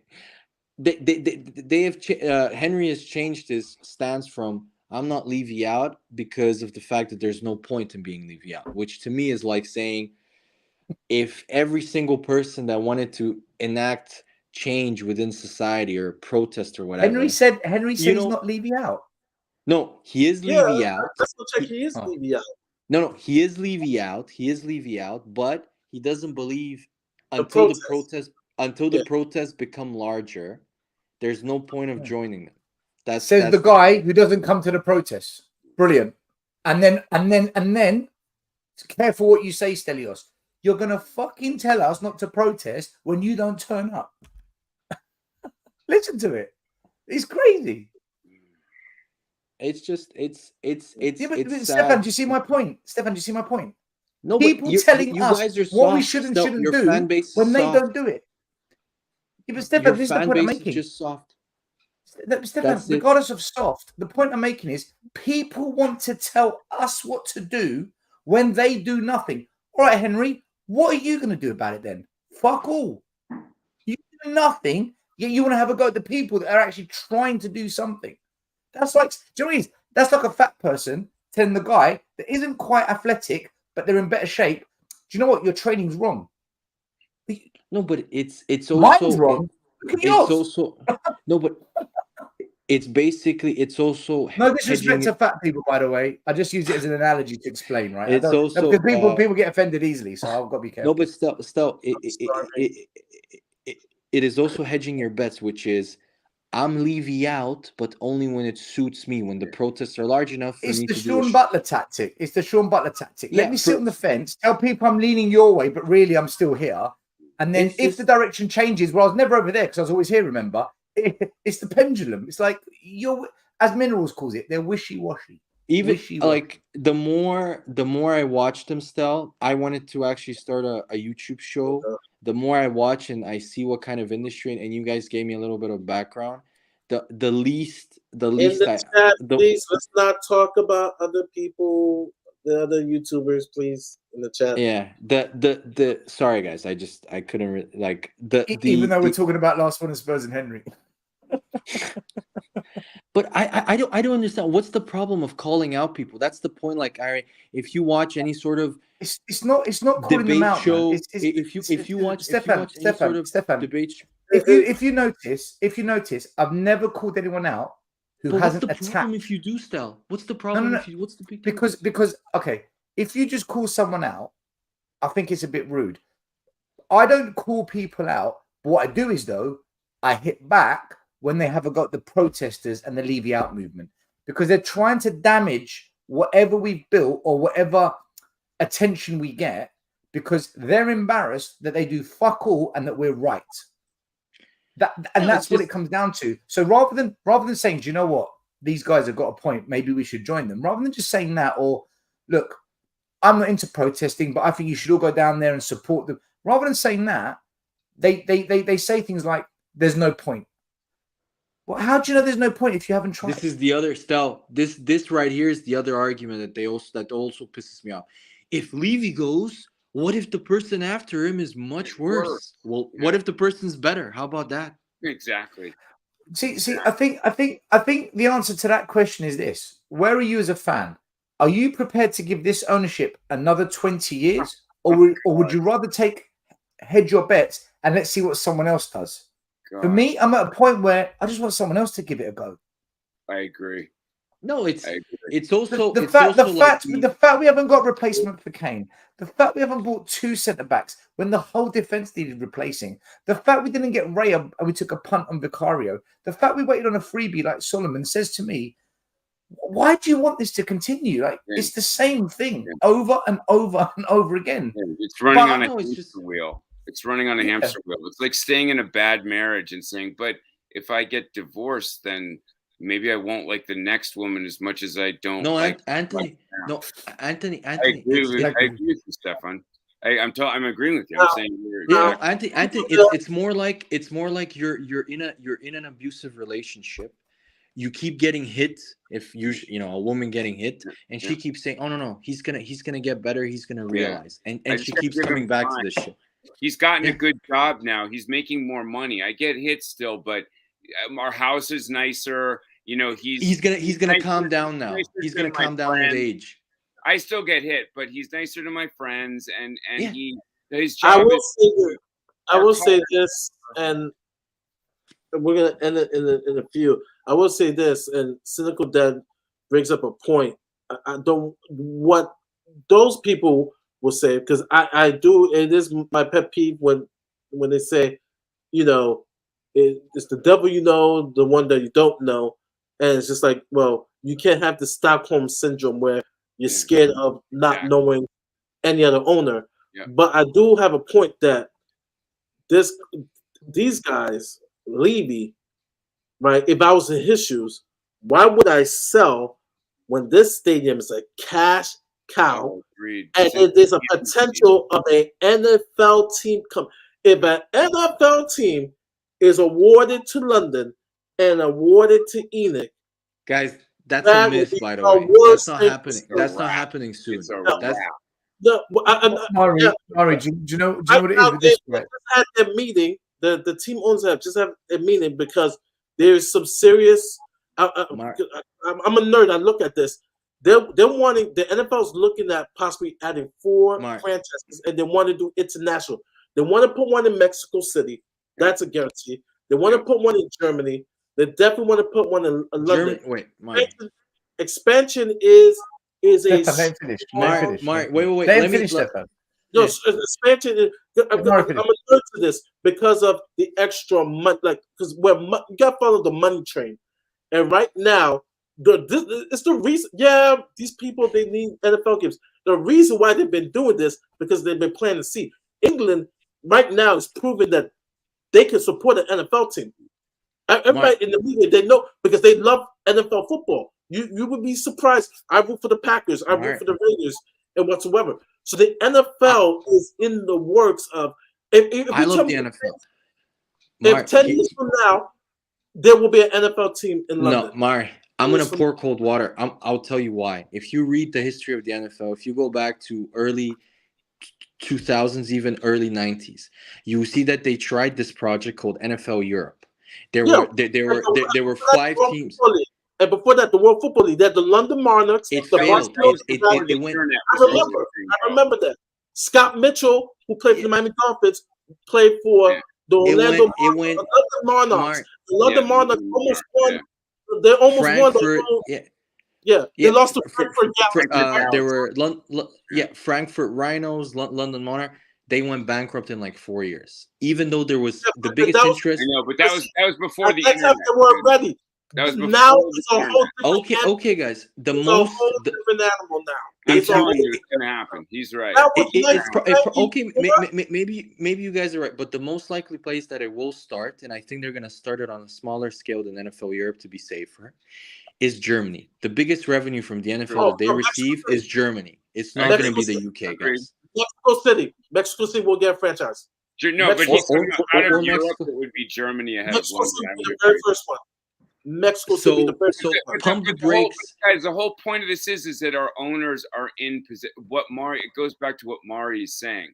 The owners have an ATM machine in their fucking hands.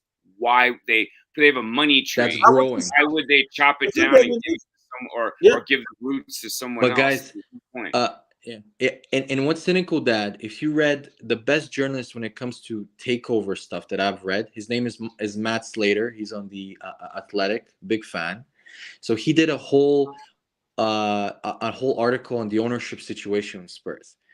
If you think Levy, they're like is selling the club for $4 billion, you're very wrong. Levy values the club at a similar level, if not above, Man United because of the fact that Man United Stadium is really outdated. So he said the ballpark that Levy is expecting right now or in the next few years, if he does sell the club, where he can sit down with someone, is around 6 to 7 billion pounds. Pounds, not dollars. Pounds. So nobody's going to come near it, Stel. Jeff Bezos. No. This is because fans are looking at it from a different perspective, right? Cynical Dad's question was, who's going to pay £4 billion for the club? Well, here's the thing. It's not $4 billion. It's more. There's two. Yeah, but we don't need that to happen because there's two ways to force change. One is financial. Boycott the stadium, boycott the club shop. That's never going to happen. We're never going to get fans consistently boycotting where not. There's too many fans that will still turn up. And there's too many families that will buy kits for their kids and tourists. And okay, so financially, we're not going to win that war. We're never going to win the financial war. So the only other way you can do it is PR damage. Yeah. Cripple them from a brand perspective. It was the fans who got them to turn around and reverse the furlough during COVID. It was the fans of all clubs that stopped the European Super League. It's the fans of Tottenham that can do the same to these owners. Yeah. If you have mass scale protests and it's toxic in that stadium and it's such an unsavory atmosphere, corporate box holders are going to say, I don't want to be here no more. Sponsors, kit manufacturers, we don't want to associate ourselves with this. And the NFL, I keep getting told, is all about brand. You think they're going to want to tie up long term with Tottenham? Yeah. You go after brand Levy, brand Enoch. That's the battle we can win. Yeah. But we don't want to do it. We don't want to take this.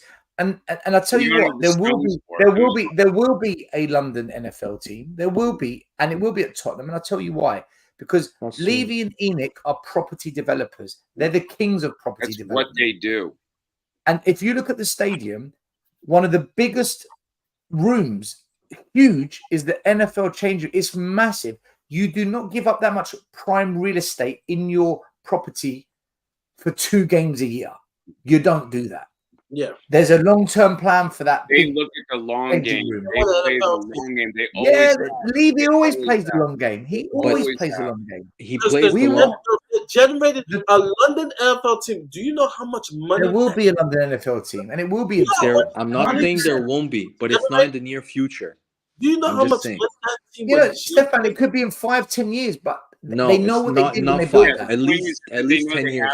They have that ace up their sleeve. It's gonna happen sometime. No, I completely agree with you on that, but it's not in the near future. The problem you guys have is because Levy is thinking of the long run. He's thinking now, well, if my team is worth 6 to 7 billion, there's also a reason people also don't understand why he hasn't signed a sponsorship deal.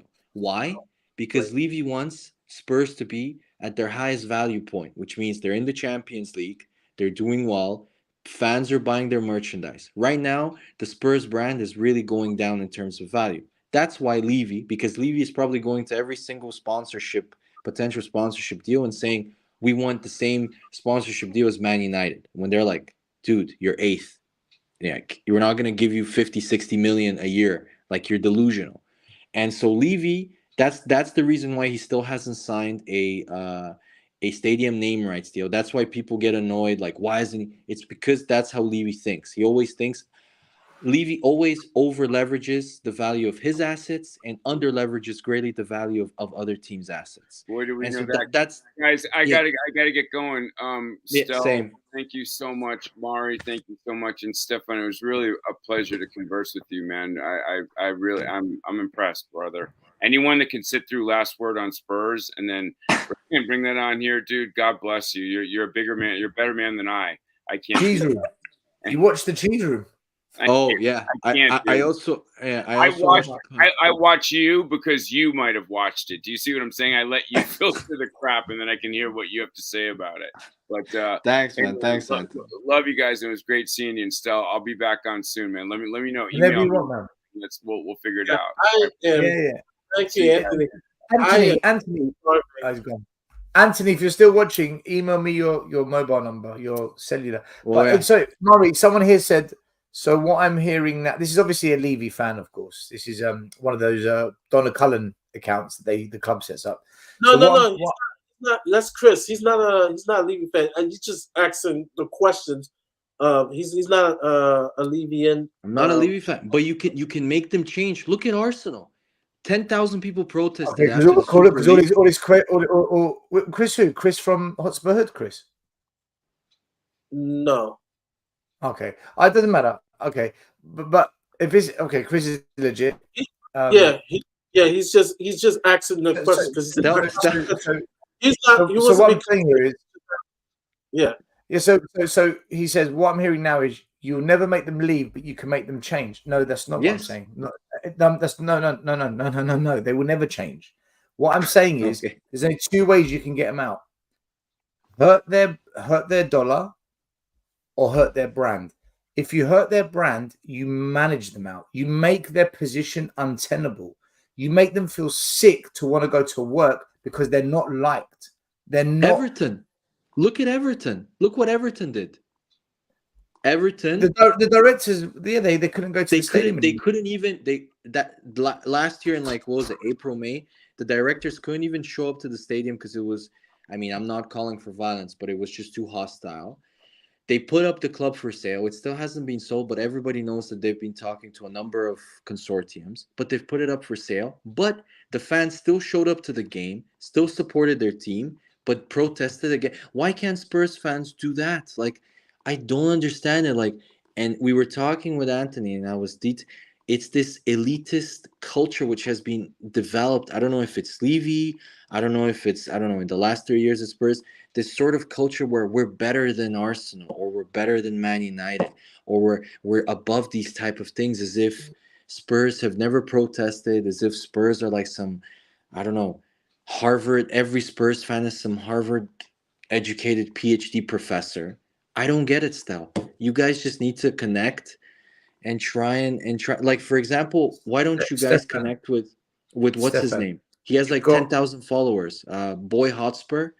Stefan, he's a racist though. Yeah, that's true. He's like he's actually a racist. It's impossible. He's the Nigel Farage version of Spurs fans. Dude, he called out me for being Greek. He called out the Irish and brought up the potato famine. He made some ridiculous comment about Black Lives Matter. The guy's fucking toxic. I told you, Chris is not. I spoke to him. He's not a Levy. He's not a Levy fan. He just wanted to play devil advocate and you have to make it. You have to make it uncomfortable. I'm not being judgmental. I'm not being judgmental. You have to make it uncomfortable. The moment you made it uncomfortable for Levy, what happened? What did he do? He fired Nuno. I'll never forget that. When I watched that game, you could hear it through the TV screen, them booing and saying Levy out. And what happened? He fired Nuno immediately and hired Conte, giving him a massive deal. So you could create change. Some believe the standards that did not work. Some believe that was not the reason why Nuno got fired. I believe it but some don't. I won't say names. Murray, do you remember when I said to you guys earlier on, they will find any excuse they can to not say what needs to be said, right? They will find an excuse. No, that's not why Nuno was sacked. They will find an excuse because what's happened is you've got 5-10% of the fans that want Enoch out, leave. Like they actually want them out. Get out. Don't ever touch Tottenham again. Then you've got 5-10% on the other side who think they've done a great job. They embrace them, give them more time, be more patient. Then you've got this massive chunk in the middle. They call it the middle ground or the moderates. That just want to go to the stadium and have a good They're the most politically charged, problematic reason that we're stuck in this stalemate because they do nothing. They do nothing. So they're the opposite of being politically charged. They're apolitical on the basis of let's have a good time. No. They're political because they refuse to take a position because they think they're more intelligent. They think that they're smarter and they know what's best. Lee McQueen is a perfect example. But they're playing politics. They're playing politics by doing this. Rather than saying, look, where do you stand on this? Do you want them gone or do you want them in? Well, I see both opinions. And what I'd like to see is I would like to see them change. Okay, well, they haven't done that and they're never going to do that. So now what? Well, let's be patient and let's see what happens this season now that Ange's in. But you said that. Let's wait and see what happens when Jose came in. You said that was the last chance. And then when Conte came in, you gave it another last chance. So clearly you don't mean what you said. They're just like Levy. They lie. They lie to buy time. And they're the biggest chunk of fans in the middle. They don't lie still. They just don't care enough. They just want to go have a beer with their friends at the pub next to the stadium, go to the game, watch entertaining football, even though they might lose. But it's all about playing entertaining football. So and even if they lose, Meta football, I think you are a Levy fan. You haven't once criticized him. Everything you've said, there's not one criticism. Nothing. No, it will always be like this. Listen, this was all you're doing is challenging. But this is what I mean. This is the middle ground. This is the middle ground. This is exactly what the middle ground looks like. They challenge everything you say, but then they don't agree with anything you have to say. Meta football. Qataris came to Spurs and asked to buy a minority stake, and this is what Sean Butler does. Priced out. They got priced out. The Qataris got priced out by Levy. Can you imagine how bad and how overvalued he the reason why a lot of investors get put off by buying Spurs is because they know when they go to Levy, he's going to say, I want 9 billion. When they value your club at like 2 to 3 billion. That's another reason why people don't talk about it, is because of Levy's perception as an extremely hard person to deal with. A lot of investors say, you know what? Fuck it. I'm going to go invest in Newcastle, or I'm going to go invest in West Ham or Arsenal or wherever.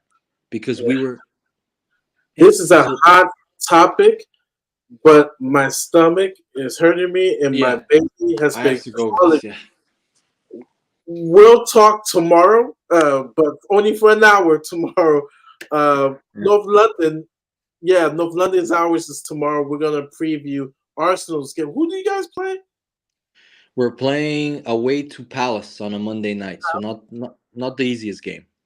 Okay, so yeah, we're gonna talk about that. We'll talk about the United game coming up. There's some really juicy games this weekend, Mari. Yeah, we'll talk about your player of the week for Arsenal and ours, which you probably guess it, Bissouma. So we'll talk about that tomorrow. You'll be joined with Connor. I'm gonna get in contact with him. I will be joined with. Still didn't figure that out because I had people canceled, but I will. There'll be someone with me, so we'll make it even two against two. But yeah. So please smash the like. This show, it's organic. It's definitely organic. So We've been here for a while. But please hit the subscribe and like. And I don't have any more words other than I need to eat. And come on, you Spurs. Bye, guys. Come on, you Spurs.